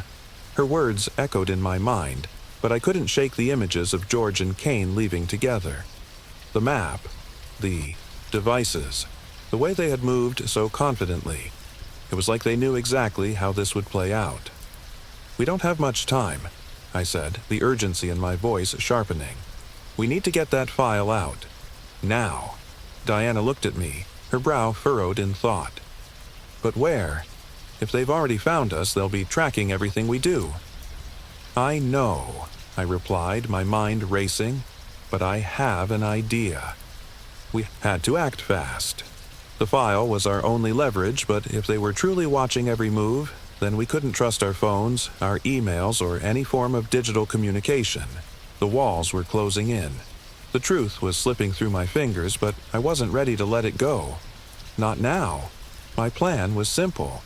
We needed to meet someone who could take the information and get it out of the country. Someone trusted. Someone off the grid. Someone who could disappear once the truth had been exposed. We drove to a quiet part of town, a nondescript warehouse that had been a safe house for me during my days as an agent. The man I was meeting was an old contact, a former colleague who now operated as a private security contractor.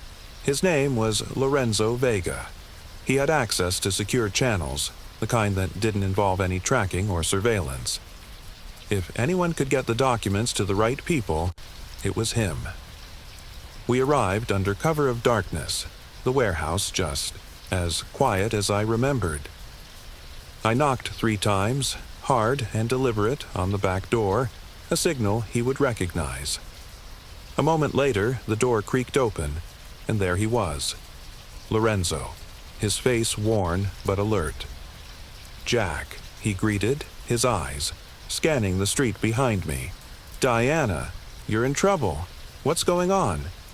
I handed him the folder, my hands shaking as I spoke. Everything you need to know is in here. The truth about JFK, the conspiracy, the circle, everything. I need you to get this to someone who can leak it, someone who can get it to the world. Lorenzo's eyes darkened as he glanced at the folder, then at me. You sure about this? You know the kind of people you're going up against, right? I don't have a choice, I said, my voice steady but my insides coiled with anxiety. They're already on to us. They know where we are, who we are. This needs to go public. Now. He hesitated for a moment before nodding. All right, I'll make sure it gets out. But I want to make one thing clear. Once this hits the streets, there's no going back. You'll be marked. Both of you. I didn't hesitate. We know. As Lorenzo took the file and disappeared into the shadows, I felt a brief glimmer of hope. A small victory in a battle that seemed impossible to win. But even as the door slammed behind him, I knew the hardest part was still ahead. We were no longer just trying to expose a lie. We were exposing a system, a shadow network that had manipulated history, twisted truths, and controlled the narrative for decades. And the people behind it? They were powerful, ruthless, and they would stop at nothing to silence us. Diana and I walked back to the car, the weight of what we'd just done sinking in. Every second felt like an eternity. We were so close, but I couldn't shake the feeling that we were being watched, that we had made ourselves the target. I don't think we're going to make it out of this alive, Diana said, her voice quiet but resolute. I don't think we're supposed to, I replied, my gaze fixed on the dark horizon. But we've done what we came here to do. The truth is out there now, and no matter what happens to us, it's out of our hands. We drove through the night, stopping only when we reached a safe house. Another of my old contacts, a woman who had worked in intelligence. She would help us lay low for a while, make sure we weren't being followed. But deep down, I knew it wouldn't matter. The truth had already been set in motion, and the people we were up against had too much power to just let it go. Hours passed. We barely slept, too anxious to close our eyes for more than a few minutes. It wasn't until late in the morning that we got the call. It was Lorenzo. They have the file, he said, his voice tight with urgency. I don't know how, but they're ahead of us. I think they knew I was coming. They're tracking me, and I'm not sure how long I can keep this off the radar. My stomach sank. They were already one step ahead. Diana and I were on the move again. We couldn't wait around any longer. Lorenzo was in danger.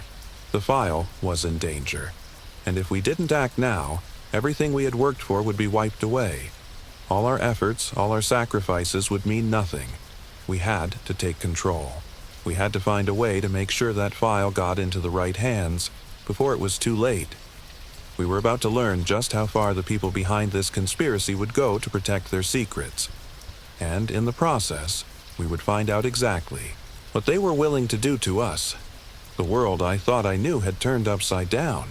The walls were closing in, and the consequences of everything we'd uncovered were beginning to hit home. Diana and I were in a race against time, a race we didn't even know we could win anymore. The file, the proof of a conspiracy so vast it could bring down the government, was no longer in our hands. We had no idea who had it now, or how far they would go to bury it. But the truth was already out there. It had already begun. I had to believe that. We had done everything we could. We had pieced together the fragments of history, uncovered the shadows where the real power lay, and fought to expose it. But now we were on the run. The people behind the circle knew who we were, knew where we were, and they weren't just going to let us go. Still, we couldn't give up. Not now. Not after everything.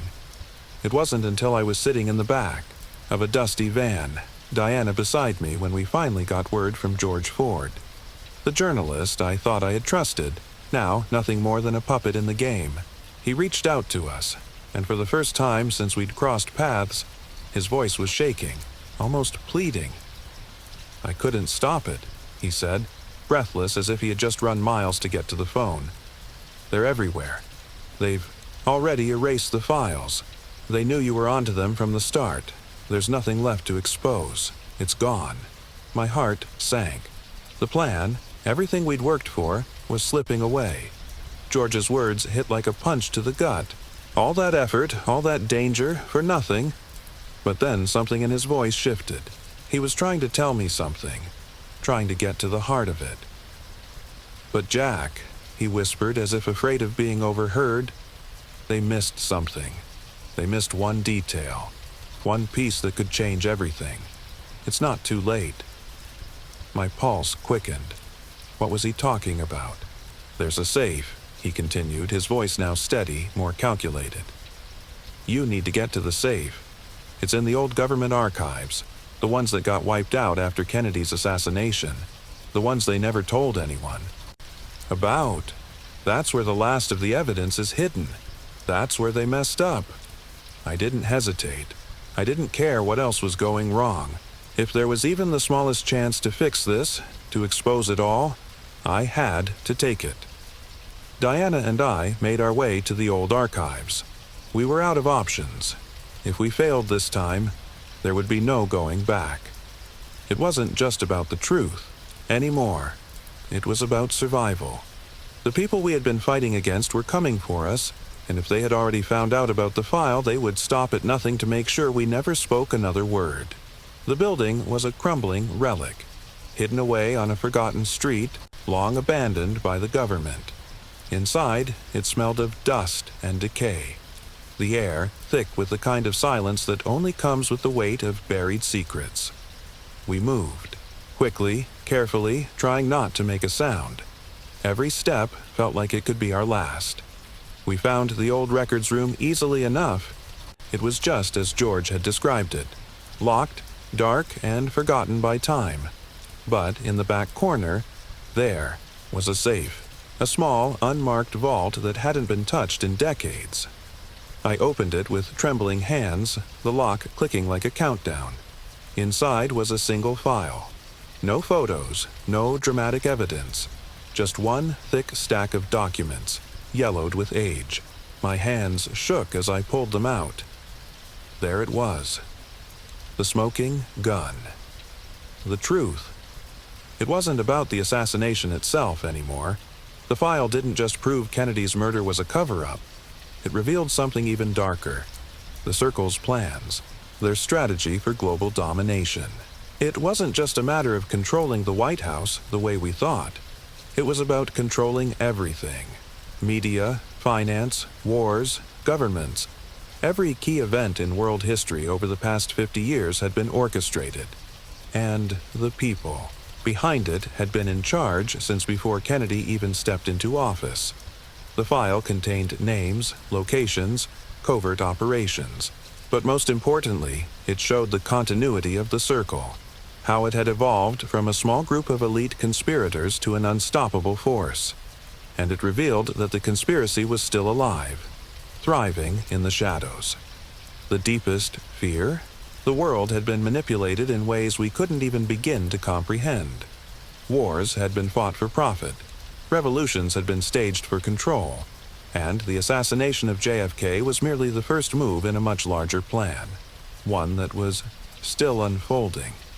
I handed the documents to Diana. She didn't say a word, her eyes wide with disbelief. There was no need to speak. We both knew what we had to do. We had to get it out. We couldn't let it die with us. If this information was lost, the world would never know the truth. And we couldn't let that happen. We made one final decision. We would go public. Not through conventional means. Not through journalists or news outlets controlled by the same forces that had shaped the narrative for decades. We were going to reach the people directly, on our terms. We set up a live stream, a secure channel, and released everything. The documents, the proof, the truth. No more hiding, no more waiting. It was terrifying. It was reckless. But it was the only choice we had left. The moment we hit send, The phone rang. It was Lorenzo. "They're coming for you, Jack," he said, his voice filled with urgency. "You've made a mistake. They know where you are, and they won't let you get away." With this, it was done. There was no turning back. But even as I stood there holding the phone to my ear, listening to the sirens wailing in the distance, I knew one thing. The truth had been set free. And there was no force in the world that could take that away. If you enjoyed this mystery-filled journey, let us know where you're watching from and what time it is for you right now in the comments below. And don't forget to subscribe to Sleep Enigma, so you never miss a story that unravels hidden truths and challenges the mysteries of our extraordinary world. Sleep well, dream deep, and stay curious. In the quiet solitude of a small tech lab nestled in the heart of a bustling city, everything changed with a single, unexpected ping. Darren Kessler, a seasoned satellite technician and self-proclaimed skeptic, was simply running routine diagnostics on a new communication system when the anomaly hit. It wasn't a glitch, not a random burst of interference, but something more deliberate, something coded. A strange signal, unlike anything he'd ever encountered before, rippled across his monitor. It was subtle at first, just a slight disturbance. In the usual radio waves, a blip that any other technician would dismiss as background noise. But Darren was no ordinary tech. He had spent years in the field, working on everything from commercial satellites to government transmissions. This wasn't right. It was too perfect, too structured, and yet it was impossible to trace. The frequency was unfamiliar. The pattern? Eerie. Could be some sort of encrypted message, he muttered to himself, reaching for his coffee mug, trying to shake off the unease creeping up his spine. But the signal. It was persistent, repeating itself at irregular intervals. A rhythmic pulse that seemed almost intentional. But what could it be? A prank? A test signal from an experimental satellite? No. He'd been around long enough to know when something was out of the ordinary. He'd seen enough to trust his instincts. And his instincts screamed one thing. This wasn't just some coincidence. Darren hesitated before typing in the query to his computer, pulling up satellite data logs, looking for any anomalies over the past few weeks. It wasn't long before he found something. At the exact coordinates where the signal had originated, a satellite had been orbiting for decades. A satellite that had long been classified and, as far as he knew, abandoned. The Black Knight Satellite. A name that had haunted conspiracy forums for years, and one that Darren had always dismissed as nonsense. The theories were wild. People claimed it was a piece of alien technology sent to monitor Earth, perhaps even to communicate with extraterrestrial life. Some believed it had been there for thousands of years, secretly observing humanity. Most considered it a hoax. But Darren couldn't shake the feeling that something about this signal was tied to that very satellite. His curiosity grew. He traced the signal back to a data relay station in a remote part of the world known for its secrecy. Nothing about this felt right. Why was it happening now? What was the purpose behind this message? As he stared at the flashing cursor on his screen, Darren's mind raced with possibilities. Could the Black Knight satellite be real? Was it communicating with someone or something out there? A sudden jarring thought pierced through his growing paranoia. What if this was more than a satellite? What if this was a warning? His fingers hovered over the keyboard. He could ignore it, walk away, pretend like nothing had happened. But Darren had never been one to turn away from a mystery, no matter how dark. And this was no ordinary glitch. A sharp ping from the speakers made him jump. The signal was back, louder this time, more urgent. It was as if it was calling out to him, demanding attention. He leaned closer to the screen, heart pounding in his chest. The encrypted message was slowly starting to unravel. Words began to form, broken, fragmented, but unmistakably there. "We are watching. We know you are listening." His pulse quickened. his breath shallow. Who was watching? The Black Knight satellite. Alien technology. A message from beyond.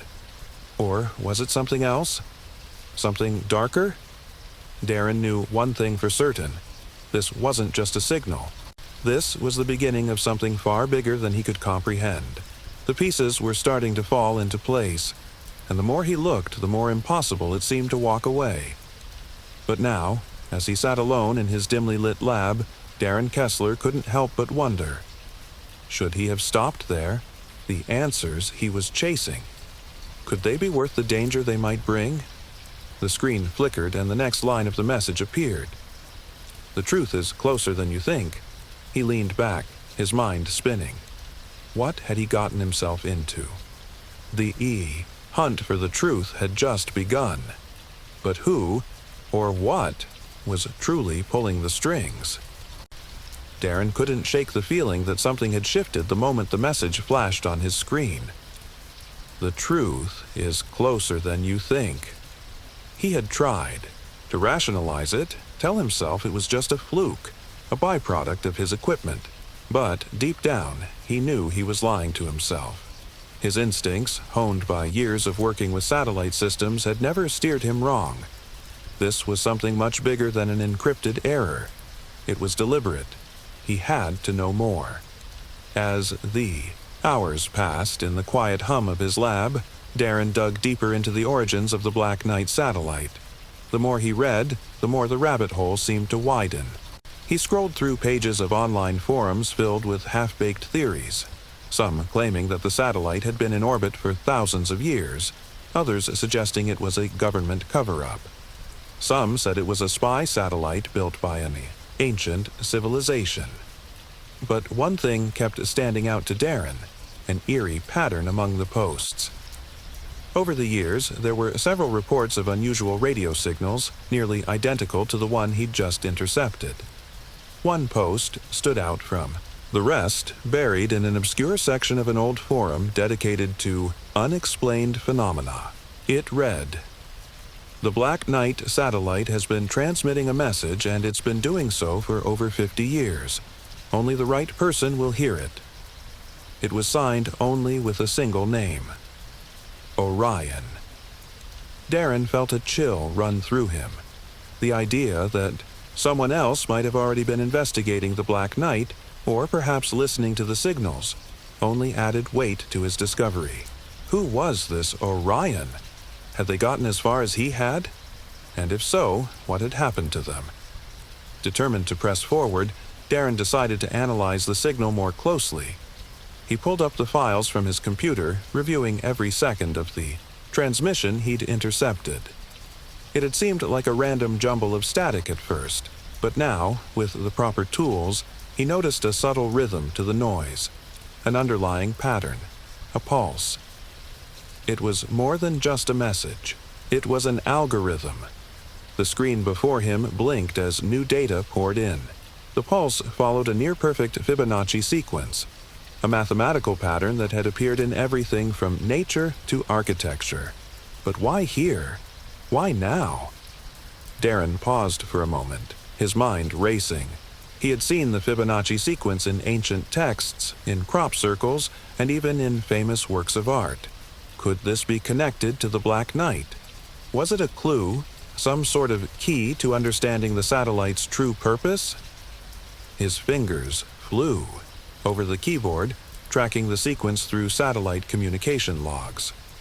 With each new data point, the pattern began to emerge. It led him to one of the most secure data centers in the world, an installation buried deep in the Arctic, a place known for housing some of the most secretive and controversial information on Earth. The thought of it sent a shiver down his spine. The Arctic, the last place anyone would think to look. Was there a connection between the Black Knight satellite and this hidden data center? Darren paused, staring at the glowing screen. This was no longer just about solving a mystery. It was about uncovering something larger, something that had been kept in the dark for far too long. Before he could process the implications, his phone rang, the number unknown. "Hello?" Darren answered, his voice tight. "You're getting too close," a distorted voice said. The words were cold, urgent, and unmistakable. "Stop digging, or you'll never get out of this alive." The line went dead before Darren could respond. His heart pounded in his chest as he stared at the phone in disbelief. He had expected a warning, but not like this. Was it a prank? A hacker playing games? Or was this someone else? Someone who didn't want him to uncover the truth? Darren shook his head, trying to shake off the unease. He couldn't stop now. He had a thread to follow, and the Arctic connection felt too strong to ignore. But there was one thing Darren had to face. The deeper he went, the more he realized that someone, or something, was actively trying to stop him. Was this just a series of coincidences? Or was he uncovering a truth that powerful forces had kept hidden for centuries? He turned back to his screen, the words, "The truth is closer than you think," echoing in his mind. In that moment, Darren understood. The signal was just the beginning. The Black Knight satellite, the encrypted message, the Fibonacci sequence. They were all part of something larger, something far more dangerous than he could have ever imagined. With his heart racing and the weight of the world pressing down on him, Darren made a decision. He would go to the Arctic. He would follow this trail to the end. Because he knew one thing for certain. Whatever was hidden out there, it was worth the risk. Darren's mind was in overdrive. The call had rattled him, but it had also solidified his resolve. Someone didn't want him digging into the Black Knight satellite's secrets. That could only mean one thing. He was on the right track. The Arctic.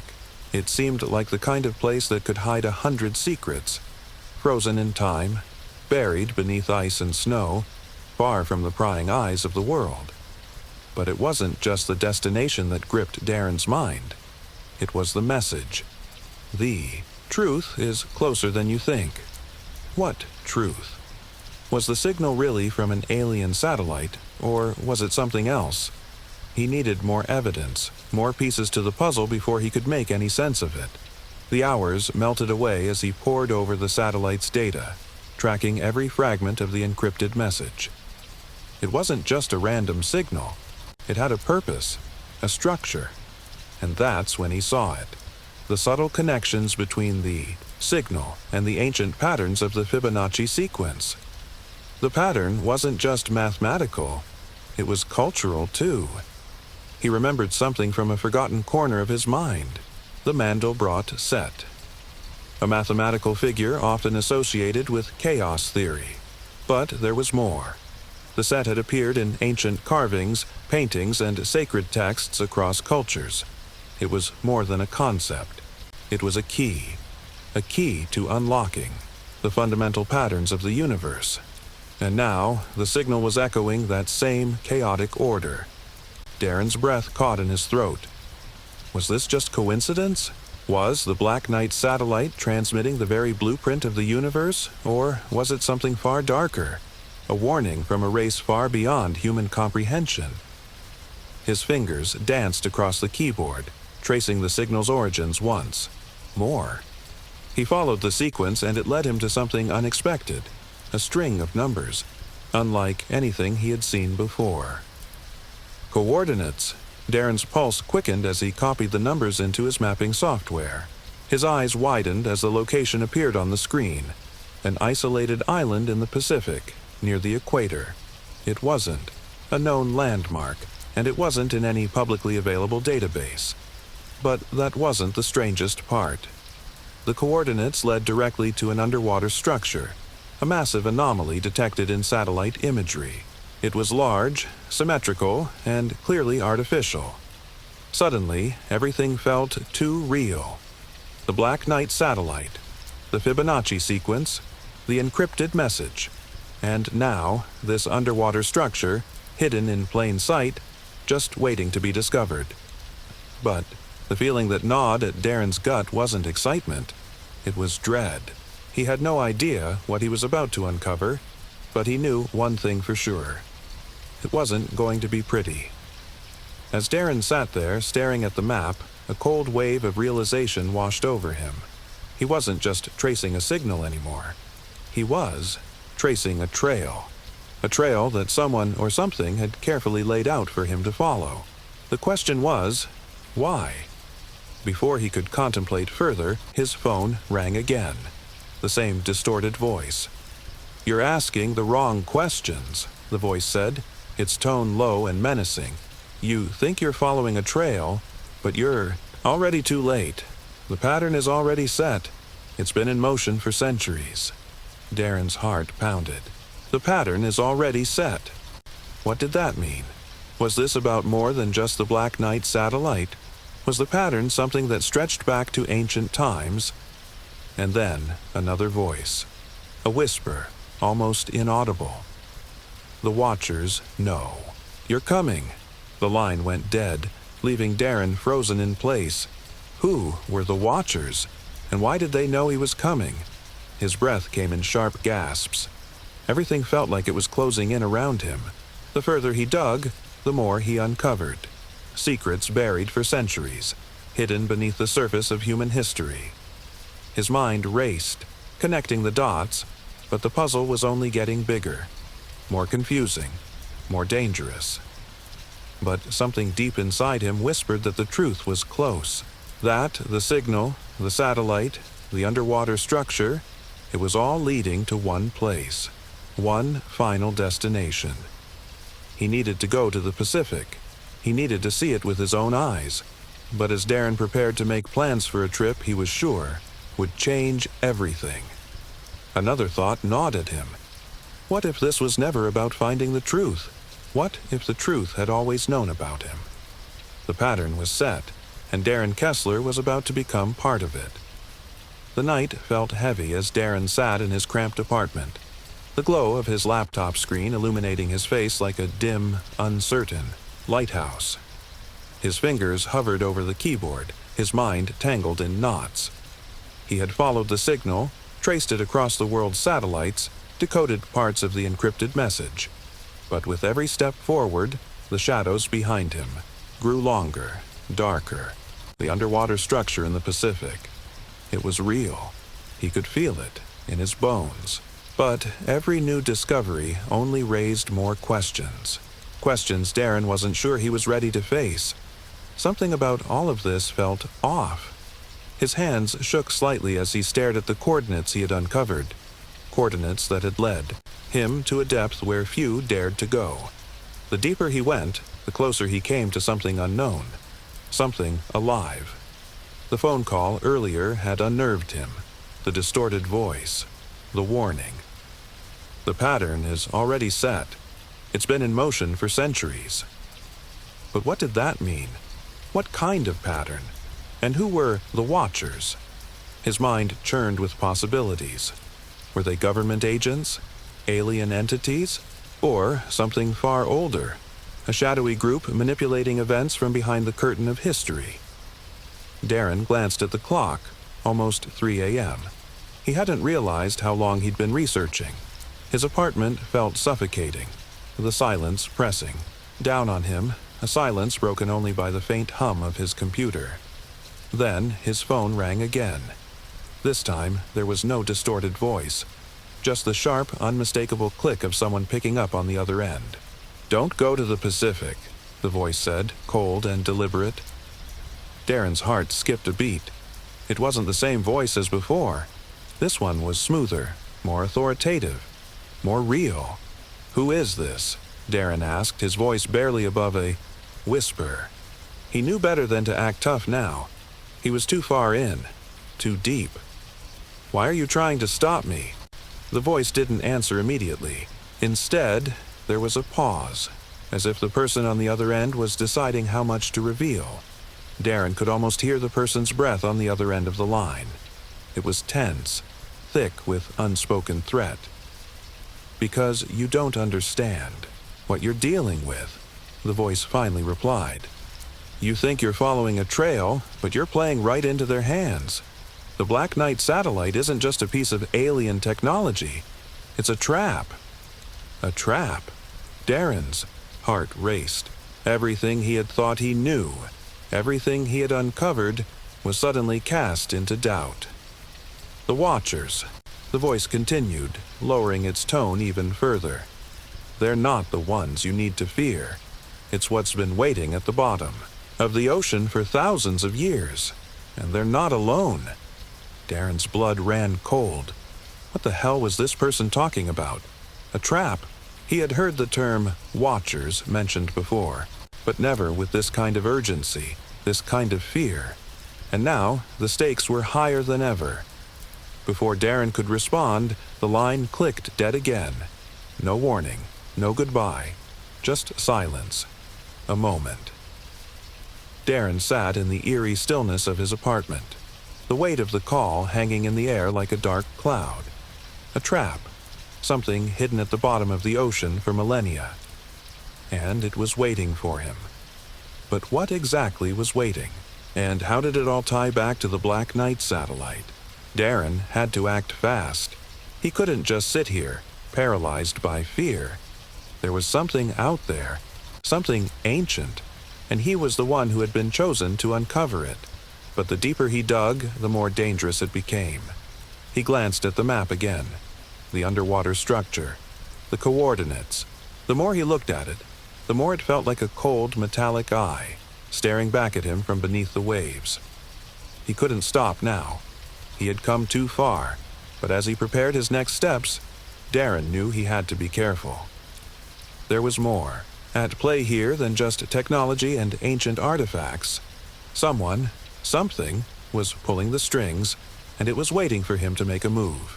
And what he didn't know yet was that the danger wasn't just in the Pacific Ocean. It was everywhere. Before he could act, his laptop screen flickered and a new message appeared. A line of text, simple but chilling. "You are being watched." Darren's skin prickled. It wasn't a coincidence. He wasn't just being followed by the people warning him to stop. Someone was tracking his every move. Who was out there? The Black Knight satellite, the oceanic structure, the message, the warning calls. Was he really ready to face whatever was waiting for him? Darren stood up abruptly, grabbing his jacket. His breath quickened, his pulse racing. The mystery was unraveling, but the answers felt more like a slow descent into madness. He could hear a faint ringing in his ears. Something was coming, something he couldn't avoid. There was no turning back now. The pattern had been set. The cold wind of the night cut through Darren's jacket as he stood by the window of his apartment, staring out at the city lights below. Everything felt distant, unreal. The phone call, the warning, the message. It was as if he had been thrust into a world he never asked to be part of. "You are being watched." The words echoed in his mind, haunting him like a shadow that never left. He wasn't sure who was tracking him, whether it was the mysterious Watchers or something else entirely. But the feeling of being hunted, of being a pawn in a game that was far older than humanity itself, was becoming impossible to ignore. His laptop sat open on his desk, the map of the underwater structure still glowing on the screen. He couldn't shake the feeling that everything was building to something inevitable. But what was it? Was it the truth that the Black Knight satellite was really sending a message from an alien race, or was something else at play? The answers were just out of reach. With a deep breath, Darren sat back down at his desk and took a long look at the encrypted signal again. Something in the pattern had shifted. It was more than just numbers now. There was a rhythm to it, a beat, like the pulse of something living, waiting. He noticed it for the first time. The signal wasn't just a message, it was a blueprint, a map. The coordinates in the signal were scattered across different regions, not just the Pacific. Some pointed to remote areas in the Amazon, others to deserts in the Middle East, and a few even seemed to trace old, forgotten war zones. But one set of coordinates stood out to Darren more than the rest. It pointed to the Antarctic. A region known for its extreme isolation, the last place anyone would think to look. But that wasn't the shocking part. The coordinates were close to the area where, decades ago, an anomalous structure had been detected beneath the ice. A massive, unexplained heat signature, far too large to be natural. Darren froze, his eyes widening. Was this part of the pattern? He pulled up every available document on the Antarctic anomaly, piecing together reports from various governments, independent researchers, and conspiracy theorists. Some had dismissed it as a natural formation. Others claimed it was a buried, alien city, preserved under layers of ice for thousands of years. What if they were right? What if the signal was guiding him not just to the Pacific, but to the heart of a secret buried deep beneath the Antarctic ice? But before Darren could dig further, his phone rang again. He picked it up, the weight of dread settling in his chest. The voice on the other end was familiar, sharp, low, and filled with quiet menace. "You're following the wrong trail," the voice said, sending a shiver down Darren's spine. "The signal. It's not just meant for you. It's meant for everyone. And if you're not careful, you'll bring them all to us." The words were cryptic, heavy with something Darren couldn't understand. "Who's them? Who are you?" he demanded, trying to keep his voice steady. A brief pause. "The ones who are waiting." And then the line went dead again. Darren gripped the phone, his knuckles white. He slammed it down onto the desk, a growing sense of panic gripping him. Who were they? And why were they waiting for him? What had he uncovered that was so important? He turned back to his laptop, the map of the Antarctic anomaly now burning into his mind. He had to know what was hidden there. He couldn't back out now, not with the pieces of the puzzle this close. But as Darren scrolled through the layers of classified documents and satellite images, something else caught his eye. A strange image. A photograph taken decades ago of a team of scientists huddled around an excavation site in Antarctica. Their faces were frozen in terror. Some looked towards the camera, while others were staring at something just out of frame. The object they were studying was barely visible, but it was there, unmistakable. It was a black stone, smooth and featureless, just lying in the snow, partially buried. It looked wrong. Darren zoomed in on the photo, his heart thumping in his chest. Something about that stone was too familiar. The shape, the texture, it resembled the Black Knight satellite's design. The same angular, unnatural look he'd seen in old, distorted images of the satellite. But how could that be? The stone was buried beneath layers of ice, untouched by time. He scrolled down to the caption. The object was never recovered.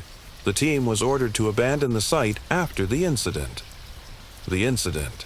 He clicked on the link to a follow-up report. The team had been found, scattered and disoriented, each suffering from severe mental breakdowns.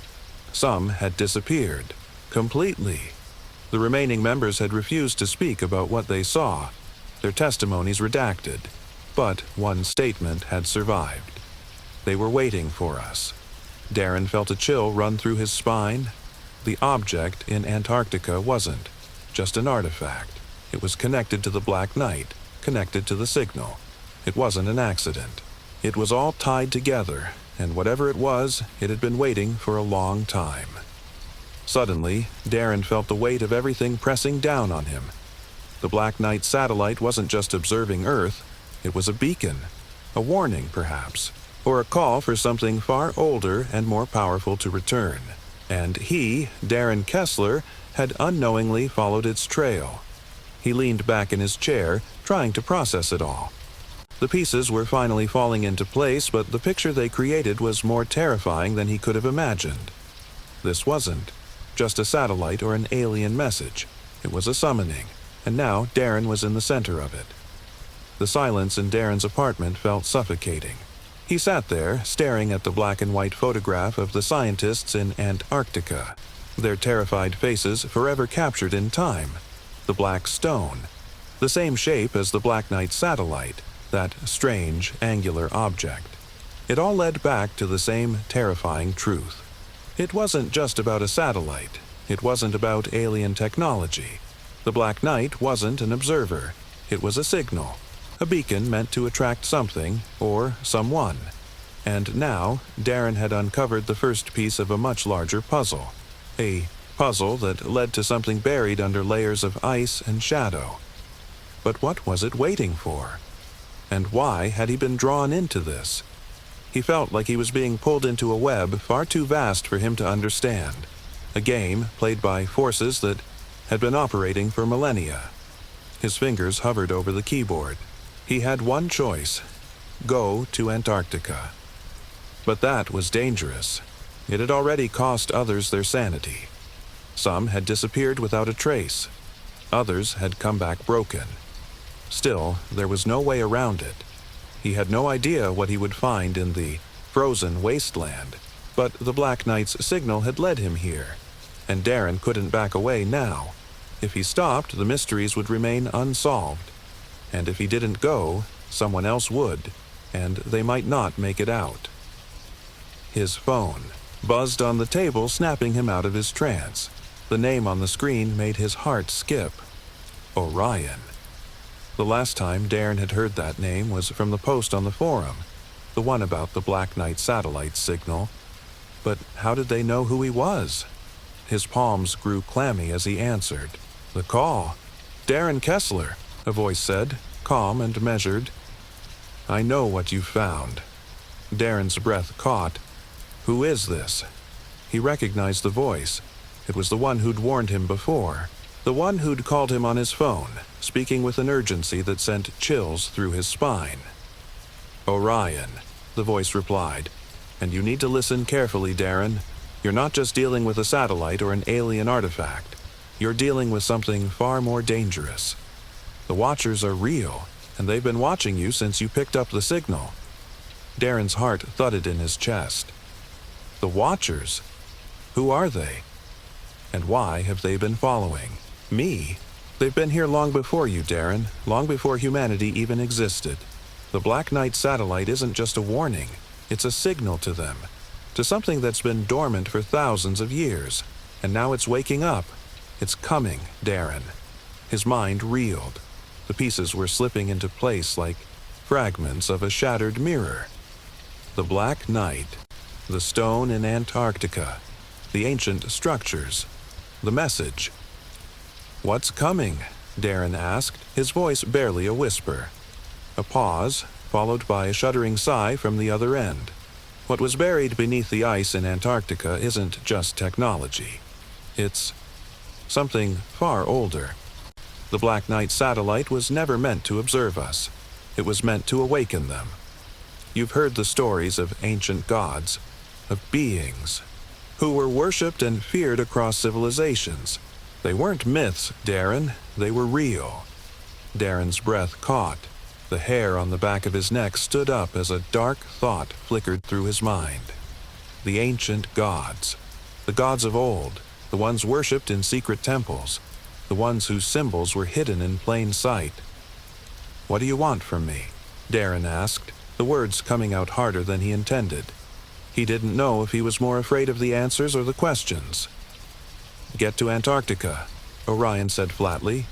You're already too far in, but if you want to survive, you'll need to know what's waiting there. They've been waiting for a long time. You're the only one who can stop them. Darren's pulse quickened. What do you mean, stop them? Orion's voice dropped, the tone shifting to something darker, more ominous. You have no idea what you're up against. If you don't stop them now, there's no going back. The Black Knight was the signal for their return, and they'll stop at nothing to reclaim the world they once ruled. The line went dead before Darren could respond. He sat frozen for a moment, staring at the screen, trying to process the enormity of what he'd just heard. The ancient gods, the Watchers, the Black Knight satellite as a signal for a return. His mind raced. He couldn't ignore the call to action. Every instinct told him he was at the edge of something monumental, something that would change everything. But at what cost? He had to go to Antarctica. He couldn't stop now. The truth was buried beneath the ice, and Darren had to uncover it before they did. But as Darren began to pack for the journey, he felt it, the unmistakable sense of being watched. A prickling sensation along his skin, the hairs on his neck, standing up. It wasn't just the unknown that frightened him anymore. It was the realization that his every move, his every decision was being observed by something far more ancient than any human could comprehend. The Watchers were real, and they were coming for him. The darkness was closing in. It was no longer about uncovering secrets. It was about survival. Darren's plane cut through the icy winds, descending toward the desolate, frozen expanse of Antarctica. He could barely focus on the vast, snow-covered landscape below him. It felt like his entire world had shifted beneath his feet in the past few days. The information he'd uncovered had shattered everything he thought he knew about the world. And now, here he was, flying toward the heart of a mystery that could change humanity's future forever. The Black Knight satellite, the signal, the ancient stone in Antarctica, the Watchers. It all led here. He had no idea what he would find once he landed, but he couldn't turn back now. There was no running from the truth anymore. He had come prepared for anything, with the best equipment available, satellite uplinks, survival gear, and, though he hated to admit it, an armed escort. The world had gotten too dangerous, too quickly. The warnings from Orion, the cryptic messages, the calls telling him to stop, everything pointed to one thing. Whatever was coming, it had already started. The plane touched down, its engines roaring as it braked on the snow-covered runway. Darren disembarked quickly, feeling the cold seeping through his layers of clothing. The air was thick with frigid silence. There was no sign of life, no evidence of the bustling research stations he'd read about, just an endless stretch of white. His team was already unloading supplies from the cargo hold, but Darren's mind wasn't on the logistics. It was on the strange, ancient structure he'd seen in satellite images, the one buried beneath miles of ice. The coordinates were close, too close for comfort. He could feel it now. Something was out there, waiting. And as he glanced over at the small, heavily fortified research station in the distance, he knew it wasn't just the cold that made his breath catch in his throat. As the team prepared to venture out into the unknown, Darren was approached by one of the research scientists, Dr. Ellen Hayes, a weathered woman in her late 50s with piercing eyes and a steely determination. She had been stationed here for years, studying the anomalies that had been detected in the area, but even she seemed unnerved. "You look like you've seen a ghost," Darren said, trying to keep his voice casual. "What's the situation?" "Doctor," Hayes hesitated, her gaze shifting toward the horizon. "There are things here," she said quietly. "Things we've been trying to keep under wraps. But the signal you uncovered, it wasn't supposed to reach you. And now that it has, it's only a matter of time before everything changes." Darren felt a chill crawl up his spine. "What do you mean?" "We don't know exactly what we're dealing with," she replied. "But whatever is buried under the ice, whatever we've uncovered, it's not just alien technology. It's alive, and it's waking up." Darren swallowed hard. The weight of her words hung in the air like an iron shackle. Suddenly, his radio crackled to life. "Darren, we found something." His heart skipped a beat. He had no idea what to expect, but his gut told him this was it. This was the moment everything would change. He grabbed his gear and sprinted toward the team's excavation site. The snow crunched beneath his boots as he moved, the cold air biting at his face. They had made their way to the coordinates, to the location of the anomaly that had been hidden under the ice for millennia. As Darren arrived at the sight before him sent a shiver through his bones. A massive, angular structure, half buried in the ice, emerged from the snow. It was sleek, metallic, and utterly unnatural. The surface was smooth, almost polished, with strange symbols etched into its sides, symbols that Darren immediately recognized from the signal, the same symbols that had been in the encrypted message. from the Black Knight satellite. As Darren approached, his breath caught in his throat. It was like staring at a living monument. The object seemed to hum with an energy, a pulse that made the air around it feel thick, almost electric. "Is this it?" Darren asked, his voice barely a whisper. He didn't know if he was speaking to Dr. Hayes or to himself. "Is this the signal? Is this what's been calling us?" Before Dr. Hayes could respond, the ground beneath them trembled. The ice cracked, a deep, resonating sound echoing through the frozen landscape. The structure began to shift, its surface rippling, as though the stone itself was alive. Then, a voice, low and guttural, as though it came from deep within the earth, rumbled through the air. "You should have stayed away." Darren's blood turned cold. The voice was not human. It was alien. It was older than anything he could fathom. A figure emerged from the shadows, stepping into view. It wasn't human, not entirely. It was tall, its features obscured by a dark cloak, but its eyes, those eyes glowed with an eerie, unnatural light. The Watcher? For the first time, Darren understood the true meaning of the word. The Watchers weren't just beings who had been observing humanity from afar. They were here. They were waiting for this moment when the signal would call them back into the world. "Who are you?" Darren asked, his voice shaky but defiant. "What do you want from us?" The Watcher's lips curled into a slow, menacing smile. "We want what was ours." The ground shook again. The ice around them cracked, and a deep, ominous hum reverberated from the structure. Darren's heart raced. The Watchers weren't just here to observe. They were here to take back what was theirs. And that meant one thing. Everything that had been hidden beneath the ice for millennia was about to awaken. Darren's mind screamed for him to run, to get away from whatever dark force had been unleashed. But there was no running now. The truth was out, and the world was never going to be the same again. The ice trembled under Darren's feet as the Watcher's eerie presence loomed over him. His heart raced, each beat echoing in the cold, silent expanse of Antarctica. The moment he had feared, the moment he had known, deep down, was coming, had arrived. The Black Knight satellite's signal, the ancient stone beneath the ice, the Watchers, all of it was converging here in this frozen wasteland, and Darren was standing at the very epicenter. He took a step back, his eyes never leaving the Watcher, who stood there, motionless, its glowing eyes locked on him. For a moment, everything seemed to freeze. The wind, the falling snow, even the beating of his own heart. The air between them was thick with an ancient, unspoken power. The Watcher's smile faded, its expression growing darker, colder. "This is not your world to control," the Watcher intoned, its voice reverberating through the ground beneath them. "You, all of you, are merely fragments of a forgotten history.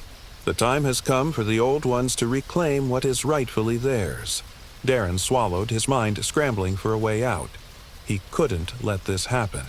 Not like this. The Watchers had been watching, waiting, for thousands of years, and now they were ready to return. The ancient gods, beings from beyond the stars, were stirring, preparing to reclaim Earth as their dominion. Everything Darren had uncovered, every piece of the puzzle, had led to this moment. But was he the only one who could stop them? "Why us?" he asked, his voice steadier than he felt. "Why humanity?" The Watcher's gaze shifted to the Black Knight signal, which now flickered in the sky above them, its pulse strong and constant. "You were always meant to find us," it said softly. "The signal was sent for your kind. We knew long ago that one day you would uncover the truth, and when you did, we would return. We would reclaim this world." Darren's mind raced. The signal wasn't just a beacon for them. It was a call for humanity's awakening, an invitation for the Watchers to return and reclaim what was once theirs. The Black Knight was their messenger. The signal had been a warning, yes, but it was also an invitation to something darker, But why had it come to him? Darren's thoughts were interrupted by the sudden sound of a sharp crack, like the ice splitting open. The ground trembled again, and the entire area seemed to pulse with an unnatural energy. The structure before him, the one buried under miles of ice, began to rise, its edges glowing with a strange light as if it were awakening from a deep slumber. Dr. Hayes, along with the rest of the team, had backed away, watching in stunned silence. Some of them were frozen in place, too, terrified to move. Others had already begun to gather their gear, preparing for the worst. But Darren couldn't move. He was rooted to the spot, his mind racing. The Watcher was right. The signal had called them here. But now that they were here, how could he stop them? "What are you doing?" Darren demanded, his voice shaking with a mix of fear and defiance. "You can't just take this world. This isn't your home anymore." The Watcher's eyes narrowed. "Your kind is so naive. This was never your home. This is merely a temporary vessel, and it's time for the true masters to take their place once more." The ground beneath them groaned, and suddenly the air around them was thick with a strange, pulsating energy. Darren felt a weight press on his chest as if the very atmosphere had become charged with an ancient force. He could hear a low hum, vibrating through the ice, through the air, through his bones. The Watchers were preparing to awaken something. Someone. Something that had been buried beneath the ice for millennia. Darren's thoughts snapped back to the stone, the one the scientists had found all those years ago. The black stone that had looked so much like the Black Knight satellite. The same object the Watcher had been guarding. He had to destroy it. He had to stop them before it was too late. His gaze shifted to Dr. Hayes, who had been staring at the glowing structure in awe, her face pale. She looked as if she had seen something real, something that had shattered her understanding of the world. He grabbed her arm, pulling her toward him. "We need to destroy it. Now!" Her eyes flickered to him, then back to the object, and she shook her head as though in disbelief. "We can't, Darren. You don't understand. If we destroy it, we destroy everything. This structure, it's connected to them. If it's destroyed, they will—" The Watcher's voice cut through the air, dark and final. "Enough. It is too late for such decisions. The awakening has begun." Darren's pulse surged. He knew what he had to do. He didn't have much time, and this was his only chance. He yanked a flare gun from his pack and fired it directly at the stone. The flare shot through the air, leaving a trail of fiery light as it struck the surface of the black stone. For a moment, nothing happened. The air felt thick with the impending sense of doom, and Darren's heart hammered in his chest. But then, an explosion of light and sound ripped through the air, brighter and louder than anything Darren had ever experienced. He fell to his knees, blinded by the blinding flash. When his vision cleared, the Watcher was gone. The structure, too, was no longer standing. It had disintegrated, leaving nothing but smoldering rubble in the snow. The ice had cracked, and the ominous energy that had filled the air had vanished, replaced by a strange, unsettling silence. The Watchers, it seemed, had been defeated. But Darren knew this victory was not absolute. He had no idea what other consequences might unfold. What had he just unleashed? Was this truly over, or had he only triggered the beginning of something far worse? Dr. Hayes stumbled toward him, her face a mask of shock. "What did you do? What did you destroy?" Darren looked at the smoldering wreckage, his mind numb with the weight of everything that had just happened. He didn't have answers. All he had were more questions. The Watchers were gone, for now. But what about the future? What about the legacy of the Black Knight satellite? And what about the truth of humanity's place in the universe? The answers were still out there, hidden in the dark corners of space, and Darren wasn't sure if he was ready to face them. But one thing was certain. There was no going back. If you enjoyed this mystery-filled journey, let us know where you're watching from and what time it is for you right now in the comments below. And don't forget to subscribe to Sleep Enigma, so you never miss a story that unravels hidden truths and challenges the mysteries of our extraordinary world. Sleep well, dream deep, and stay curious. It was supposed to be just another routine flight. Captain David McAllister, a seasoned airline pilot, had flown countless routes in his 20-year career. From the neon lights of Tokyo to the skyscrapers of New York, he'd seen it all. But nothing had prepared him for the events that would unfold on Flight 337. It was a clear night, the stars twinkling in the vast ocean of black sky as David steered the Boeing 747 through the air. His co-pilot, Andrew, was unusually quiet that evening, his eyes glued to the radar screen. At first, David didn't think much of it. Maybe it was just fatigue from a long series of back-to-back flights, but then something strange happened. A beady blip appeared on the radar. A small, unmarked aircraft flying at a high altitude in a location where no civilian aircraft should be. It moved with a strange, unnatural speed, shifting erratically, almost as though it was toying with their plane. David's pulse quickened. He keyed the intercom. "Andrew, you seeing this?" he asked, his voice steady but betraying a flicker of unease. Andrew didn't respond immediately. David glanced over at him only to find him staring at the screen, his face pale. It wasn't the normal reaction of someone trying to make sense, of a technical glitch. It was fear. Raw, unmistakable fear. "Andrew," David repeated, his voice a little sharper now. Finally, Andrew broke the silence, his voice tight with anxiety. "That's no civilian craft, David. We need to report it. Now." But before David could react, a strange series of lights flickered on the horizon, drawing both pilots' eyes away from the radar screen. The lights were bright, too bright for any aircraft they knew of. They hovered like distant stars, yet closer, almost watching. Then, just as suddenly as they appeared, they vanished into the night. A chill ran down David's spine. The radar blip was gone. The strange lights? Gone, too. Did you see that?" David asked, his voice barely a whisper. The silence that followed was thick, oppressive, as though something was watching them from the dark. Andrew didn't answer right away, his gaze still fixed on the empty sky. But when he finally spoke, his voice was unrecognizable, barely a whisper, filled with dread. "That wasn't normal. Something isn't right, David." They finished the flight, landing safely in Denver, but neither man could shake the feeling of being watched. The unsettling encounter clung to David long after the passengers disembarked. Was it a glitch? A misreading of the radar?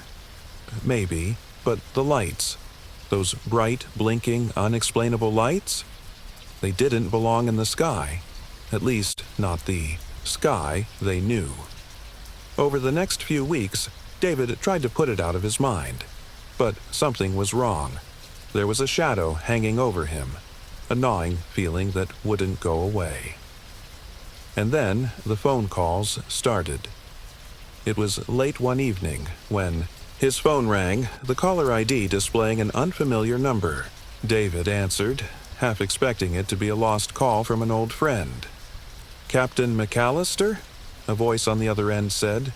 It was smooth, almost too calm, as though the person on the other end had been practicing how to speak with authority.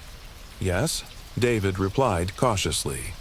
"I'm calling about your recent flight. Flight 337. The voice paused for a moment. "We know what happened up there, Captain. We need to meet." A cold shiver ran down David's spine. Who was this person? And why did they know about the strange encounter on his flight? He wasn't sure whether to be afraid or to dismiss it as some kind of prank. "Who is this?" David asked, his voice growing more tense. "Let's just say we're keeping an eye on things. You don't want to ignore this, Captain. There's a lot more going on than you think." The line went dead. David's hand trembled as he slowly lowered the phone. His heart pounded in his chest, and for the first time since his military days he felt completely unsettled. Who was watching him? And why? What was it they knew that he didn't? As he stood by the window, staring out at the vast city below, a single thought gnawed at his mind. Was it possible that the government, or something much darker, was hiding something? The next morning, as he left his apartment to head to the airport, David's eyes fell on something that sent a jolt of panic through him. Across the street, standing in the shadows of a nearby alley, were two men dressed in black suits. They stood perfectly still, like statues, watching him. David's gut twisted. He knew what they were. The men in black. This was only the beginning. Would David ignore the warning and let the mystery fade into his past? Or would he dig deeper, risking everything to uncover the hidden truth of what he had seen in the sky? One thing was certain.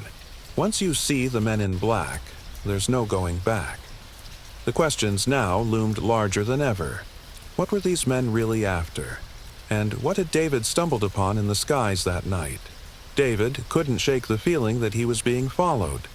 For days after that phone call and after seeing the mysterious men in black suits, his every move felt scrutinized. His usual morning routine: coffee, a brisk walk to his car, the short drive to the airport had taken on an eerie edge. He kept glancing over his shoulder, half expecting to see one of them watching from the shadows. But nothing happened. No more phone calls, no more sightings. Maybe he was overthinking it. Maybe the men in black were just a figment of his paranoia. But deep down, David knew better. Something was brewing beneath the surface, something he couldn't yet understand. Then, one afternoon, while in the midst of a routine pre-flight check, the strange encounter from Flight 337 came rushing back to him. He sat in the cockpit, staring at the empty runway, when a voice, low, gravelly, broke through the quiet hum of his thoughts. "You're being watched." David's heart skipped a beat. He spun around, searching for the source of the voice, but no one was there. Just the dull hum of the airport around him, passengers chatting in the terminal, the mechanics doing their jobs nearby. Nothing out of the ordinary. The voice wasn't in his head. He was sure of it. Before he could make sense of what had just happened, the cockpit door swung open. It was Andrew, his co-pilot, his face a mask of worry. His eyes darted toward the seat next to David's. "You all right?" Andrew asked, his voice thick with concern. David blinked, shaking off the unnerving sensation. "Yeah, just something weird just happened." Andrew raised an eyebrow. "Weird? How?" "I thought I heard someone speak, like right here in the cockpit, but there's no one else around." Andrew didn't respond immediately. His gaze flickered to the window, where a black SUV had just pulled up along the side of the terminal. It was parked in an unusual spot, far away from the usual pickup lanes, right next to the restricted hangar area. David followed Andrew's gaze, but before he could ask what was wrong, Andrew was already moving toward the door. "Let's get inside. I don't like the look of that." It was odd, even stranger than the weird voice or the men in black suits. Why was Andrew so jumpy? They'd both seen their fair share of strange things over the years. Mechanical malfunctions, unexplained. Weather patterns. But this felt different. There was an urgency to Andrew's movements, an air of something far more sinister. They walked toward the hangar, away from the public area of the airport, when David caught sight of something that made his blood run cold. Standing just outside the restricted area was a man. Tall, clad in a dark suit, his face obscured by a pair of thick sunglasses despite the overcast sky. David didn't recognize him. Neither did Andrew, it seemed, judging by the way he tensed when the man's gaze locked onto theirs. "I don't know about you," Andrew muttered, his voice barely above a whisper, "but I'm getting a really bad feeling about this." The man didn't move. He just stood there, watching them. His stillness was unnatural, almost like he wasn't a part of this world. There was something about him that seemed out of place. David felt a shiver creep up his spine as they walked by, keeping their heads down, trying to avoid any confrontation. It wasn't until they were inside the hangar that Andrew spoke again, his voice tight. "You know who that guy is, right?" David shook his head. "No. Who is he?" "Men in Black," Andrew said, his voice a low growl as though speaking. The name itself carried a weight of its own. "They're not just some crazy urban legend. They're real. They're always around, watching, controlling things behind the scenes." David felt a sinking feeling in his gut. Could this really be happening? Were these shadowy figures involved in the strange events he'd witnessed on Flight 337? "What do they want with us?" David asked, his voice edged with disbelief. "They want to control the narrative, David. They want to make sure no one gets too close to the truth. Especially someone like you." The words hit David like a cold slap. Someone like him? What did Andrew mean? Before David could ask more questions, the intercom buzzed loudly, cutting off their conversation. "Flight 337, prepare for immediate takeoff," came the voice of the ground crew. "Weather's clear and everything's good to go." David froze. Flight 337? But that was... "Andrew, wait," David said urgently. "What does this mean? Why are they mentioning that flight?" Andrew's face had gone ashen. He looked at David, his expression grim. "Get on the plane, David. Get out of here. And don't look back." As David made his way toward the runway, his mind was racing. Something was wrong. All the pieces seemed to be falling into place, but none of them made sense. Why was he being drawn into something so sinister? What did the men in black want with him? He climbed into the cockpit, still reeling from the conversation with Andrew. The engine roared to life as they prepared for takeoff, but David's mind was elsewhere, caught in a web of questions, doubts, and paranoia. And then, as the plane ascended into the sky, David saw something that made his stomach twist. In the distance, far below, a black SUV had just turned onto the runway, its headlights cutting through the dusk. It was following them. The men in black were watching, and they weren't going to let him get away that easily. What secrets did the men in black want to keep buried? And why had they taken such an interest in David McAllister?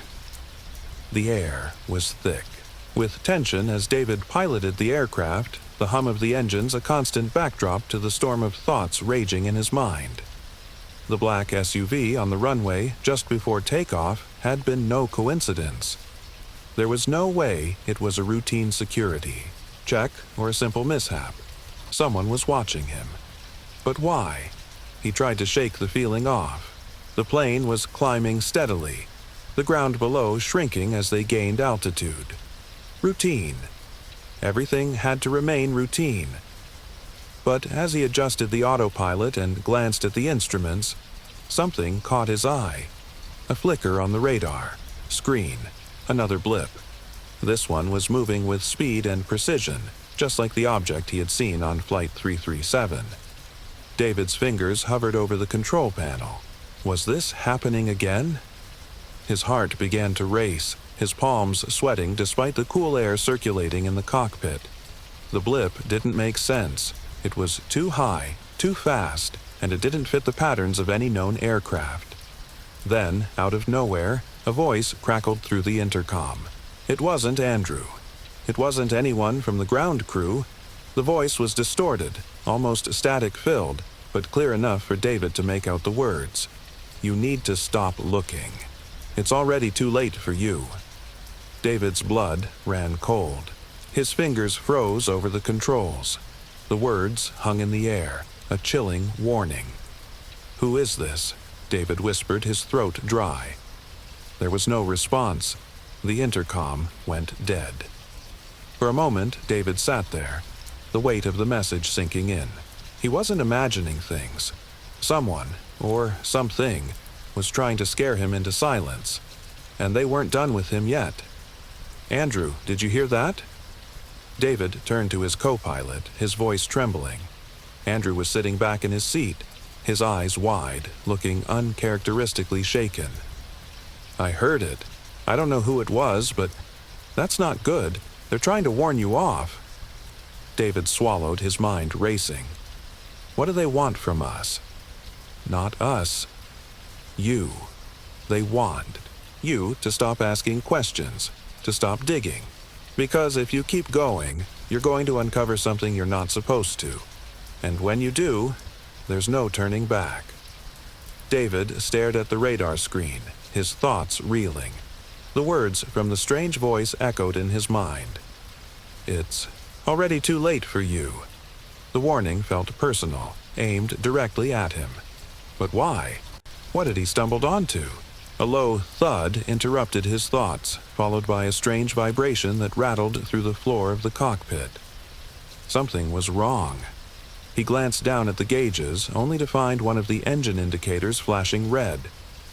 Engine failure. David muttered, his pulse quickening. But as he reached for the controls, he noticed something even more disturbing. On the radar, the blip was no longer moving. It had stopped, and now it was right next to them, too close. David's heart skipped a beat. "Andrew, I need you to check the systems. Something's not right." Andrew, looking pale, quickly started checking the engine readings. "It's fine," he said, but there was no conviction in his voice. This is not a normal malfunction. Something's off." David leaned forward, trying to get a better look at the radar. His eyes widened as the blip moved again. This time, it wasn't an object. It was a signature, a familiar one. And it wasn't civilian. The next words came from Andrew, his voice shaking. "That's military." David's pulse hammered in his ears. "What? Military?" Andrew nodded, his fingers hovering over the controls. "I don't know how, but we're being shadowed by something military. Something unmarked." The realization hit like a ton of bricks. The men in black. They were real, and they were more dangerous than David had ever imagined. These weren't just shadowy figures in black suits. They were an organized force, possibly, even part of a covert government operation, tasked with controlling and covering up something massive. The silence in the cockpit was deafening as David tried to process the revelation. But it wasn't over yet, not by a long shot. Before he could make another move, the radar blip shifted again, moving directly alongside the plane. Then, in a blink, it shot ahead at an impossible speed, vanishing from the radar in the blink of an eye. The hairs on the back of David's neck stood up. There was no way a civilian aircraft could move like that. "Did you see that?" David whispered, his voice thick with disbelief. Andrew nodded slowly, his gaze glued to the empty radar screen. "That wasn't a plane, David. That was something else." David swallowed hard. He wasn't just dealing with the men in black. Whatever he had witnessed on Flight 337 wasn't just some random anomaly. There was something far darker at play, something that could no longer be ignored. And then, as if to seal the fate of everything that had happened, David caught sight of something, a flash of light in the distance, bright, intense, like a flare, streaking across the sky. It was coming straight toward them. Without thinking, David slammed the controls forward, veering the aircraft to the left. The flash of light continued to grow, too close, too fast. It was like a blinding star, streaking directly toward the plane. This was no accident. David's heart pounded in his chest. His hand gripped the controls tightly, the cockpit lights flickering as the aircraft lurched under an unseen force. Just as suddenly as the flash had appeared, it vanished. The sky cleared, the radar flatlined, and the pressure in the cockpit lifted. But David knew that wasn't the end of it. No, far from it. The blip on the radar, the strange lights in the sky, the voice on the intercom. It all pointed to something, much bigger than he could have imagined. And now he was tangled in it, helpless to escape. Whatever was happening, whatever was being hidden, was coming for him. And there was no way to stop it. What was the flash of light? And why was David being targeted? David couldn't shake the feeling that everything around him was spiraling out of control. The flash of light, the unexplainable blip on the radar, and the voice on the intercom, Each of these strange events pointed to something far bigger than anything he had ever encountered in his decades of flying. And yet, every time he thought he had a handle on it, a new layer of mystery unfolded, deeper and darker than before. It was late when they finally touched down in Atlanta. The city lights, flickering like distant stars beneath them. David had barely spoken a word to Andrew during the descent. His mind was still racing, processing the impossible events of the flight. His hands were still trembling from the encounter with the mysterious flash in the sky. When the plane finally came to a halt on the tarmac, David didn't wait for the usual post-flight debrief. He stepped out of the cockpit, his feet moving almost on their own accord, drawn by some instinct he couldn't explain. The sound of the air conditioning, the low murmur of the passengers gathering their belongings, it all felt distant, muffled, like the world around him was suddenly out of focus. But as he walked down the corridor toward the terminal, something caught his eye. At the far end of the hallway, standing just outside the security gate, were two men. Dressed in identical black suits, their features hidden behind dark sunglasses, they were looking directly at him. David's blood ran cold. The men in black. He tried to act normal, to walk past them like it was just another day, but he couldn't. Something in their presence felt wrong. Too deliberate, too controlled. It was as if they were waiting for him. And worse, it was as though they knew him. As David neared them, one of the men shifted slightly, stepping into his path. David stopped, his heart pounding in his chest. The man didn't speak immediately, just stared at him with an unnervingly calm expression. The silence stretched on for what felt like an eternity. Finally, the man spoke, his voice low, clipped, and calm. "Captain McAllister, we need to talk." David's pulse hammered in his ears. He opened his mouth, but no words came out. The air around him felt thick, suffocating, as though he were caught in some invisible web. His instincts screamed at him to turn and run, but he couldn't. His legs wouldn't move. "We've been monitoring your flight," the man continued, his tone businesslike. "We're aware of the disturbances. Disturbances. Disturbances." That was their euphemism for the impossible things David had witnessed. David clenched his fists, his mind racing. "What do they want from me?"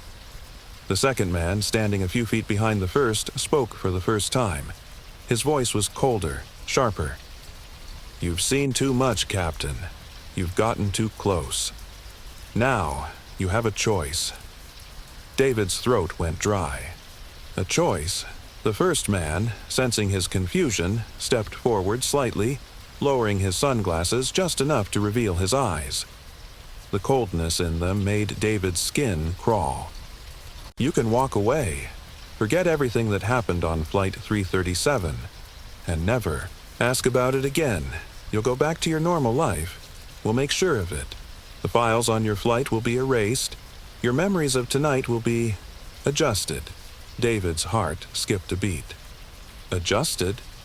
What did that even mean? "And if I don't?" he managed to ask, his voice barely above a whisper. The second man's lips twitched into something that might have been a smile, but it was more like a grimace. "Then, Captain, you'll become a liability, a threat, and we can't allow that." David's mind spun. A threat? To what? To who? The first man's expression hardened. "You're already on a dangerous path, McAllister. You don't understand.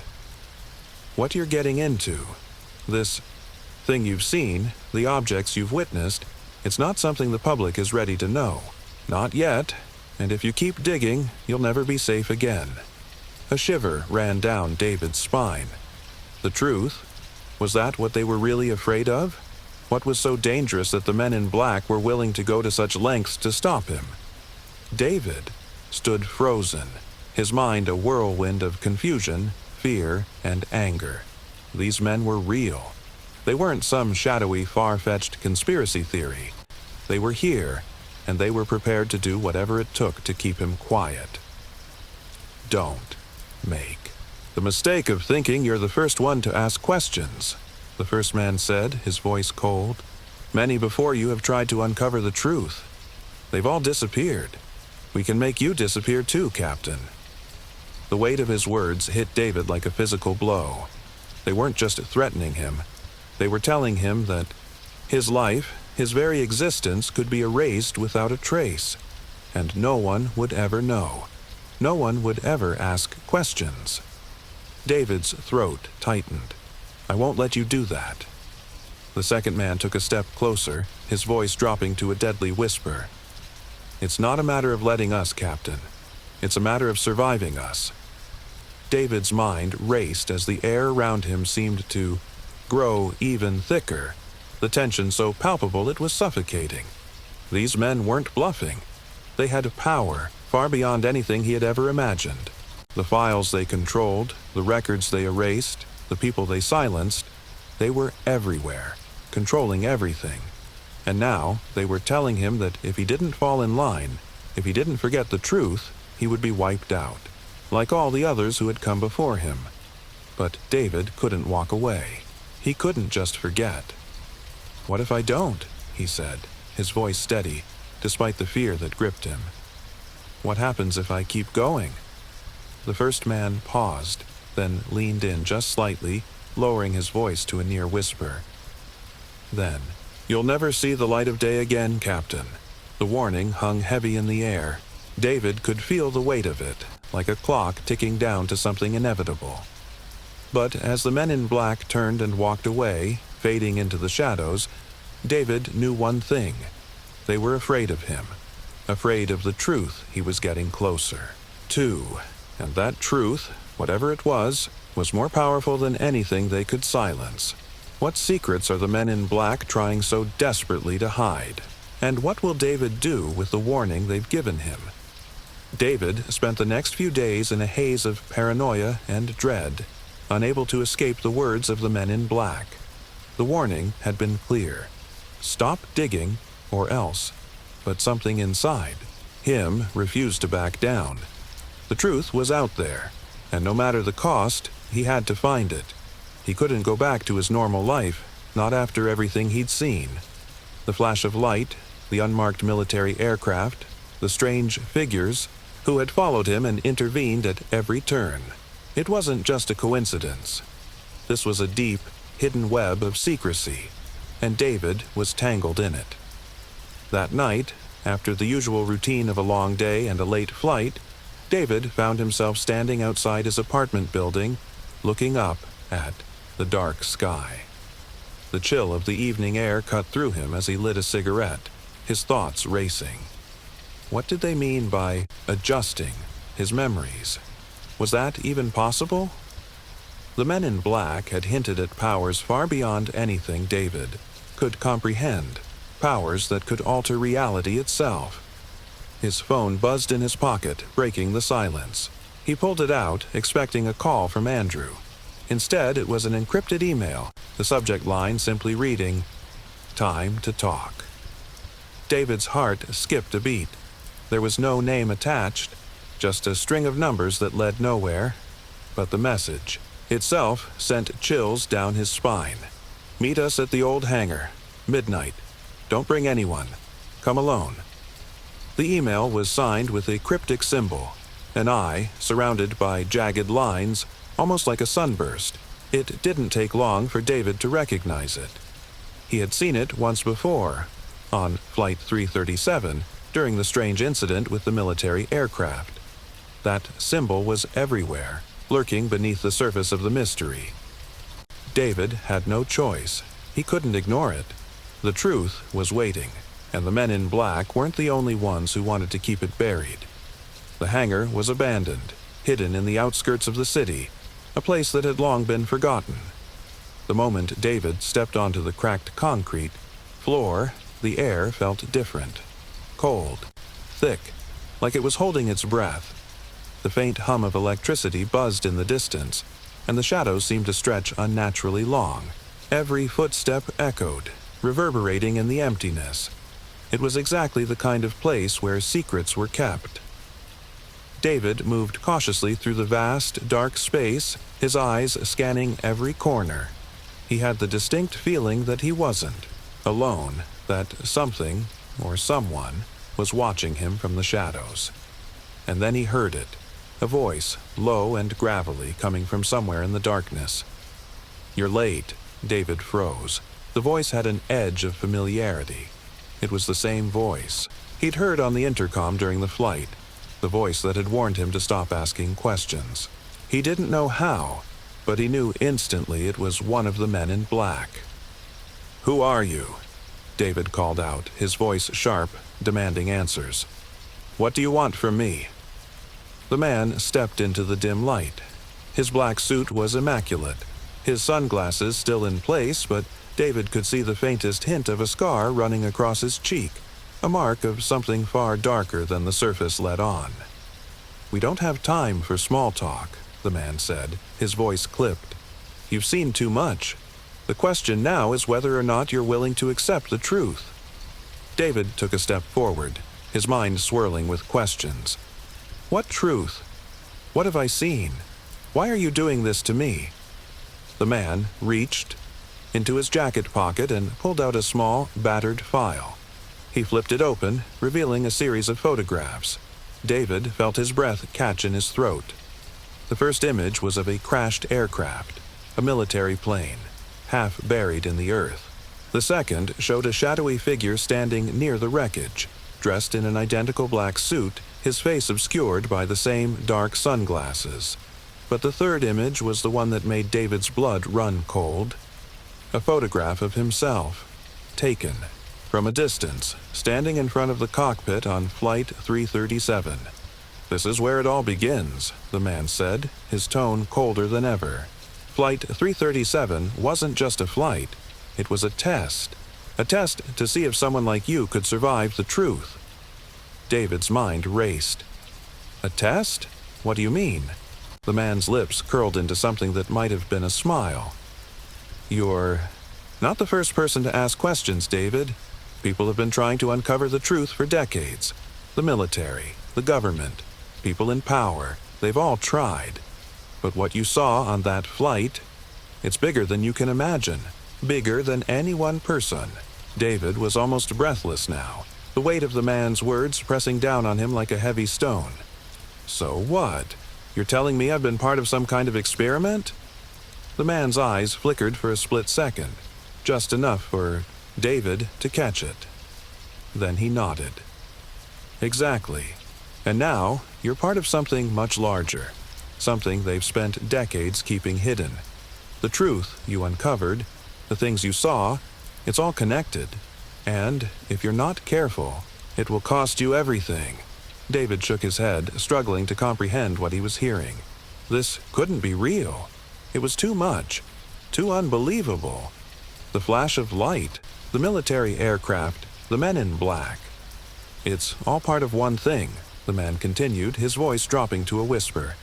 "There are forces in play that control, far more than you understand. Forces that have been pulling the strings behind the scenes for generations. And you, David, are now part of their plans." David's hands were shaking. "What do you want from me? Why me?" The man stepped closer, his face now just inches from David's. "We need you to make a choice, David. Walk away, forget everything, and we can protect you. Or, if you choose to keep digging, you'll be hunted, and you'll never be free." Again. David stared at him, feeling a surge of panic rise in his chest. "You're saying I can't escape?" The man's eyes darkened. "There is no escape. Not anymore." The silence between them was deafening, filled only by the sound of David's heartbeat pounding in his ears. He was trapped, no matter which path he took. The truth seemed both inevitable and unbearable, but something inside him snapped. "I won't walk away," David said, his voice firm, filled with defiance. "I need to know what's happening. I need to understand." The man's lips twitched, almost as if he were disappointed. "Then you've made your choice, Captain." Before David could react, the man turned and disappeared into the shadows, leaving David standing alone in the hangar, the weight of his decision settling like a stone in his gut. What choice has David made? and what will happen next as he continues to uncover the truth.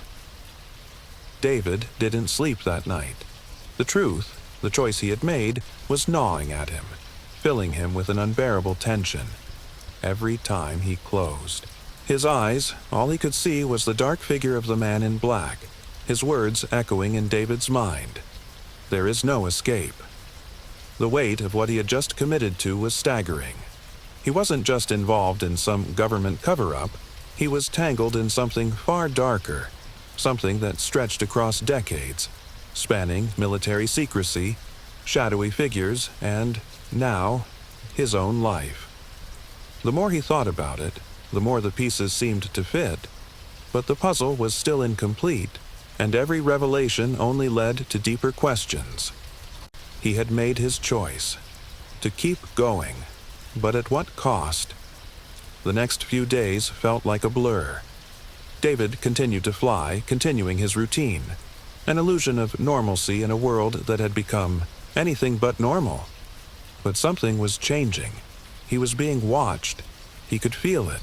Every time he checked the rear-view mirror in his car or glanced over his shoulder in the crowded airport terminal, his instincts screamed that someone was there, watching, waiting. It wasn't just paranoia. It was a certainty. Then, 2 days after his meeting in the hangar, something happened. Something that would change everything. It was late after David had landed back in New York when he received another encrypted message. His heart raced as he unlocked it, and the words that appeared on the screen sent a chill down his spine. The truth you seek is hidden in plain sight, but you have to know where to look. Go to the archives, the records. Your past is the key. The D message was signed with the same cryptic eye symbol that had haunted him since his first encounter with the men in black. There was no return address, no sender, just a message and a warning. David's pulse quickened. The archives, the records. He didn't know what it meant, but there was no time to waste. He couldn't ignore it. He left his apartment without thinking, a growing sense of urgency propelling him forward. The late-night streets were empty, but David felt the weight of eyes on him, as though he were being silently followed. The unease in his stomach tightened. At the archives, a building tucked away from the public eye, the atmosphere felt oppressive.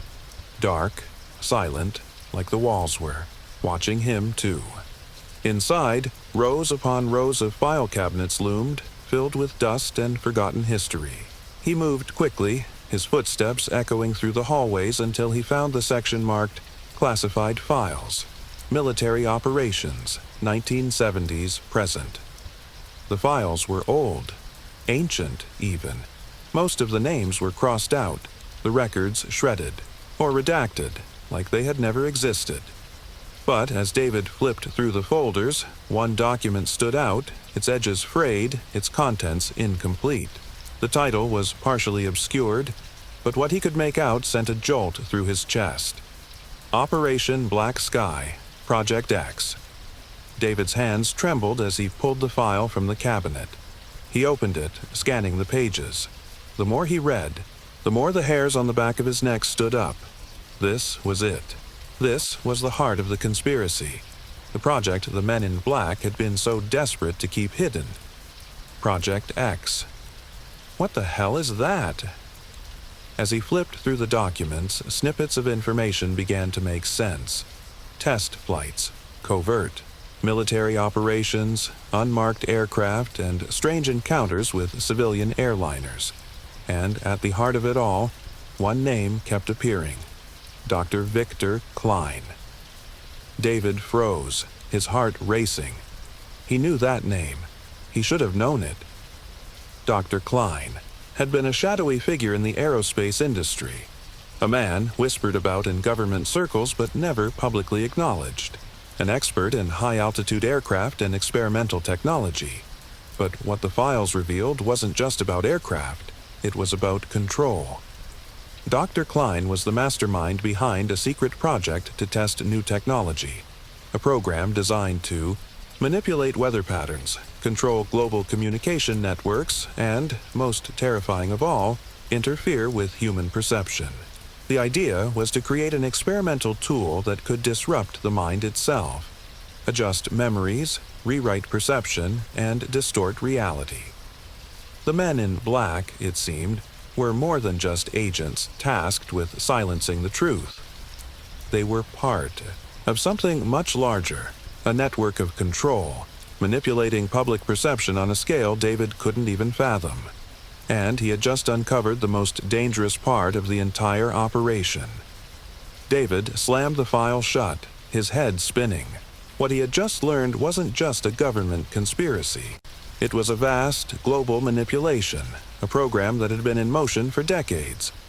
But just as the weight of the discovery began to settle, David heard a sound, a creaking, followed by the soft shuffle of footsteps in the hallway. Someone was coming. His heart leapt into his throat.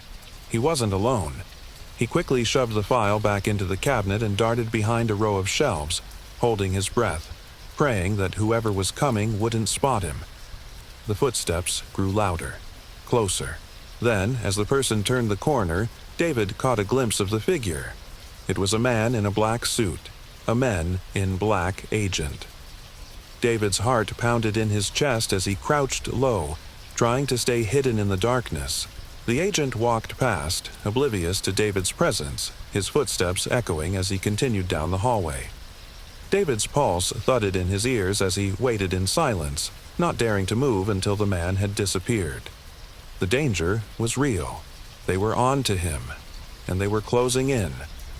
But David couldn't stop now. Not when he had uncovered the truth. Not when he had seen the heart of the conspiracy laid bare. He had crossed a line, and there was no going back. What is Project X, and why has David become such a threat to the Men in Black? David's heart was a war drum in his chest, pounding louder than ever as he stepped into the cold night air. The file he had just uncovered pressed tightly against his side. The Men in Black were after him. They were everywhere, hidden in plain sight, always watching, always waiting. He had uncovered their darkest secret. Project X was real, and it was more dangerous than he could have imagined. A tool capable of warping reality itself. A tool designed not just to control people's perceptions, but to erase them. What had begun as a mysterious encounter on Flight 337 had turned into a full-scale assault on his life. He couldn't even trust his own memories anymore. What if they had already used the device on him? What if his entire life was nothing more than a carefully orchestrated illusion? David had no time to waste. The Men in Black were closing in, and every second counted. He needed to confront them. He needed answers. He didn't make the decision lightly, but there was no other choice.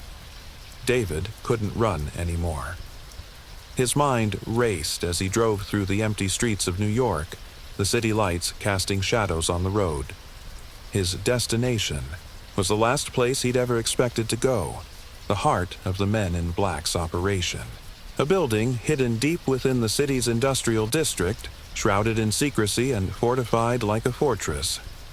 David had spent days tracking its location, following the breadcrumbs left by the Men in Black themselves. Now, standing at the entrance of the building, he could feel the weight of the moment pressing down on him. This was it.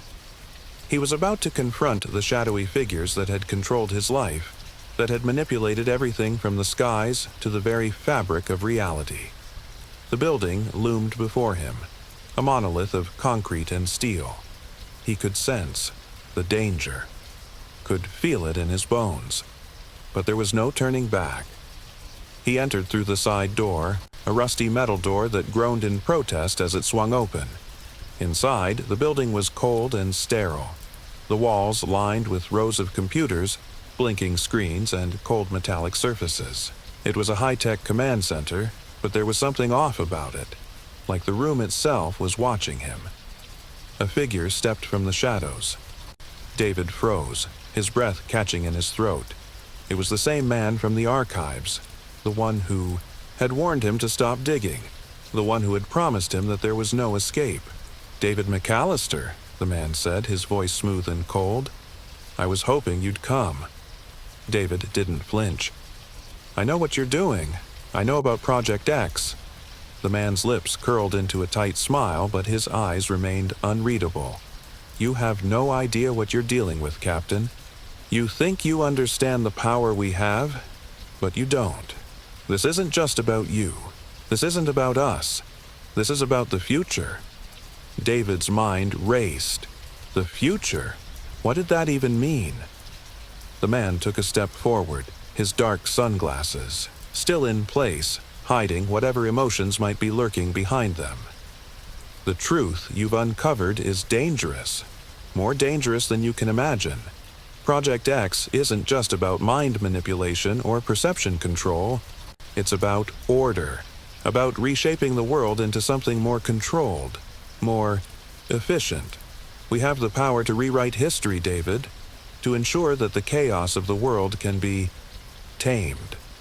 David's blood ran cold. They weren't just after power. They were after control. Absolute, total control.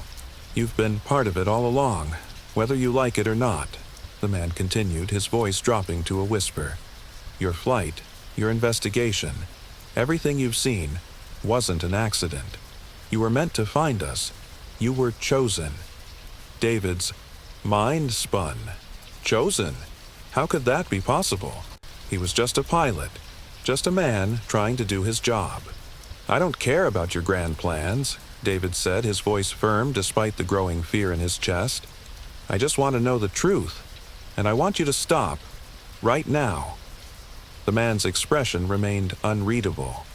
"You don't get it, David. You never will. This isn't something that can be stopped. You can't undo what's already been set in motion." David's anger flared, but there was also a deep, visceral fear that gnawed at his insides. How much control do they really have? The man stepped even closer, his presence looming over David like a predator closing in on its prey. "You think you can stop us, but you can't. There are too many of us, too many layers of power. You can expose the truth to the world, but the world won't care. They'll forget. They always do. And as for you, Captain McAllister, your memory will be adjusted. Your mind will be wiped clean. And none of this will ever matter again." David's heart raced. Memory adjusted. They had done this before. Erased people, covered up truths, silenced those who got too close. "Do you think the world is ready for what you've uncovered?" The man sneered, his eyes narrowing. "You'll be forgotten like all the others who've come before you. Just a blip on the radar, a footnote in a history no one cares about." But David wasn't ready to back down. He couldn't. "If you think I'm just going to let you do that, you're wrong," David said, his voice steady. "I won't be silenced. Not this time." The man studied him for a moment, his expression unreadable. Then, without warning, he took a step back. "Then you'll learn the truth the hard way, Captain. But don't say we didn't warn you." Before David could respond, the man vanished into the shadows, leaving him standing alone in the heart of the building. The weight of what he had just learned settled around him like a suffocating cloak. This wasn't just about him anymore. It was about the world. The truth was far more dangerous than he had ever imagined. And now it was too late to walk away. Will David's search for the truth lead him to the ultimate showdown with the men in black? What will be the cost of exposing their dark secret? David stood in the cold, sterile command center, his heart still hammering in his chest. The man in black was gone, but his words lingered in the air like smoke. "Your memory will be adjusted. You'll be forgotten."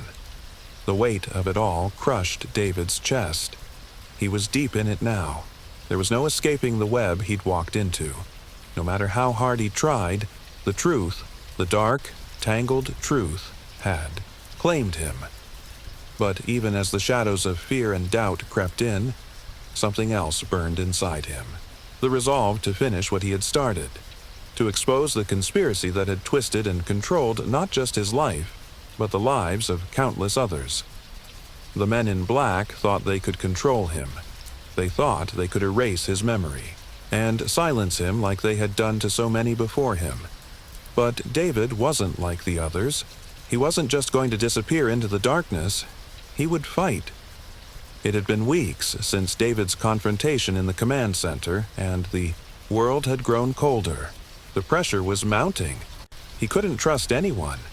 Every time he checked over his shoulder, there was the unmistakable sense of eyes on him, watching, waiting.